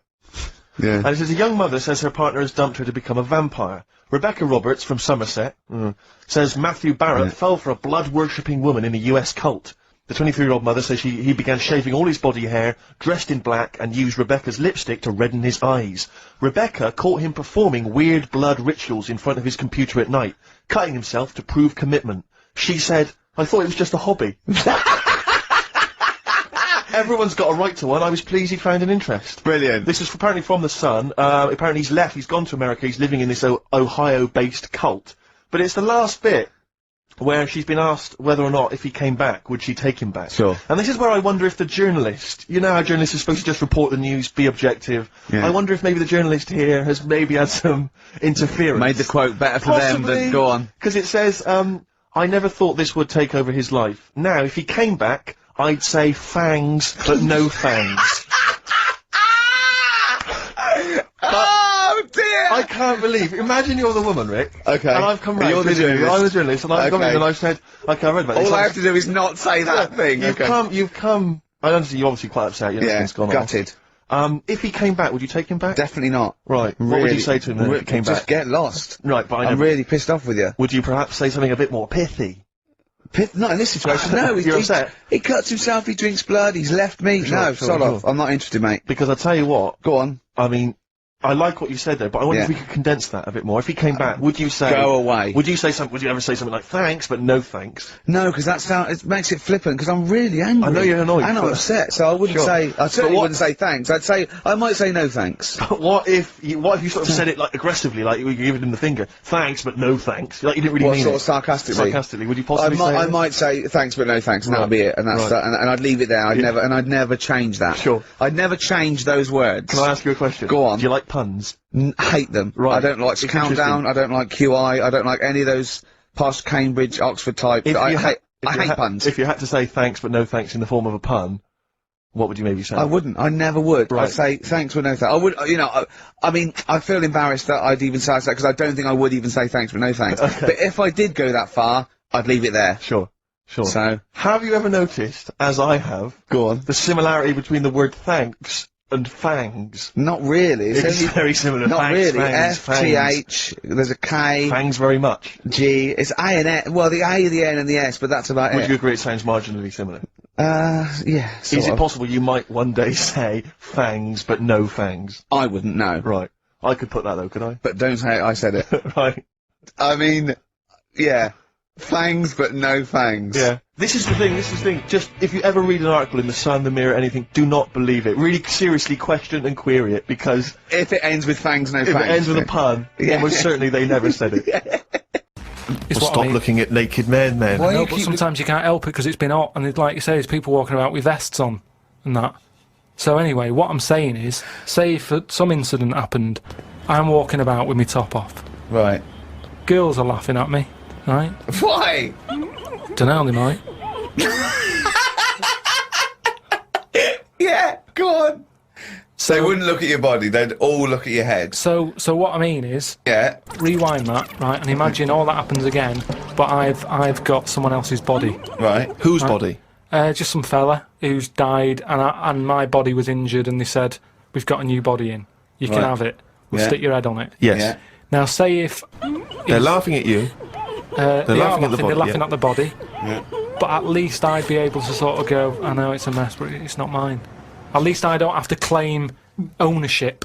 So all of this extraordinary technology that can make put one head on another person's body, so you can go, it's not my body. No. But And it's not your own. I'm not being funny though, so if you have a body transplant, right, and you're at home, naked, You look down, Yeah. lovely penis and a set of testicles, Yeah. right? What do you do with them? What do you mean? What am I doing with them? Well, do you like them? Well, you wouldn't mess about with them as much as if they were your own.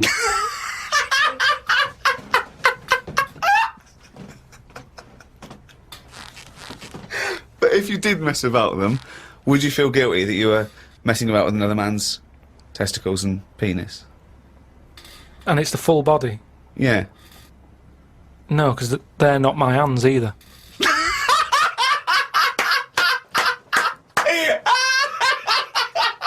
You're a genius! You're a fucking genius! So what you're doing is watching someone else wank. Yeah. We've been away filming in a sweltering London. We've had a heat wave here in the capital city, haven't we, Carl? It's been hot, hasn't it? Been up to 100 degrees, record-breaking temperatures. Yeah. What have you been doing, though? Getting to see the place, having loads of walks, and that. I like to have walks. You know, watching what Like a people are doing. dog. Yeah! When he jumps off the couch and starts Exactly. scratching against the door. Suzanne thinks it's time. It's just good thinking time, though, isn't it? As well, having a walk. You've got no other clutter going on around you. And you just think about a lot of stuff. And, you know, like you say, with the weather being hot and stuff, a lot of insects knocking about. Right. So I've just been watching them. So while we've been filming, you've been watching insects. Yeah, just seeing, because everybody knows insects are out there, but no one's keeping an eye on them. What are they up to? What are you worried about? Loads at Steve, you wouldn't be laughing like that if you'd watch them, because they do some weird stuff and that, is what I mean. What sort of stuff? Any examples? I saw a bee have a heart attack. You saw a bee have a heart attack. Yeah. How were you sure it was a heart attack? Because what happened, I'd been Did in... it clutch its chest with all 6 legs? No, Were there some other little bee paramedics? No, I'd just been out in the park anyway, just looking at, you know, caterpillars knocking about, butterflies and stuff, so I was sort of aware. So when Suzanne goes to work, she goes, Carl, don't you waste the day. I want you to do some constructive stuff. But the thing is, so I'd been in the park and I was aware of the insects that are around us more than, like, most of the time. And I come out of the park, just crossing, like, a sort of a busy road and what have you, and I saw this bee to the right of me, sort of in the air, and it was a big one, and I was a bit like, oh, let's watch that. And it just fell. It fell from the air in front of me, and it was on the pavement, and I thought, oh, what's going on here? And I looked at it for a bit, and it was really still, gave it a little kick, just to see if there was any movement. Nothing. Stone, sort of, what's the saying? Stone cold dead. Yeah! Stone cold bee dead. So, Yeah. that I like was... the fact that this bee suddenly saw Carl and had a heart attack. Yeah. It'd never seen anything that round before. Yeah. It just thought, it had approached him because he thought it was a sunflower. My God, it's a giant walking orange. Every dream has come true. No, but it just summed up life for me. I thought that's like us, isn't it? At the end of the day, they have heart attacks, stress. You put it down to stress, do you? Well, it's in London, isn't it? You know, everything has stresses from living here. And they are bald, aren't they? They've got fur all over, but they lose the... I'm always overweight. It was a fat, bald bee. So what did you? It fell to the floor, and you instantly just kicked it. You didn't No, attempt I to waited revive a second and just looked at it to see if there was any, you know, leg movement or wing, and there was nothing. And then when I sort of kicked it, it was sort of hard. It had hardened already. It's just Rigor mortis had set in. rigor mortis had set in. Did it put you in a bad mood for the day? Because I know things like that can just send you over the edge for the day. Death and that does a bit. Suzanne doesn't like me talking about death. What riveting conversations do you come up with? No, just things like one of our mates has had a baby recently, and I just was saying, oh, when that's sort of our age, we'll nearly be dead. Think of that. That's the first thing he says. There's a new life brought into the world. I know. But when he's our age, we'll be dead. Yeah. No, it's Maybe weird. they'll let you do the speech at the christening. Well, yeah, I've been watching loads of stuff. I've been watching ants. You mentioned ants. I've had a lot of moths in the house. They're sort of sad. I mean, you say it like it was a dead. garden party. Yeah, well, but all I'm saying is I look at more about what its life is like. Because if you watch something long enough, is what I'm saying, you can see that it's a bit clueless. It's the same way about ants, or, you know, they're hard workers and all that. I watch one, it's going back and forth all the time. They go one way and then they stop and go the other way. They try to look busy in front of the mates. But if you watch one... if you watch one long enough, it's back and forwards, and it's like it's done nothing there. I'm going to carry this twig back and forth until I can knock off at 4. There's a lot of that going on. Is there? Because there's none of that going on. There is. No, like I say, the moth. Depressing little sort of thing. Why is it depressing? It hasn't got eyes, has it? You just look at it, it doesn't know what's going on. I just don't... I think if you haven't got eyes, you shouldn't have wings.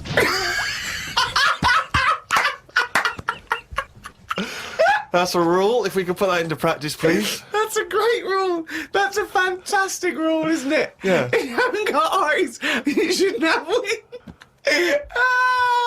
I just was reading something about an octopus. That's like a killer octopus. And it annoyed me that this was knocking about now. Because I didn't know, I thought they were quite friendly. Whenever you see them in cartoons and that, they're always happy, aren't they?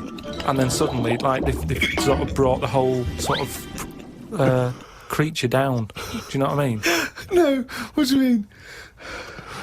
Well, just you know, when you see them in films, they're running about and that, and everybody likes an octopus. But this one that's on it was your fault really, because you told me about that frog that's going about killing people. No, I didn't say that. So I looked it up on the internet at like other creatures and stuff, and .com.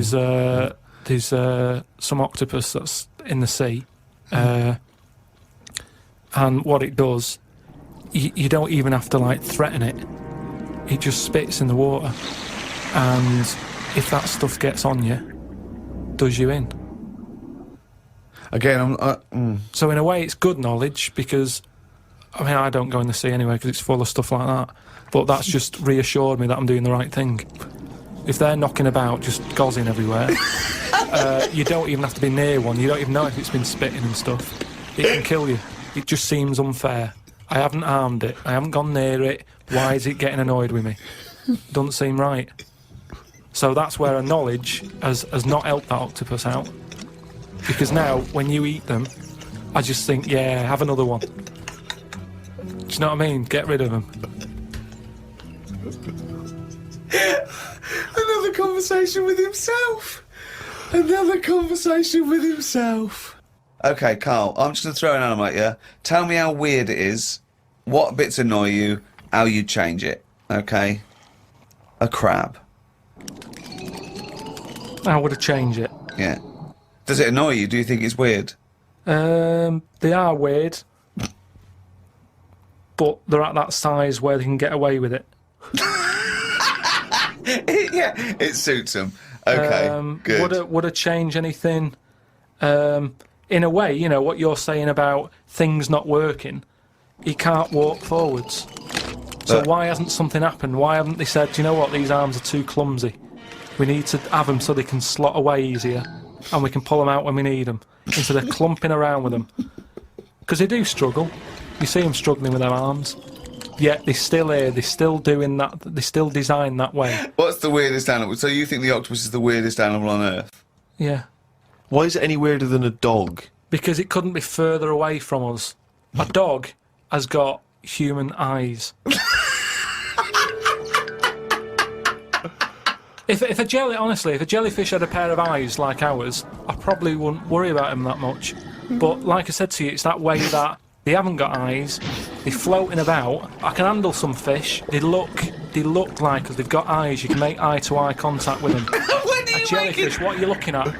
It's a snidey thing, like I've said to you. You can see a lot in eyes. Do you know what I mean? They say, don't trust him, why? It's his eyes. Jellyfish haven't even got any, and I don't trust them. In terms of design and everything, and if you lined everything up, say if I'd come from another planet, and everything was lined up in a row, and they said, right, we're going to give you a crash course in what's knocking about on this planet. Yeah. And you go, right, go on then. And you go, this is man, here's woman, here's a dog, here's a cat, here's an octopus, here's a... I go, hang on a minute, what is this?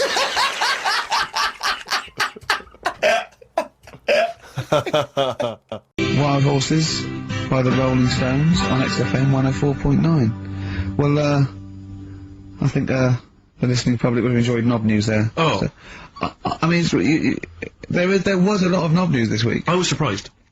You know, I would have thought it would be hard sometimes to get Knob News together, but... I would have thought it would have been part of a bigger news programme, but, I mean, I don't think we'd dedicate a whole sort of, like John Craven's news round. Yeah. A whole 5 minutes to knob-related news. Yeah. There was other news, was there, in the week at all? Carl, it wasn't just all knob-related, you didn't just research. No, they're the ones that sort of stand out. There was Christ on a crisp. Right, what's that? That's obviously a crisp that someone vaguely thinks looks a bit like Robert Powell. Yeah. Yeah, what a load of twaddle, yeah. There was a bloke who can blow up balloons using his ears. What do you mean? Look at him. Just, well, it's all connected, isn't it? That's, you're just redirecting it, aren't you? Pointless, though, isn't it? It is pointless. No, I'm sort of downplaying it like it's no big deal, but it is pretty impressive. It's not. When was the last time you blew up a balloon? Oh, I don't know. That's what I mean. It's not needed. It's not impressive. That's what I mean. That's what. But you can say that about any form of sort of like bizarre entertainment. I don't think you have to hang yourself from hooks. But a lot of people go and see Jim Rose Circus. I mean, I wouldn't. I don't see the. But would you go and see that? What, Man Blowing Up Balloons did? No. If it was a mate of mine, I'd go, do that thing you can do. To a group of new friends, I'd go, alright, then I'd get on with it.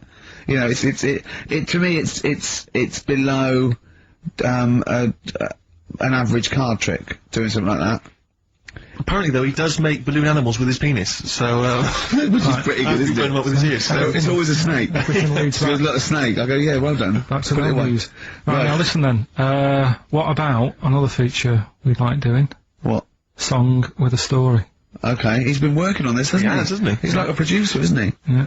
But with a completely round head. Just, I was saying that, you were saying I don't like music, but I'm saying I do if I can hear what they're singing about, and there's a reason to sort of listen to it. Have you turned into 50s dad?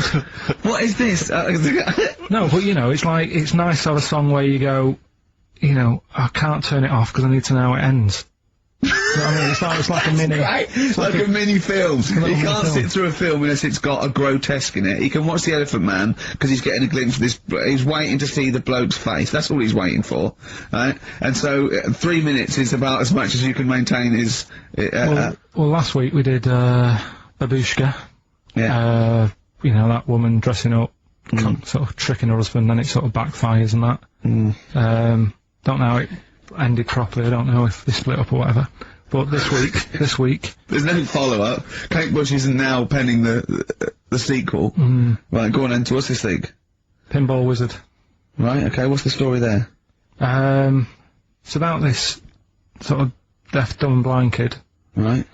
Who's good at pinball. That's it. So I don't believe he would be good at pinball.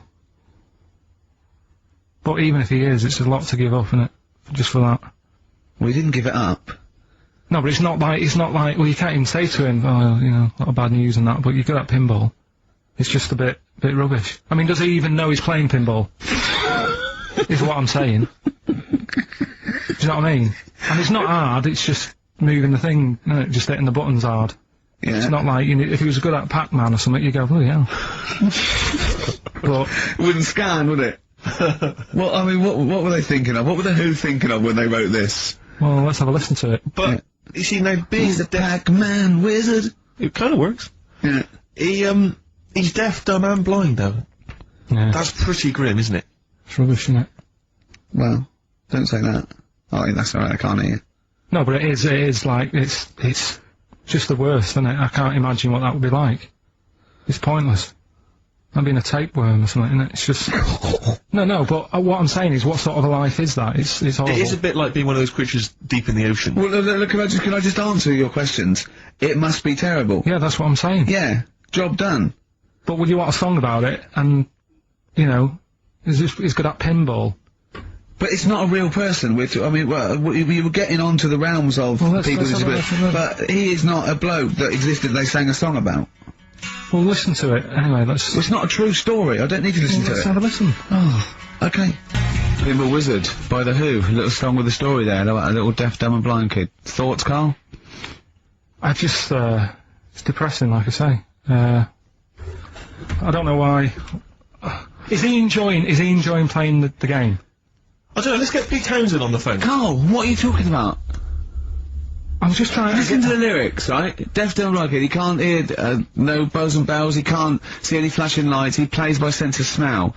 Now, I'm pretty sure that isn't a scientific document Pete Townsend is reading out there when he wrote this song. He's making it up. But the thing is, with all songs or stories, there's got to be a little bit of realism to it. What do you know what I mean? Why bother putting money in it? Just let him hit the buttons if he's happy. That's true. That's a fair point. That is a fair point. That is a fair point. Yeah. That is great. Yeah, well, I think you've made Daltrey and Entwistle and the whole crew look like fools. Yeah, they won't get fooled again. Yeah. Nice. We're supposed to. I mean, of all the thing, I mean, it is horrible. We're not like having a go. This is what I always worry about when we play. But at the end of the day, that's what it's singing about. So we're not having a go. No. And it's not a real person. It doesn't really exist. I say again, it's a fictional person playing pinball and always getting a replay. Okay? This fella's saying that he's good at pinball, he's played from Surrey to Bournemouth, but there's this little deafblind and blind kid. He can't believe it. He cannot believe it. If you had to lose something, Steve, right? It wouldn't be money. That's true enough. Your sight or your ears. What? That's too much. I can't decide. That's too painful. Sight or your ears? What about you? Intuitively, it would be hearing, because I couldn't... No, I think it's got to be sight for me. Yeah. Well, you're always together, so that's alright. Anyway, listen, is it almost time? Well, I've got to ask Carl. I'm sorry, I've got to ask Carl. I'm sorry, go on. Carl, what would you rather be, deaf or blind? When did this question ever really come up? When the doctor goes, well listen, you've got well we can operate, we can either lose your eyes or your ears, it's up to you. This is never a decision that has to be made by anyone ever in life. But go on then, would you rather be blind or deaf? It depends where you live. I'm not even sure these are PC terms, blind and deaf anymore. Would you rather use your sense of sight or sight of hearing? Depends where you live. What do you mean it depends where you live? Well, say if you lived in, like, a barren sort of, Africa or whatever, right? Now to sea, right? Sure. So, you could lose your sight. Sure. But if you lived in a woman's locker room... Well, if you lived in... Quite noisy. Yeah, it's quite noisy. Stop banging that door. Yeah, I'll have my sight, lose my hearing. But if you live in, like, New York, low to sea, but a little bit noisy. Sure. So... Perfect. That is a brilliant answer. Unbelievable, once again. Can we have monkey news? Oh, this show's like one long monkey news, isn't it? When you're tuning to hear Carl Pilkington. I don't know. I'll tell you what, why don't we play a little short track? Right, what was your short track? What? What is it, Steve? It's Green Day. Green Tell Day. if you Play like. a bit of Green Day. We'll cram in the monkey news. We'll play the ads. Justin's here. That'll be that. Right, Go on. That's what we'll do. Oh, chimpanzee that monkey news. Right. There's this monkey, right? Yeah. And it had been, do you know you hear about monkeys being badly treated and stuff like that? Yeah. So, anyway, it goes into this home. It's 14, this monkey. It's called, Matty, right? Goes into this home where it's looked after. What do you mean home? Just like, just a little monkey home, right? Okay, so zoo. Yeah, kind of, yeah, but they haven't got any other monkeys there, right? What have they got there? They've got just other animals and that, but not that many monkeys. But anyway, because he's there on his own, again, When you say monkey, do you mean a chimpanzee, by the way? Because you usually do. Yeah. I can't believe that journalist thought this was scripted. Amazing. So anyway, yeah, so he gets sort of pally with the people working there and that, and it's smoking fags, it's having a drink at night and all this, right? What do you mean it's having a drink at night? How? It's all here, Steve. I mean, we haven't really got time, but... Well, don't say it's all here like it's proof. You've got another stupid story that someone has put onto the internet. Someone sitting at home in their bedroom has put onto the internet. So he's having a fag, he's drinking a lovely glass of Bang Rock Station. The wine that's perfect for a barbecue. Yeah. Anyway, he's loving life, he's forgetting about his past and everything, right? When this other monkey comes along, Oh Oh, no. Go on, Brilliant. Go on. right? That comes in, something's said. Right, forget it then. Forget it. Alright, this is Carl, the producer of Ricky Gervais and Stephen Merchant on XFM 104.9. We're playing out some of the best bits, hope you're enjoying it. Here's another one. And now it's Carl's bit. It's the re-education of Carl. He's like Liza Doolittle. And now he's coming, or Lawnmower Man, if you've seen that film. More like Lawnmower Man, if you've seen the film, you know what I mean. and his homework was to just study quotes, really, on happiness and stuff and general well-being. He's not a big happiness quote fan, are you, Carl? Not really. So what have you done? You've come up with something, haven't you? Right, yeah, I told you, right? Because a lot of these are just things you say every day. They're nothing special. So what I'm doing... Well, you say them every day. Well, the sort of things you come out with and you don't even think about it, do you know what I mean? Yeah. They're on the TV all the time, people on the radio are saying these sort of little quotes. Sure. And, what I've done is, remember that programme on Channel 4, Faking It? Yeah. Where they got some, like, posh kid to be on a door and all that. What I've done, I've, Imagine if that was the pitch for the show. Dear Channel 4. Just gonna get a posh kid on a door or something? Yeah, come in, Carl. come in. Yeah, TV producer. yeah, go on. So, what I've done, this little book of quotes, happiness quotes, I've picked 2 that are real, Okay. and I've made one up. Right? And we've got a guess. And you've got to guess. Okay, then, go on. Well, I'll tell you what, Rick, why don't we, when we've heard them, we won't confer. No. You'll write down yours, A, B, or C, and I'll write down mine, and we'll see how it Okay, works. Carl, off you go. Right, and just because I'm looking at this book, it doesn't mean I'm actually reading. No, I know, Don't worry, I know. we're clever. No, we know, we can't see yet. Like, call my bluff. Yeah, go on Okay. in. Nothing is worth more than this day. Okay. Yeah, Yeah? Alright.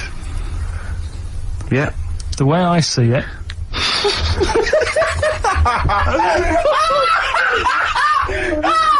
Oh God, my head's gonna burst. no, hang on. My head's gonna burst. No, Hang no, on. this might not be Carl's. It might not be. How do you know I haven't tweaked them a little bit? Yeah, good Okay, point. fair Good enough. point. No, good point. The way I see it, if you want the rainbow, you got to put up with the rain. Yeah. Okay. All right. Alright, yeah. Okay. No. It's not here. Come on. Cat food. Cat food, come on. It stinks a bit, but if you don't put up with the smell, the little kitten will die. Steve,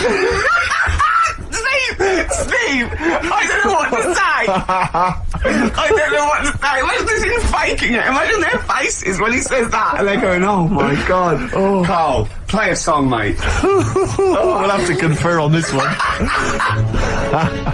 Go on in. Right.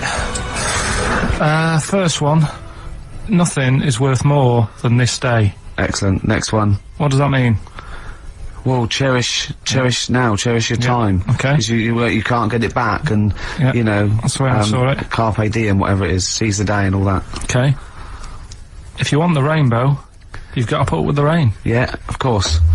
Yeah, rough with the smooth. You know, it's not all plain sailing, but you know, rainbow's beautiful, but it comes because of the rain, which you might not like. So Yeah. make the most of everything, and yeah. Good.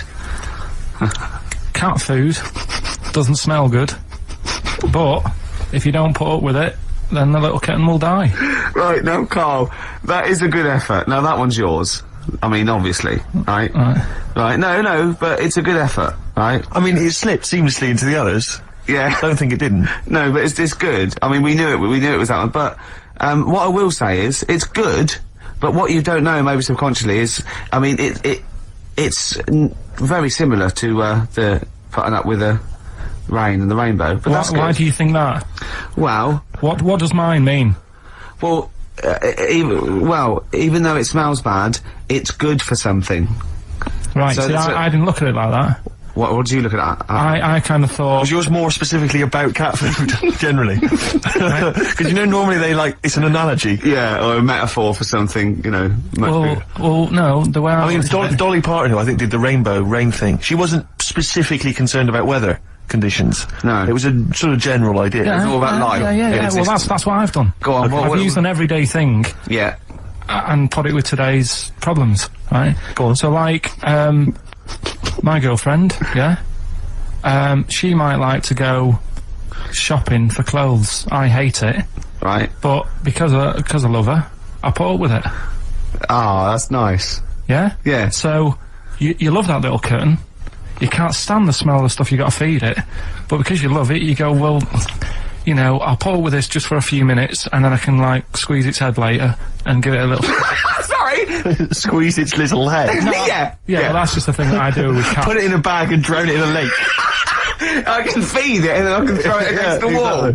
So you didn't see it like that, did you? No, that's very good. So it's about love, is it? It's about putting up with the bad things for something you love. Yeah. Well, that's nice. But Carl, you seem now to be convinced and rather smug that you've tricked us and that you've fooled us and that we didn't understand it. Well, I say that's your fault, not ours. No, it's not though. I mean, look, that man in Forrest Gump, he was a bit of a nutter. And he came up with the life as a box of chocolates thing. Yeah. Now, if that was in this book, you say, oh yeah, brilliant, you know, good bit of work. But if he was sat here doing the show with you, you'd be taking the mickey out of him. Sometimes I feel he is. No, but Carl, I could. In fact, if people are out there, we're too lazy. Could you write down everything Carl's ever said? Because I think we could publish that. Yeah. He said one today. He saw my salamander. It's not a euphemism. He saw my salamander, and it's just sitting there in the tank. Your exotic pet. Yeah, and he's worried about there not being a lid on. And he said, I went, what are we worried about? He said, wow. He said it sits there for 24 hours a day. Obviously planning to get out. Well, he's got nothing else on his mind, and it's, the daft thing is, he has actually got the lid ripped up a little bit. And he'll be looking up there, and it's going to get out. But what's the worst that could happen? What's it thinking? What do you think it's thinking, this salamander? It's got its eye on the DVD player. I could have he and be down the market. Class. Rock the Casbah. I love the fact you had at least 3 minutes to get that right. I know. Prepare and get that right. I know, but my mouth was full of Maryland cookies. Yeah. You know, last week, this would blow your mind. He came in, do you know what he bought for himself? About 10 penguins. Who buys penguins still? No. Or wagon wheels. Oh, I've never liked wagon wheels. You've not been a fan? No, but I was sorry about that. It's The Clash and Rock the Casbah. Talking about records, have I told you that time my brother-in-law, he was moving out of his place, and I think moving in with my sister, and I was about like, I don't know, 13, and so he was about, 30, and I moved in, and he brought round all, his records when he was storage to leave them at our house, right? And he had all these old sort of records, 50s and 60s records, no, I was right, and they put them upstairs, and I was looking through them, and it's just all like Elvis stuff and Beatles stuff, and there was a mate of mine who loved Elvis, okay, and he had loads of chemicals. Yeah, he had loads of chemicals, and I was into chemistry, and he said, let's swap me some chemicals for them. So I sort of nicked about 5 Elvis singles, and I got all these chemicals, and then the guilt just hit me. I just thought, well, he's going to notice that. And one night, I just came downstairs, and I confessed to my mum, and she went, all right, well, I won't tell him, but you've got to be good. And it's sort of like I was just really, really good for a year. And then I remember, when I was about 18, my brother was talking about it, and he said, did you ever, play those records I left for you? Brilliant. He told my mum, he said, these are for Ricky. She just didn't tell me. She was sharp, wasn't she? She used opportunism there. Oh, that's genius. And, that was it. That's why I was good. But you've never stolen anything since, have you? No, I don't. Except that spate of shoplifting after that to teach your mum a lesson. yeah. Well, I went round, arson. No, I did. I just couldn't believe it. It was terrible. I remember, I think all kids go through a phase of shoplifting. Well, and when I was going through it, I used to just little things, just like magic markers and magazines, Mars bars, that sort of thing. Yeah. And one day, right, my mate Anthony, his mum called up my mum and said, I've got to meet up with you. I've got to have a word with you. And she said, what about? She said, I don't want to talk about it over the phone. So she goes, oh right, well, yeah, come round tonight then. So anyway, my mum sees me, she don't want to be in an awkward position and like be a bit embarrassed and what have you, so she sees me and she goes, right, Anthony's mum's coming round, what have you been doing? Yeah. So I go, oh god, I said, I've been nicking stuff. So she goes, like what? So not big stuff, I've had a few calculators and Mars bars and stuff. How many? I'll just work it out, hold on. Works out at 7.2 per day. So, how many calculators do you need? So it was when that phase... You failed maths, didn't you? Everyone wanted a calculator, it was like a trendy thing, wasn't it? Right, oh yeah. In Manchester a couple of years ago, yeah. So anyway, so I told her all this and I confessed to, like... Computers will make it there one day. I confessed to... There's magic in the back of battery. Go on. Confessed to nicking all this stuff. She comes round, she only wanted to borrow some money. Brilliant. She said, "Oh, I don't like asking. I was a bit embarrassed to ask you over the phone, but can I borrow 20 quid?" Oh, that's fantastic. And there's me. Bloody, That's great. and it's similar sort of thing to yours. And did you? And he went, hold on, I'm going to work out the interest on that. I bank 10%. She'll owe you £4.40.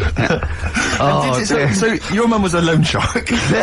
yeah. And did she mention She that went, you've been nicking stuff with that other? Because what I'm saying is, presumably you got your mate in trouble. No. Right, you didn't. That's great. Anyway, should we have some more music? Because Yeah, we've go been on. waiting for What are you going to play, Carl?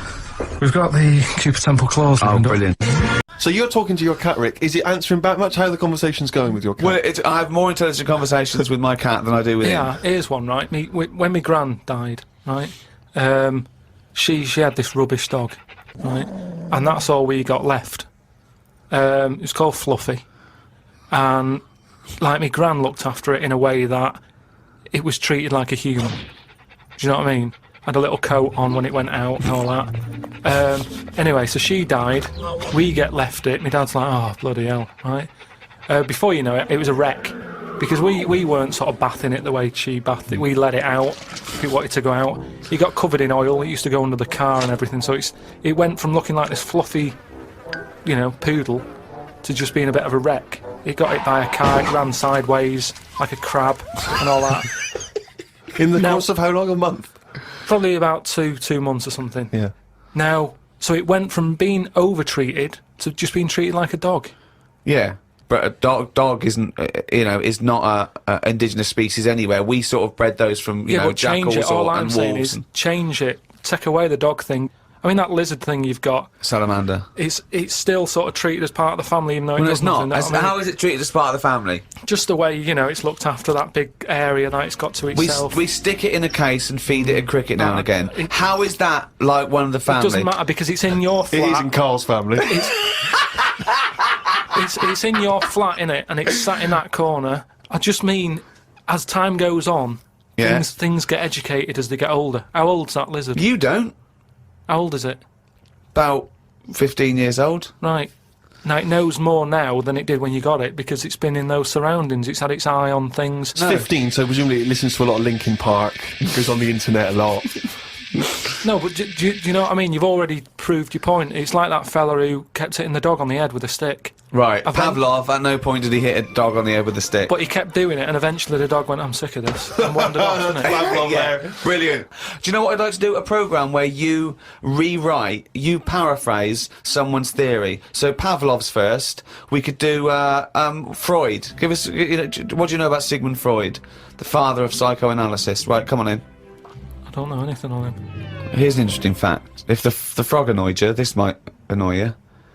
A blind chameleon will still change colour to match its surroundings. You're aware that the chameleon can... Yeah, whatever it sits on. Yeah.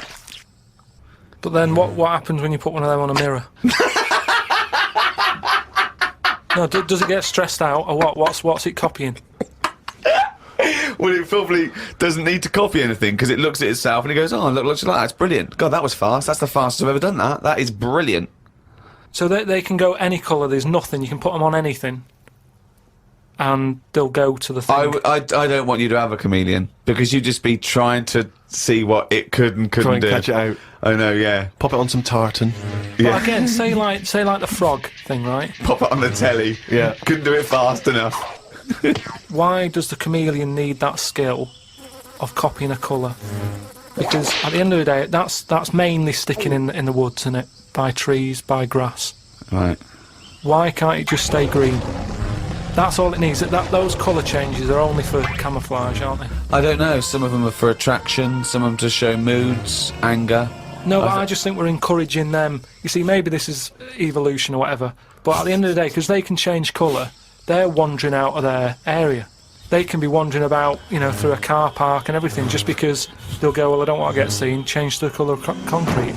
Whereas... Or into the colour of a Fiat Punto. But they should just stay green. Stay green, right? Stay in the woods and stay safe. I love this public information for chameleons. Words of advice for chameleons. Oh, God. Stay green, stay in the woods, stay safe, good night. Oh, God. Right. The only time a turkey whistles is when it panics. Christmas time then. Yeah. What do you think of that, Carl? It goes from one extreme to another, doesn't it? You've got a frog who's going mental, It's not going mental. killing thousands of people. No, that's not. That's got that sort of power. Then you got a turkey who's whistling for help. You think that you should redress the balance a little bit? You want to give... What would you do? Give the frog the ability to kill 500 and the turkey 500? I don't think you should be killing. I reckon 10. 10 because You've made your point with 10, haven't you? Do you think that he's got 1,000 in his lifetime, like he's got 1,000 to kill? I don't think you understand.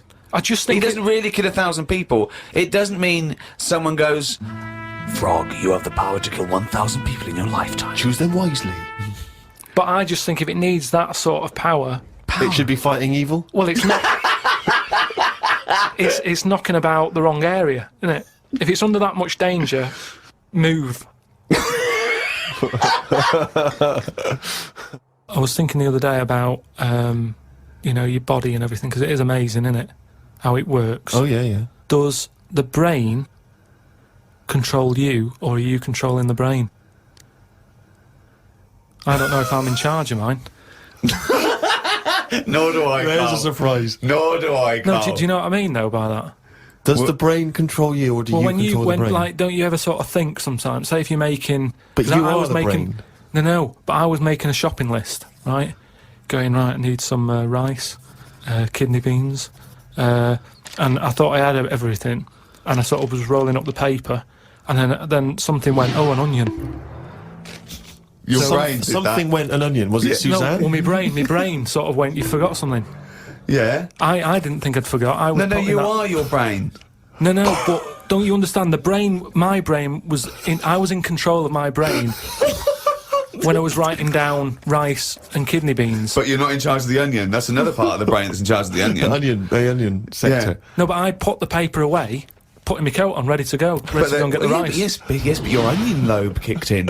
What, so you put the paper in your pocket, you got the coat on, then you just suddenly hear Then from it nowhere, was just like it was onion. like yeah. I'm not even thinking about that shopping list. It's in my pocket. I'm thinking, do I need my gloves? It's cold out. Yeah. Suddenly, onion, and it was like, oh yeah, onion. Yeah, I had to get the paper out. You So had what to I'm write that saying down. is, But who's there's who's what? in charge? The brain, the mind. The brain is the... What are you doing? But Who's in that's charge? just, you forgot the onion, and then you remembered the onion. You must have forgotten things in the past. No, but not like that. Not where, like, it just made me think that was weird. Who reminded me of that? You did. Yeah, but I'm not. No, you are your brain. It's not like there's you, then there's a brain, then there's an extra one looking down at it. Oh, the meta brain, the thing above it. No, but your brain. How does your brain work? You give it information, don't you? Well, it takes. Do you mean you give it information? It's doing it, if isn't I it? sat in a room with nothing, not feeding it anything, it wouldn't know anything. No, but there's this thing But that there's then- two yous. It's this thing that there's There's this. Carl and Carl's brain. Yeah, there's not a duality in this. If you go, come on, now think. That's the brain saying that to itself. It's not. There's not two people in there having an argument. Come on, brain. And the brain's going, oh, don't you start, I was thinking then. And the other thing's going, brain, onion. And the brain goes, Carl, onion. You are your brain. If you are anything, you are your mind, your brain, your collection of memories, your personality. You're not what you look like. Does that answer your question, Carl? What do you think then? You were thinking of a tortoise on a skateboard then when I did that last sentence, weren't you? You know, whilst you've been working on that, I've been travelling about a bit. Went to Dorset, right? Nice beach there. And you know those huts you get? Like a hut on the beach, and you... Oh, where you get changed? You can get changed in it, but they're better than that. It's like you can put a telly in it, sofa if you want. Oh, you don't mean the Victorian changing huts, you mean those sort like... of things. It's sort of bigger than that. Yeah. And we're walking down there, and there was a really sort of big fat family in one of them. There's about 4 of them, and you could tell that they'd never had a game of anything. Do you know what I mean? They just sit down there, eating ice cream, looking at the sea and what have you. And the weird thing is, the little fat kid, the youngest one, who must have been, I don't know, about 8, he was really fat to the point of you couldn't see his neck. Yeah. And he sat at the front of his mum and dad and his older sister. He sat there, and he had a frisbee, and I thought, look, they don't want to play with him. I mean, that's an active game to play, isn't it? Yeah. Frisbee. As we got closer, he was just using it to eat Maltesers out of. I just thought, even again, you know, the one active thing he's got is using it to eat out of, Yeah. Extraordinary. and that just sums up what people are like, you know, when it comes to keeping fit and activities. Oh, that's fantastic.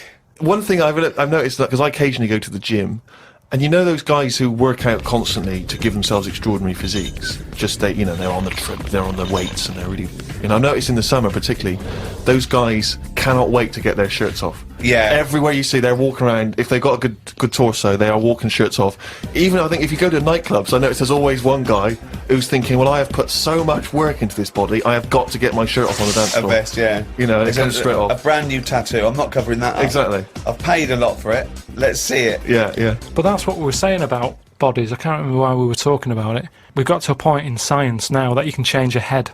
Right? No, well, that doesn't make any sense at all. It was a program on. It was done in the 50s or 60s where they stuck a monkey's brain on a stick and had it wired up and it still worked. Right. Right. Okay. And that was in like the 60s or Right. whatever. Okay. Well, So- to say to change your head makes no sense at all. Because if you put a different head on a different body, you're changing the body. Yeah, I know. Well, that's what I'm about to say to you, though.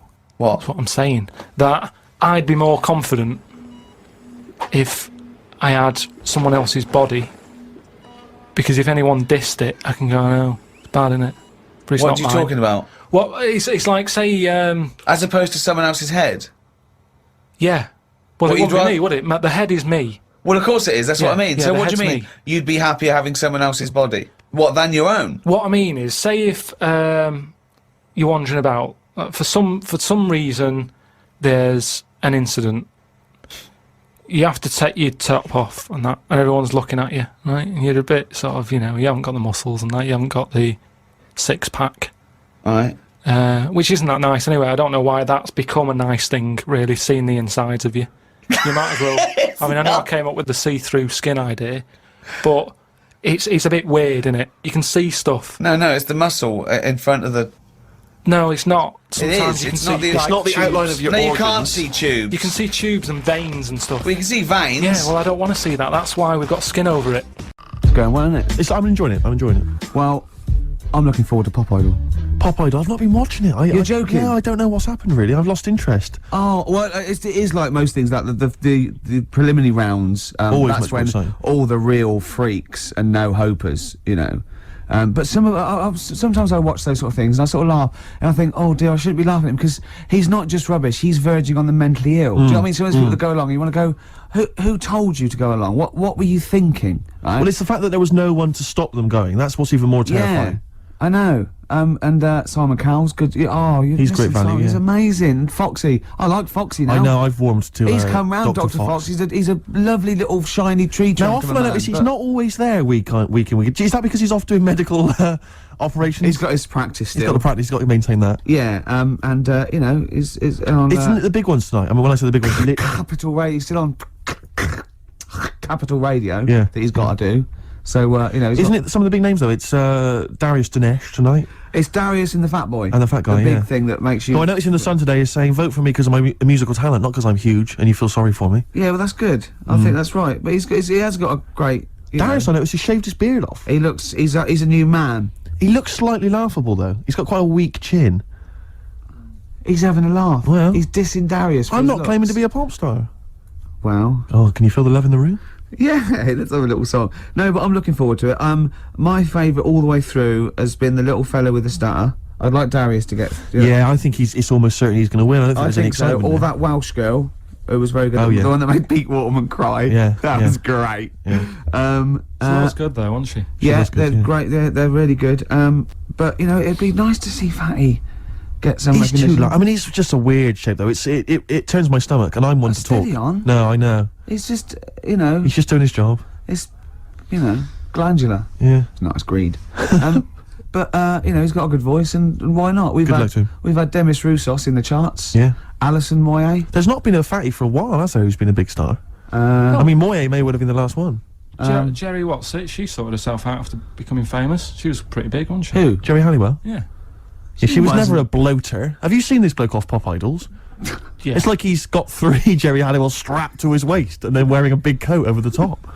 To smuggle them in. Yeah, exactly. To a no Halliwell zone. I reckon I tell you what he's going to do. I reckon he's going to take it off, and it's just a big fat outfit, and it was like to prove, the prejudice of the world. Yeah. All right. Yes. Hey. And how come that little fella with the stutter doesn't stutter when he's singing? Hold on. Hold on. I noticed that's cleaned up, actually. I bet she's not even Welsh. Exactly.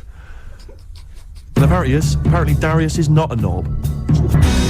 Dandy Warhols on XFM 104.9. About 20 past 2. The Ricky Gervais Show. With Steve Merchant. Yeah, he's still here. The Christmas ads have come on, I notice.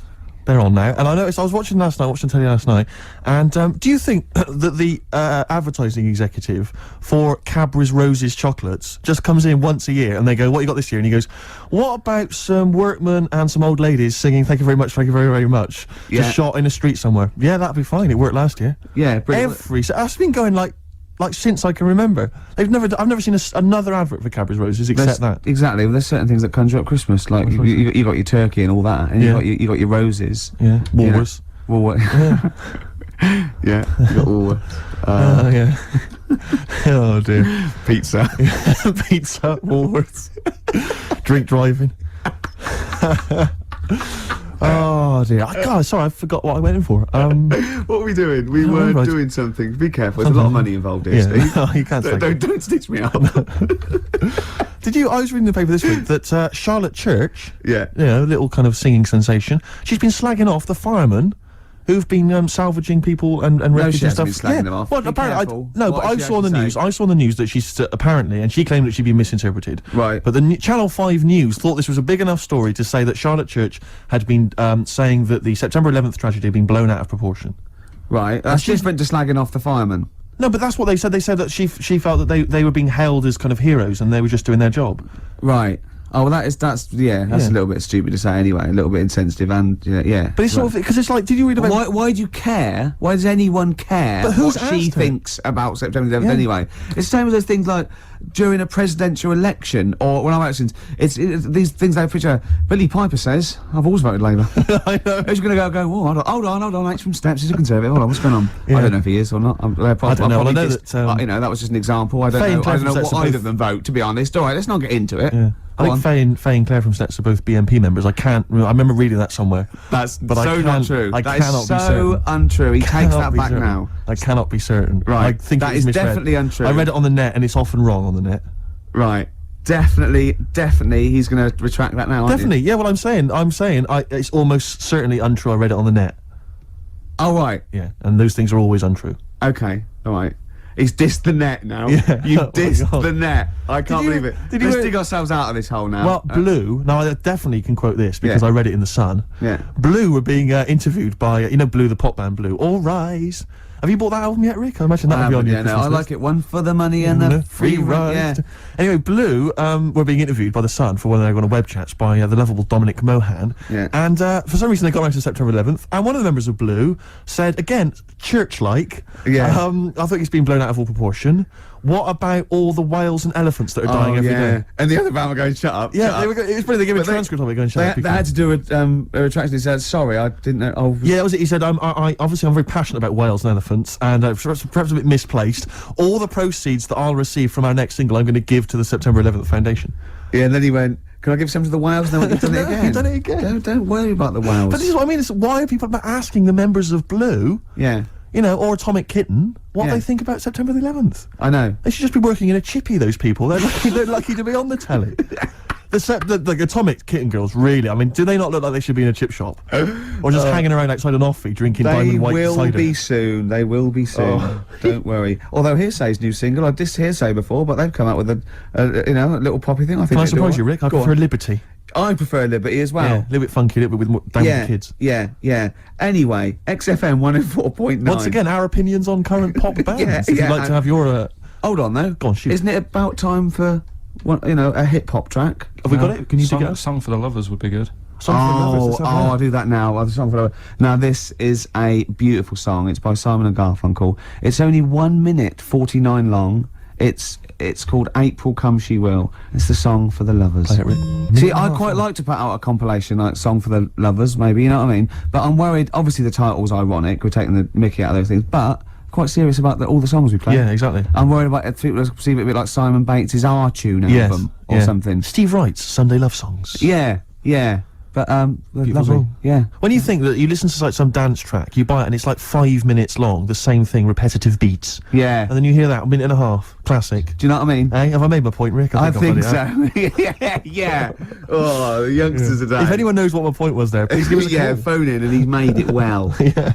Carl, have you got what have you got lined up for us? Some R.E.M. I don't let's remember play about the- Strokes on XFM 104.9. It's the Ricky Gervais Show with me, Steve Merchant, Carl Pilkington. The K-Man. Well, it's time for the. Well, I think people wait for this now. I never knew really since I was doing the show that I actually had a bit of a knack for film reviews. Right. Do you know what I mean? Yeah. Because I you know, discovered try and get- talent, yeah. I mean, I'll probably be asked soon by Brian Orwell or Jonathan Ross to do something on that sort of thing, or maybe my own film. So I don't know, TV or. The clock's ticking, it's only a matter of time. Yeah. Okay. This week I've chosen. Well, wait a minute, let's play the jingle. Okay. The film review and that. Brilliant. Yeah, Ricky Gervais. Yeah. Yeah, okay, here we go. This week I've chosen My Left Foot. Right. Okay. Now, My Left Foot is a film about a bloke called Daniel Day-Lewis, who's all mental except for his left foot, right? And he has arguments. I can't remember, he has arguments with his dad, so I wasn't watching it properly. But even though he's mental apart from the foot, he does stuff with the foot that we could do all over, and he uses that to his best. I think he might write a book or something off paint. And the moral of this story is, even if you've only got a foot that works, you can still win prizes because it won the Oscar. Okay. Am I right in saying that you're bringing a book out of these collected, maybe for the Christmas market? I think I might. Yeah. I see there's Great obvious market films there. reviewed, sort of, with it's a different outlook on it, A innit? different approach. I yeah. don't just sort of like stray. Well, I'll tell you what, it's an approach that doesn't really use grammar, which you don't see that often in film reviews. But no, once again, what would you give it out of 10? I just say I didn't really concentrate. I can't remember a lot about it, but it won an Oscar. So I think it won an Oscar or something. So 9. Okay, jolly good. Well, that was My Left Foot, which is probably available on sell-through video, maybe in a bargain bin. $5.99, probably on TV this Christmas. That's to be confirmed. Talking about jobs and that, though, I was reading the other day about, rubbish jobs that people have had and stuff. I haven't got time when I'm at work, man. I just get on with it. I'm not squiddly diddly. Fingers in pies, different jobs. Go on. Do you know Ivor the Terrible? Ivan. He, His Russian, that was the Welsh fella, who was bloody awful, but not as bad as his Russian cousin. Ivan, go on. He had a fella doing some work for him, right? This fella built his house. After it was done, right, the terrible fella was like, Terrible fella, Ivan. he was going, oh, it's brilliant, you've done a good job there. Yeah. I don't want you to build another one like that. Took his eyes out. Just stopped him making an house like that again. Blimey. That's bad, isn't it? Why did he take away his trowel? Then he could have seen that he couldn't have built a house without a trowel. You can't build a house without a trowel. Yeah. I suppose he probably later thought that, once he'd been nicknamed Ivan the Terrible. Yeah. He thought, why? Because you gouge people's eyes out. Yeah, but I didn't want to build another house. I know, but... Take his trowel away. What would I have been then? Ivan the Crafty at most. Exactly, yeah. Ivan the Jealous, Ivan the Spoilt Brat, but... Yeah. Ivan, go someone's eyes. That is bloody terrible. I'm surprised you're not called Ivan the... Do you know what I mean? Yeah, you're going to get on an history like with Vlad the Impaler. Yeah. He's mainly remembered for impaling people. Yeah, he did a lot of other stuff. He did a load of great charity work he did. The impaling is the thing that's really gone down in history. When were you reading about Ivan the Terrible? No, it's just or Ivan the Terrible is the thing you remembered from this informative article? No, it was just little bits like that. Talking about him, there was a thing about someone who worked for that fella who painted the ceiling. Sistine Chapel? Yeah, there was a thing, a woman who worked for him in his house. And I love how you assimilate information when it's just bordering on the academic, or just the interesting and true. It's wonderful. Ivor the Terrible gouged someone's eyes out 'cause built him an house. That fella who painted that ceiling had a woman work for him. Imagine if you wrote that down in an essay. Imagine if you wrote that in a school essay. Well, you'd probably end up with not getting a grade, or Yeah, or thinking you turned up to more than you had. exactly. Anyway, the Go woman on. who lived with Yeah, the woman who lived in a shoe. Go on. Yeah, there's this woman who lived with him, and she used to, like, you know, go out and do all this shopping and that. Yeah. But because she couldn't read or write, he used to have to draw everything that he wanted. Why couldn't he just tell her? I don't know. No, but no, wait. That's an excellent point. Could she talk?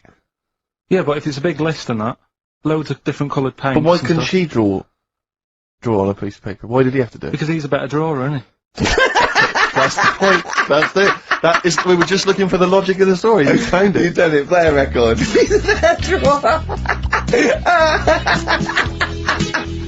I Don't Owe You Anything by the Smiths on XFM 104.9. I'm Ricky Gervais.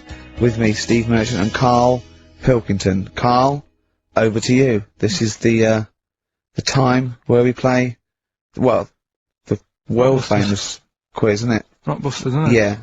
Which is Blockbusters, but with music. See you later.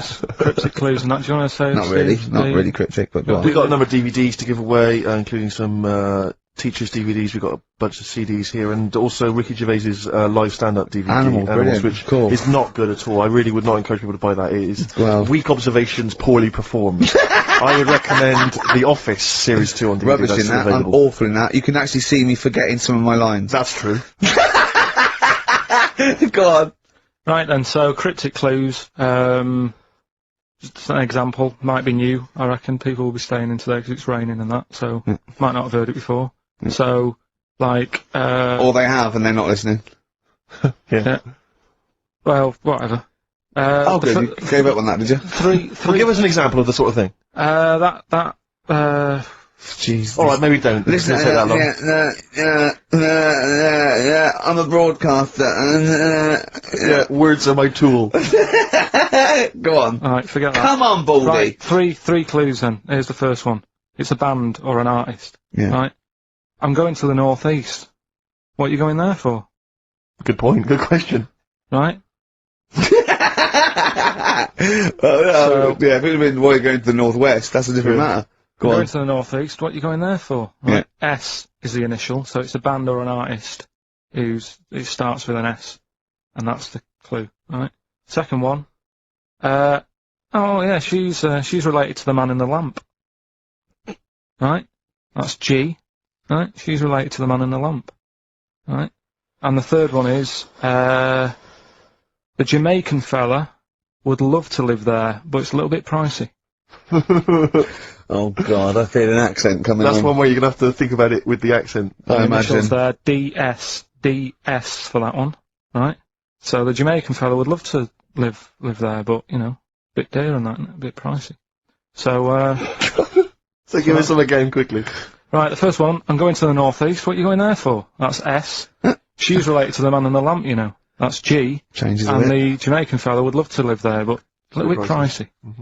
And that's DS, so email in or text and that. Ricky.gervais@xfm.co.uk. What's Or the text 83XFM. Yeah, what's With that? those surprises. All right, Brilliant. play some ads? Yeah. Right, Go on so then. it's, Right, has anyone got all three? No. No, right, okay, so there's some, I'm gonna ban Rockbusters. Okay, go on then, what are the clues again? Tell me the answers. Well, give us the ones that they did get. Alright, well they did get, she's related to the man in the lamp. What's that? That was G. Gina. That was Genie. Genesis. Right?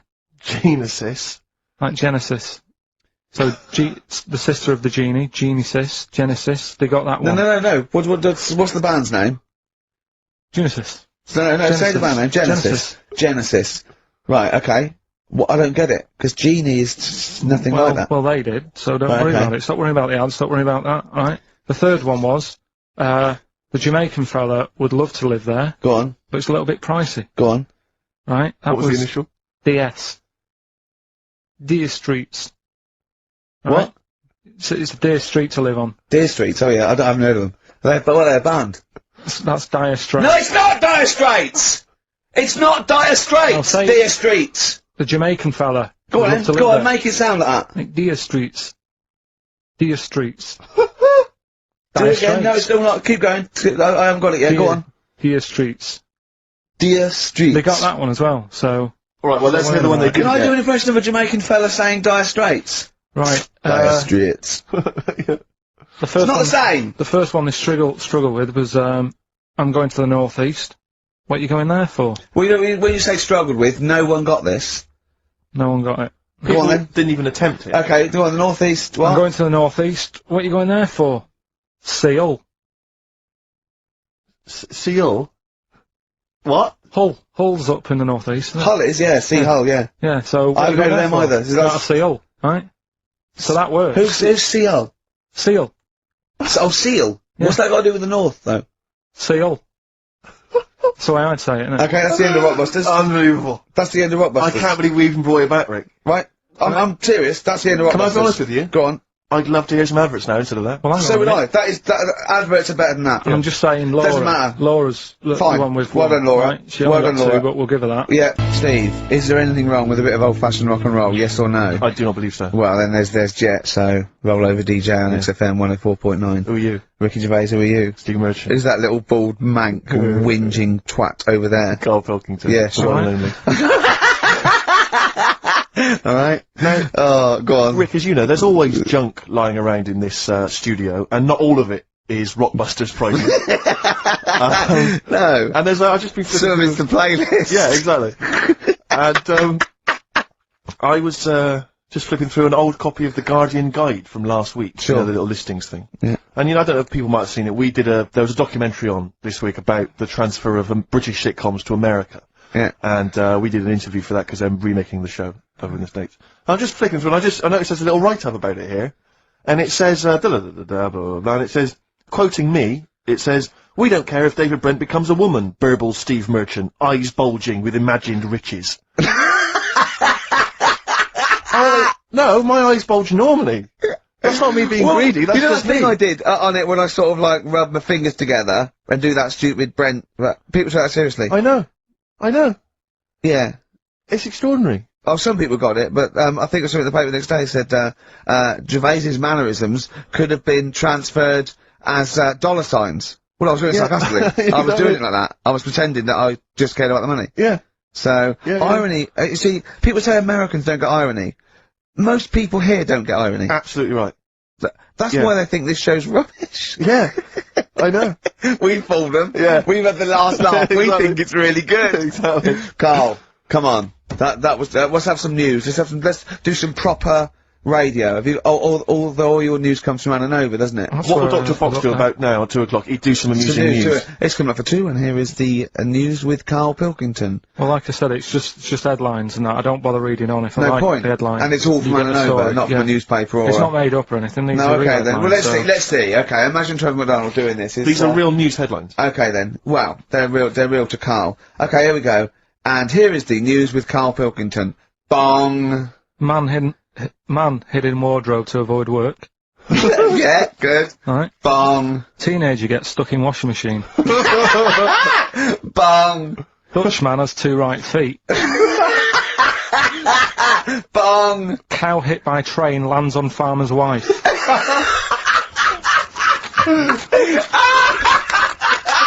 That is the real news to you, isn't it? That's brilliant. I was just thinking of the cow flying through the air! Yeah. And the wife going, oh no! Yeah. If everything was at the same size as us, what would be the best thing to be? Say like a tarantula Yeah. and a tiger. What would happen there? A 15-stone tiger versus a 15-stone tarantula. Yeah. Well, I'd imagine the 15-stone tarantula. Right, so it's just weird that, innit? It's a good job that they're small. Yet things are getting bigger because we're messing with the world. But it's a ridiculous thing to say, isn't it? Because what would it eat? 15 stone. The biggest you'll find is like a foot-long beetle or something weird like Big that. though, isn't it? Yeah, and that's about as big as they get. You just So I can't wouldn't kill worry that. about it. Again, based on nothing, he queries It's not- you. But it's that like restriction. fish, innit? How they say about a goldfish. Yeah. That thing about a woman who went on holiday and stuck it in a bath. She came back, it was 7 foot. Right, that didn't happen. No, that's a well-known thing about No, it's not a goldfish. well-known When's thing. it- what? I'll tell you why. Because a fish will only grow to its surroundings anyway. So Yeah, that's what I'm saying. you have Just- to put it in a bigger tank. Yeah, in a bath. No, a 7-foot fish in a bath. It just fit the bath exactly, did it? When she got back off holiday, Don't talk shit. It's a What was it well-known- eating? What was it eating? How long was she gone for? 2 million years? yeah. She went to Mars and back. Ted, you're not going to believe this. Come up here. well, how many fish do you see that have naturally died? It's always been caught by a man or a shark's at it. You don't just see dead fish washed up, do you? Well, most things that don't die of old age. Yeah, that's weird though, isn't it? Well, no, because it's it's a jungle out there. No, worse than the sea. The sea is like full of... you've got an enemy round every rock. I love it!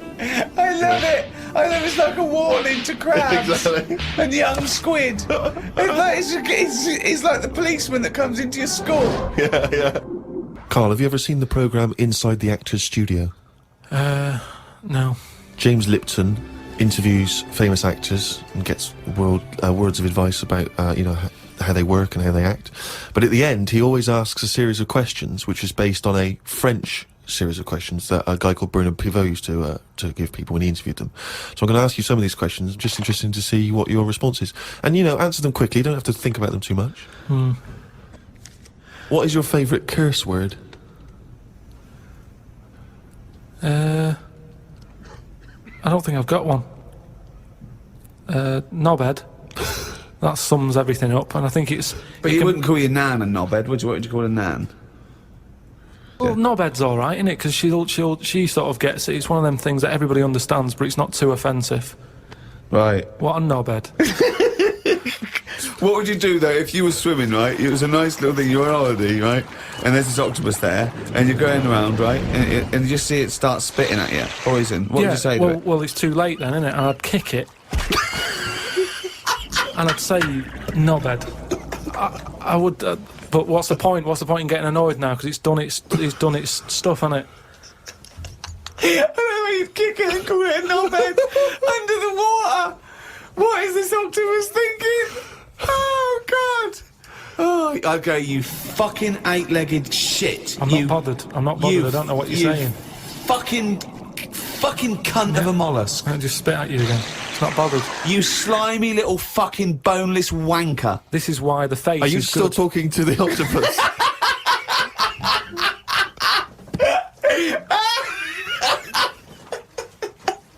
What's been going on? What's been going on? I've been to hospital. I was rushed to hospital, like emergency and that. Had a tube put in my knob. You had a tube put up your knob? Yeah. What's the story? Kidney stones. Oof. So, shouldn't really be here, to be honest, doing this. They said rest. And that. Climbing them stairs on the way in. To be quite honest, it doesn't look like you're expending a lot of energy at the moment. It's like at Zookeeper going, oh, that sloth move today. Calm down. Yeah, but I had to get here. It's been raining. I Yeah, had to come up the stairs. I had to carry the computer. yeah. Well, that's not entirely true, because your girlfriend was carrying it. I saw her outside. Yeah, but I'm just saying. And then you handed it to me and said, Steve, carry God this. So almighty. Yeah, I know. that's already a lie. Christ almighty. Whinging. Not whinging. I'm in show business. I know loads of people that wake up every day with a sore knob, feeling like they've had their kidneys probed, and they would say they're unconscious. So they don't whinge about it. They get straight back onto it. They, a lot of them are on TV now. Yeah, straight back to hosting game shows.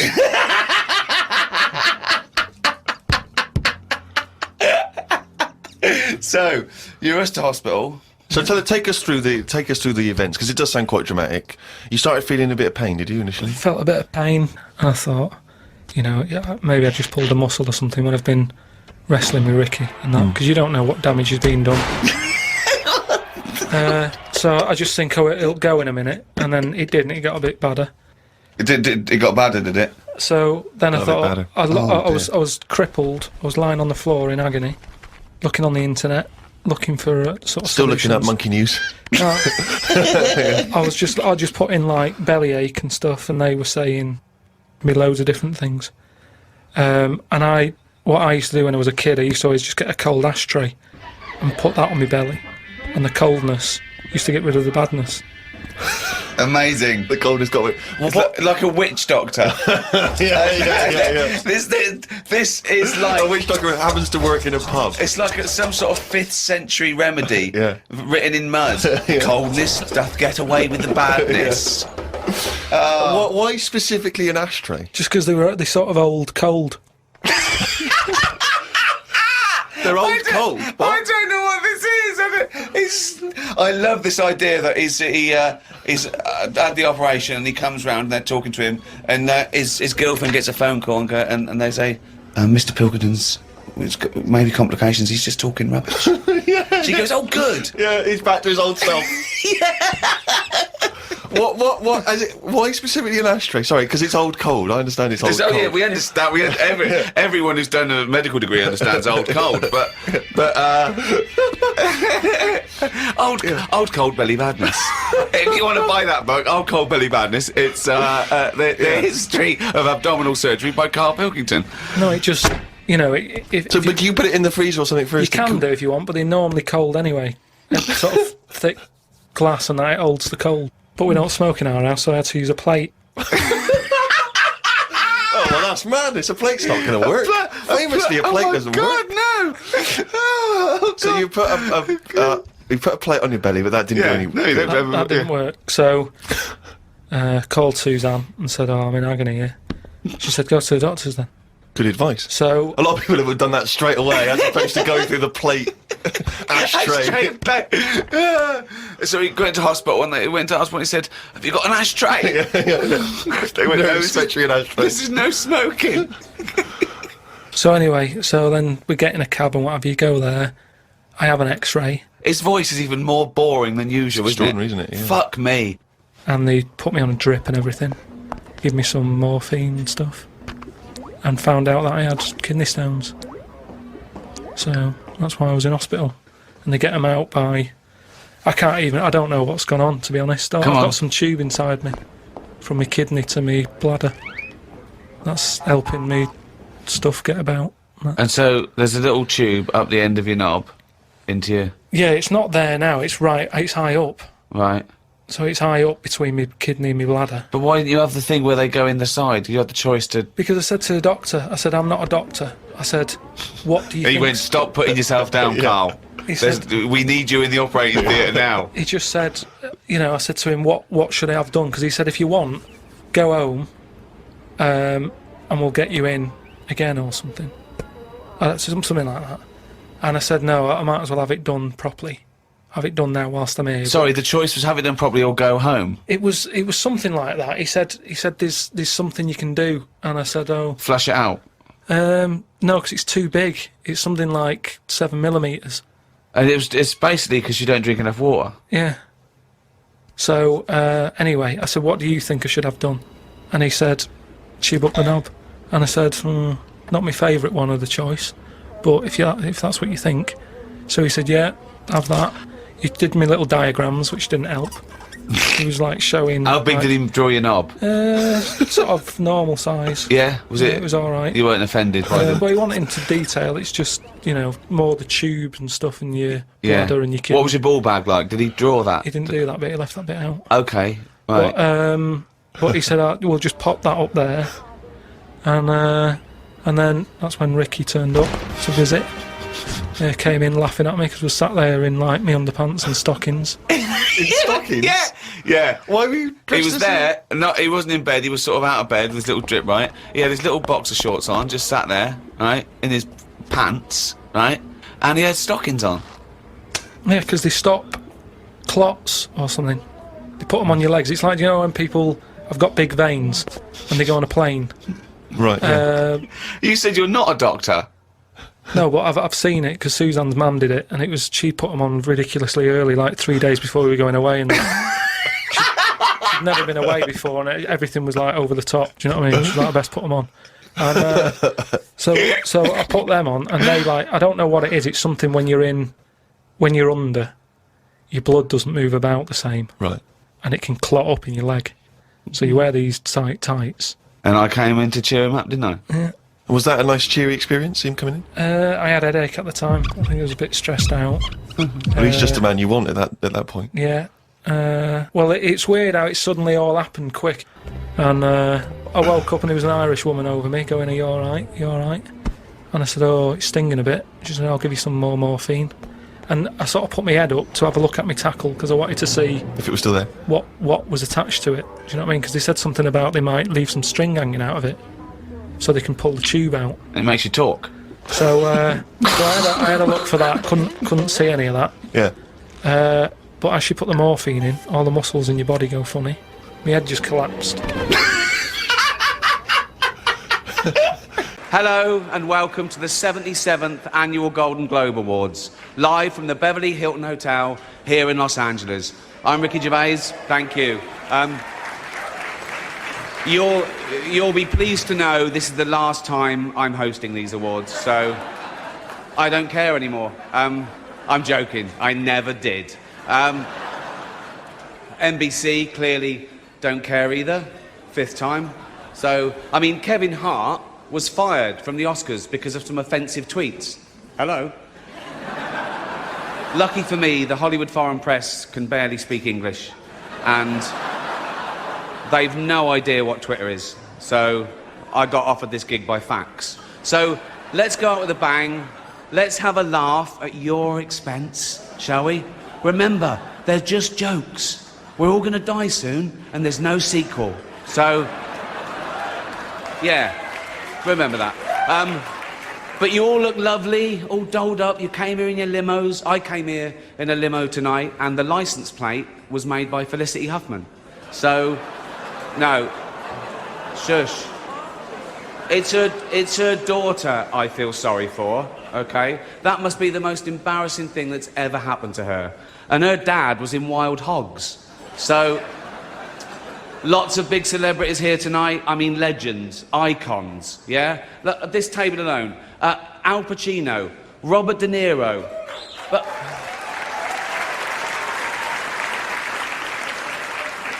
Baby Yoda. Oh, that's Joe Pesci, sorry.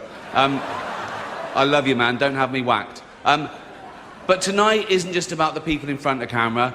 In this room are some of the most important TV and film executives in the world. People from every background, but they all have one thing in common. They're all terrified of Ronan Farrow. He's coming for you. He's coming for you. Look, talking of all you perverts, it was a big year. It was a big year for paedophile movies. Surviving R. Kelly, Leaving Neverland, Two Popes. Shut up. Shut up. I don't care. I don't care. Many talented people of colour were snubbed in major categories. Unfortunately, there's nothing we can do about that. The Hollywood Foreign Press are all very, very racist. So, 5th time. So, we were going to do an in memoriam this year, but when I saw the list of people that had died, it wasn't diverse enough. It just, no. It was mostly white people, and I thought, nah, not on my watch. So, maybe next year. Let's see what happens. No one cares about movies anymore. No one goes to cinema. No one really watches network TV. Everyone's watching Netflix. This show should just be me coming out going, well done, Netflix, you win everything. Good night. But no, we got to drag it out for 3 hours. You could binge watch the entire first season of Afterlife instead of watching this show. That's a show about a man who wants to kill himself because his wife dies of cancer. And it's still more fun than this, okay? Spoiler alert, season 2 is on the way, so in the end, he obviously didn't kill himself. Just like Jeffrey Epstein. Shut up. I know he's your friend, but I don't care. You had to make your own way here in your own plane, didn't you? Right. But seriously, most films are awful, lazy, remakes, sequels. I've heard a rumour that there might be a sequel to Sophie's Choice. I mean, that'd just be Meryl Streep going, well, it's got to be this one then.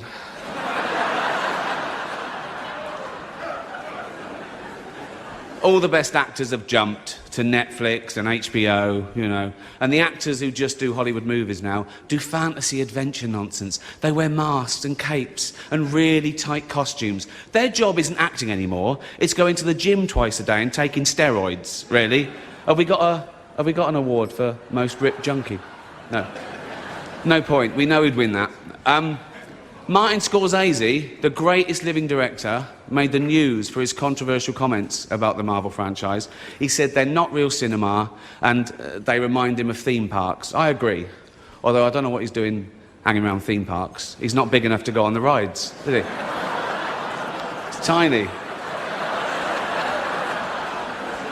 Right.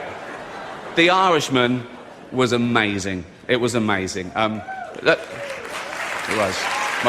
It was great. Long, but amazing. It wasn't the only epic movie. Once Upon a Time in Hollywood, nearly 3 hours long. Leonardo DiCaprio attended the premiere, and by the end, his date was too old for him. So...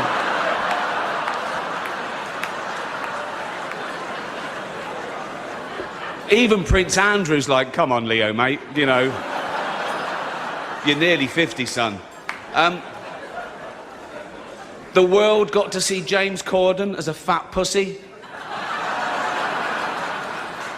He was also in the movie Cats, but no one saw that. And the reviews, oh, shocking. I saw one that said, this is the worst thing to happen to cats since dogs, right? But Dame Judi Dench defended the film, saying it was the role she was born to play, because she... I can't do this next joke. Because she loves nothing better than plonking herself down on the carpet, lifting her leg and licking her own minge.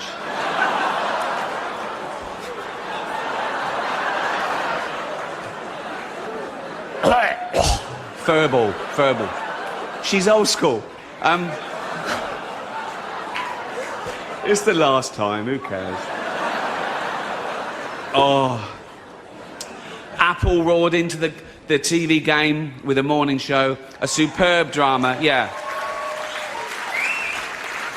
A superb drama about the importance of dignity and doing the right thing, made by a company that runs sweatshops in China. So, well, you say you're woke, but the companies you work for, I mean, unbelievable. Apple, Amazon, Disney. If ISIS started a streaming service, you'd call your agent, wouldn't you? So, if you do win an award tonight, don't use it as a platform to make a political speech, right? You're in no position to lecture the public about anything. You know nothing about the real world. Most of you spent less time in school than Greta Thunberg. So, if you win, right, come up, accept your little award, thank your agent and your God, and fuck off, okay? So... it's already 3 hours long. Right, let's do the first award. The first award. The first award is for Best Actor in a Television Series, Musical or Comedy. To present the award are a couple of actors off the telly, what can I say? Jennifer Aniston and Reese Witherspoon.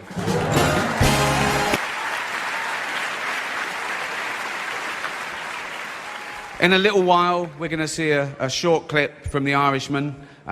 It's 88 minutes long.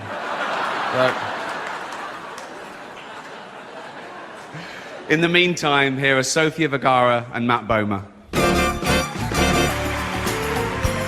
Welcome back. Still having a good time? Good. As you know, the meal tonight was all vegetables, as are the members of the Hollywood Foreign Press. Please welcome their president, Lorenzo Soria. Knives Out has 3 nominations tonight. Yeah. See what can happen if you don't dress people up as cats? It's that easy. Here are 2 of the nominated stars, Ana de Armas and Daniel Craig.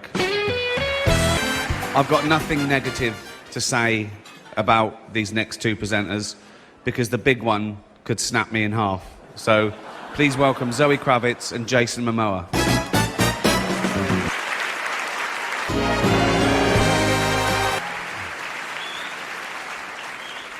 Kill me.